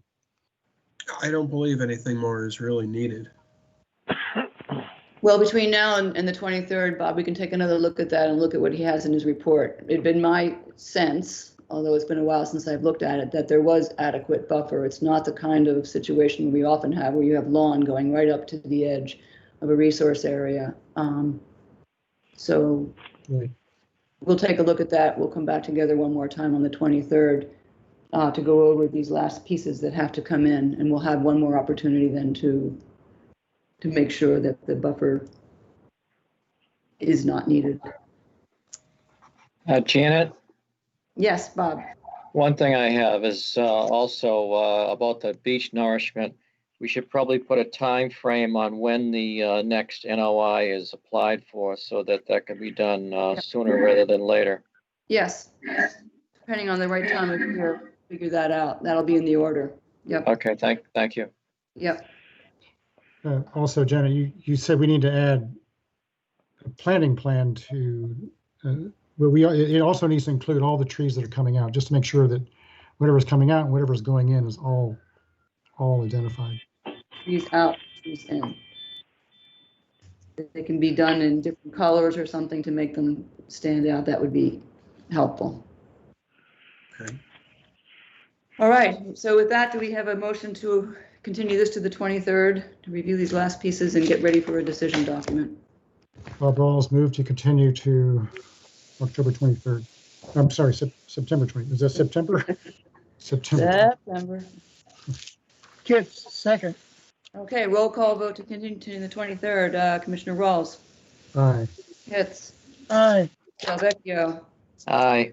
Clark. Aye. I vote aye. Continue to the 23rd of September. Thank you for your time, Thank Madam you. Chairman. Thank you, everybody who has taken the time and sat through this long hearing today to get to this point. Appreciate it. Okay, to the chair, can I read 47 and 53 in at the same time? Because they're Yeah, both let's do it. Let's see how efficient we can be. Okay, 47 Little Beach Road, Crimson Peak LLC is the owner, Morris Island Nominee Trust is the applicant, SC 10-3421, proposed demolition of existing dwelling and septic system, construction of new dwelling, meeting FEMA MFIP standards, installation of new septic system at 47 Little Beach Road, Assessors Map 16A, Parcel 50, as well as 53 Little Beach Road, Crimson Peak LLC is the owner, Morris Island Nominee Trust is the applicant, SC 10-3419, proposed demolition of existing dwelling and septic system, construction of new dwelling meeting FEMA and FIP standards, installation of new septic system at 53 Little Beach Road, Assessors Map 16A, Parcel H2. Both of these applications were requested by the applicant to continue to the September 23rd meeting. Okay, do we have a motion to continue to the 23rd? Bob Rawls moved to continue both of those properties to the 23rd of September. Kits, second. Roll call vote to continue the 23rd. Rawls. Aye. Hitz. Aye. Delvecchio. Aye. Clark. Aye. Williams says aye. It's 23rd for both. It's going to seem like old home days on the 23rd, like we never finished it. Okay, go ahead. Next. The 23rd's getting full. Yeah, no, nothing else. Okay, luckily there's nothing between now and then, so. Well, all right, we we might. have 2 more to get through. Come on. 267 Cedar Street, Stephen J. Carter, trustee is the applicant. Stephen J. Carter, Revocable Trust of 1997 is the owner. SC 10-3429, proposed demolition of existing dwelling, construction of a new dwelling at 267 Cedar Street, Assessors Map 12B, Parcel 20.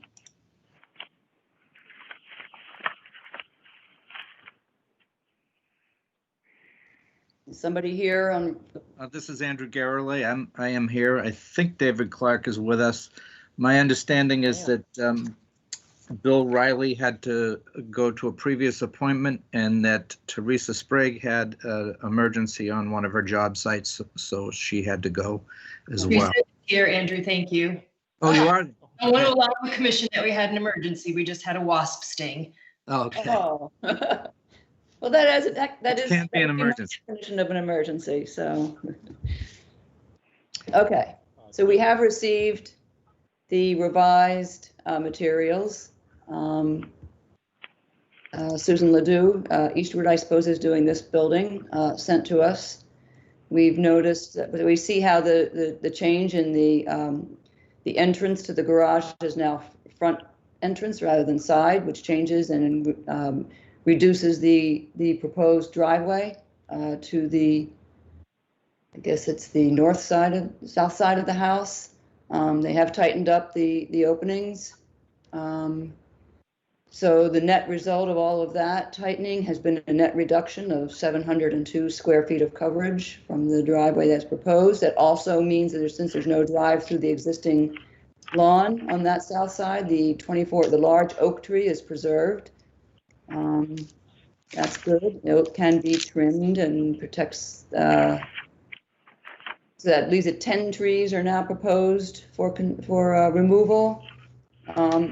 It means that the lawn area that currently exists will continue to exist. It's a fescue grass seed mix will be used to repair anything and reestablish it after construction is done. And there'll be demarcation in the field of the mitigation areas. It's not particularly specific about how that will be done. Teresa, I don't know whether you have a thought about what the appropriate demarcation will be. Yeah, we were considering edging, so edging that comes up against the lawn. It's such a tight area to put in a rail fence or large stones. I feel that some steel edging that's raised should be appropriate to sort of demarcate. That will always be in place, won't biodegrade, et cetera. The shrubs that are being planted in the area where the mitigation is going, where lawn is being removed, should more than prevent lawnmowers from moving into the area. Yeah, that's going to be dense, and that with the edging should prevent any kind of mowers from getting into that area. Right, and will always be there as a marker for the commission to know where exactly that mitigation line was. Okay. Okay. Anybody have any questions about this, the revisions to the proposal? Clark? Yes, Tom, go ahead. The only thing I note is that, as we've run into before, if I'm interpreting it correctly, the new design butts right up against the no disturb zone, in which case I would think that they would have to intrude into the no disturb zone in order to do some of the construction, which would require a variance. That's the only comment I have.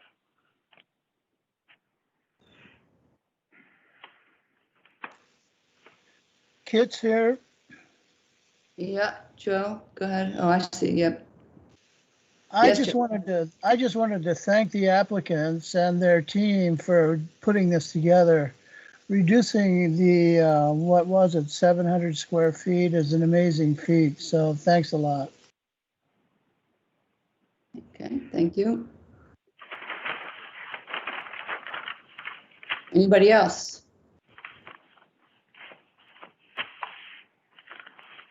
I don't know if anybody between Teresa and Andrew who can speak to Tom's point. The only part that butts up against the no disturb zone is the stairway and deck. And it's not, well, I can't tell. The tree is coming out that's over on there. I don't know whether this requires a variance for that. It's not a foundation. Oh, David, are you there? Yes. Can you increase your volume? It's very hard to hear you. Oh, sorry. How about now? The application did include a request for variance. So the work involved includes removal of the existing driveway within the no disturb zone, as well as portions of the existing building. The area that you just spoke of, the stairs being right on the 50-foot no disturb line, is where the existing dwelling is. So the encroachment into the NDZ to build it would have already been disturbed by the removal of the existing dwelling. If this was a project where it was a straight removal of structure within the NDZ, I don't believe that requires a variance, because I think there's a provision in the regulations about converting hardscape and structure to naturalized areas as not requiring a variance. So we included a variance in the application for this reason, because we knew the structure was right up against the 50-foot line. Okay, so we can formulate the language around the variance in the order of condition to include all of these incursions. Yes. Okay, we can do that.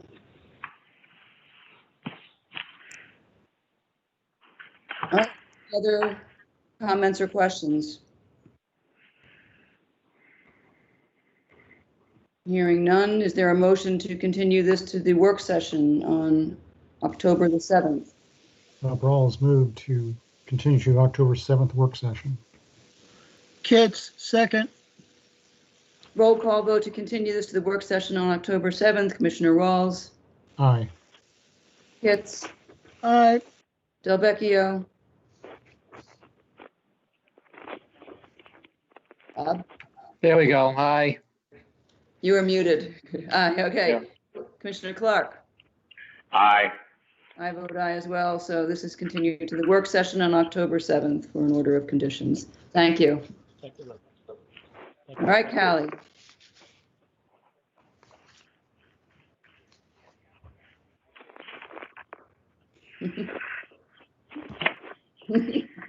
Next item on the agenda is David Little, who's waited a very long time. 14 Pine Ridge Road, 14 Pine Ridge Road Realty Trust, Cynthia S. and Paula D. and Samuel D. Dollinger. Sweatland and Sweatland are the trustees. SC 103413. Proposed construction of an addition on a crawl space foundation. Proposed deck expansion at 14 Pine Ridge Road. Assessors map 8C parcel 24. Thank you, Callie, Madam Chairman, members of the board. So we met Callie on site a few weeks after the initial hearing to look at an area that we could propose some mitigation. And subsequent to that, we provided you with a revised plan showing an area where the leaching facility for the existing septic system was installed was quite bare, and we are proposing a Harmony grass mixture to be planted there and it be allowed to naturalize. It comes out to about a 5-to-1 mitigation for the addition and the portion of the addition and the deck that's located within the land subject to coastal storm flowage. We also address performance standards as we did not in the previous hearing. And beyond that, it's been a while. We are installing flood vents in the addition as required. The project was approved by the Zoning Board of Appeals.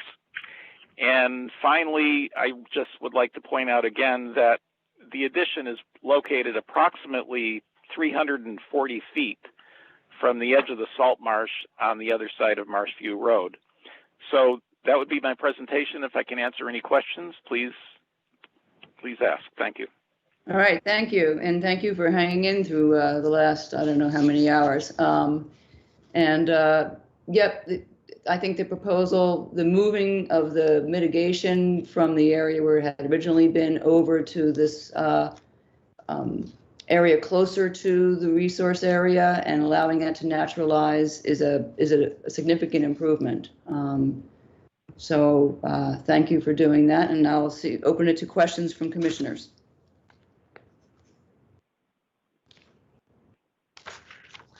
Janet, I have a question. Yes, Bob, go ahead. How do we make sure that that naturalized area or meadow is not mowed? It'll have to be demarcated in some way. Well, can I interject for a second? Yeah. The way that it's sort of set up is there's a driveway running right through it. David, you can feel free to comment. It's kind of already demarcated by the driveway. And it's surrounded by existing woody shrubs and vegetation. So it's not really, a yeah. There's going to be no lawn around it. So the applicants would have to go out of their way to go into this area to mow it. So I don't see that as an issue. Okay. Okay. I'm looking at the picture. There's no lawn there, so you're right. It should be just. That's why when David and I and the homeowners met on site, it seemed like such a great easy mitigation area because it's a perfect solution to the issue we are grappling with on this. All right, any other comments or questions? And if not, is there a motion to continue this to the work session on October 7th? Bob Rawls moved to continue to the October 7th work session. Kids, second. Roll call vote to continue this to the work session on October 7th. Commissioner Rawls. Aye. Pitts. Aye. Delvecchio. Aye.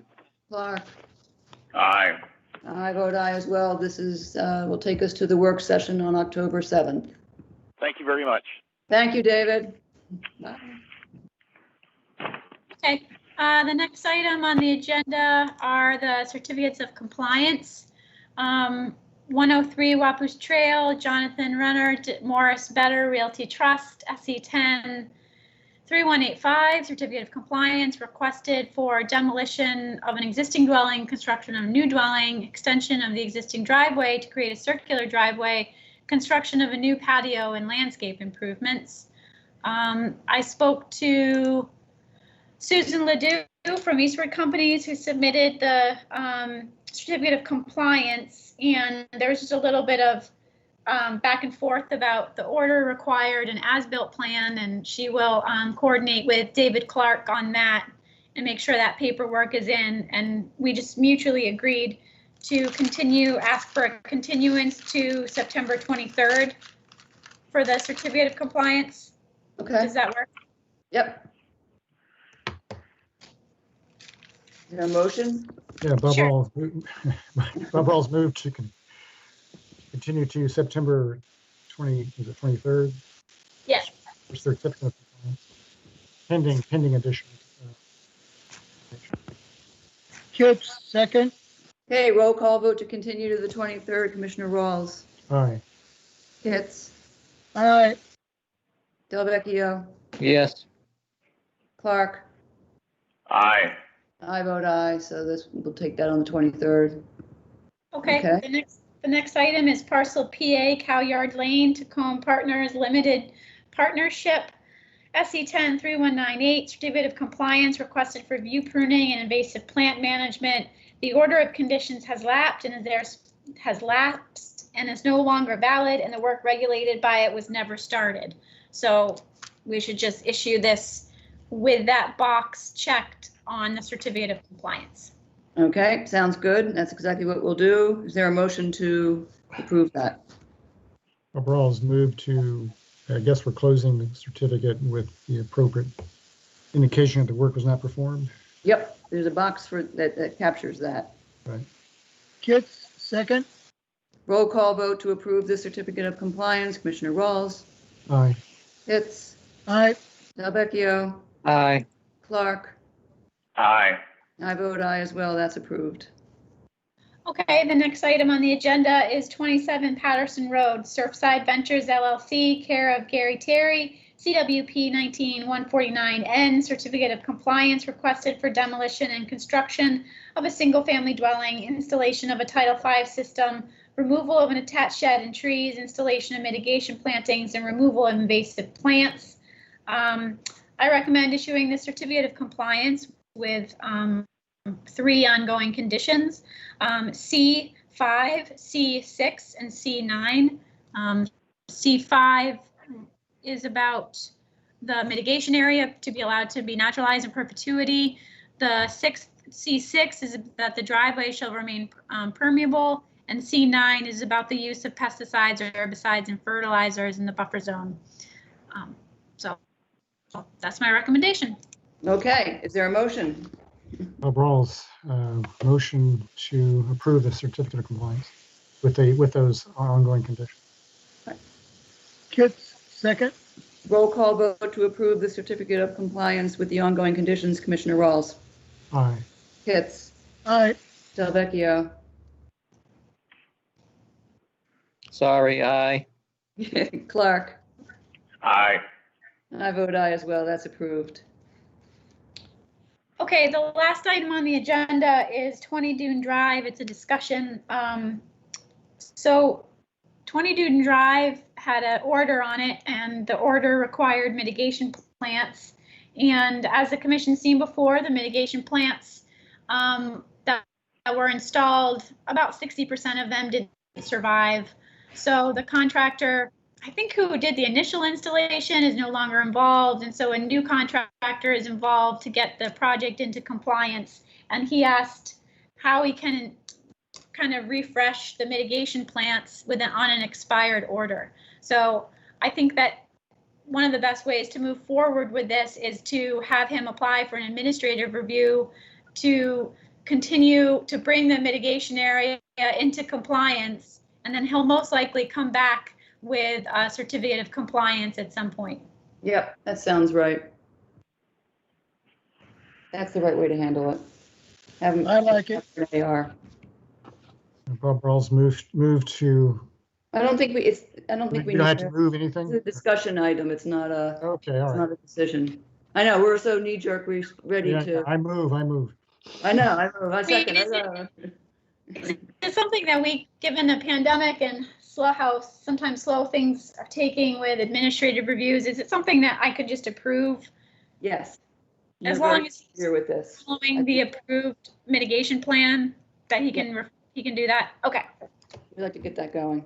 I'm glad they're, you know, this is yet another poster child, though, as we continue to see, for what happens down the road after the 3 years, after people stop, after they sell it, whatever, and mitigation areas have a way of going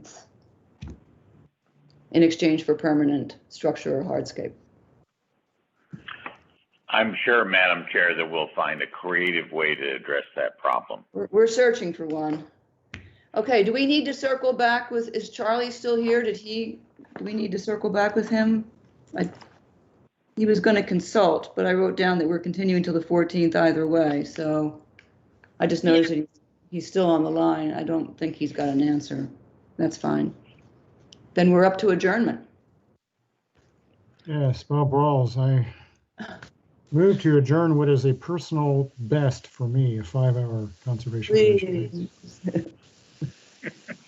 Thanks, everyone. I second. Okay, roll call vote to adjourn. Commissioner Rawls. Double aye. Kits. Aye. Delvecchio. Aye. Clark. Aye. And aye.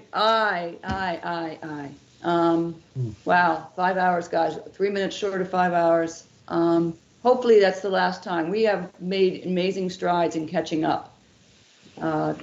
So much so that we didn't even have to reschedule any new ones today. So it means we're going to have a bunch of orders for October. Luckily, we will have our session next week on the 16th to talk about how to make that as effective and painless as possible. So let's all go take a walk and stretch our legs and get something to eat. All right. Bye. Amen. Bye-bye.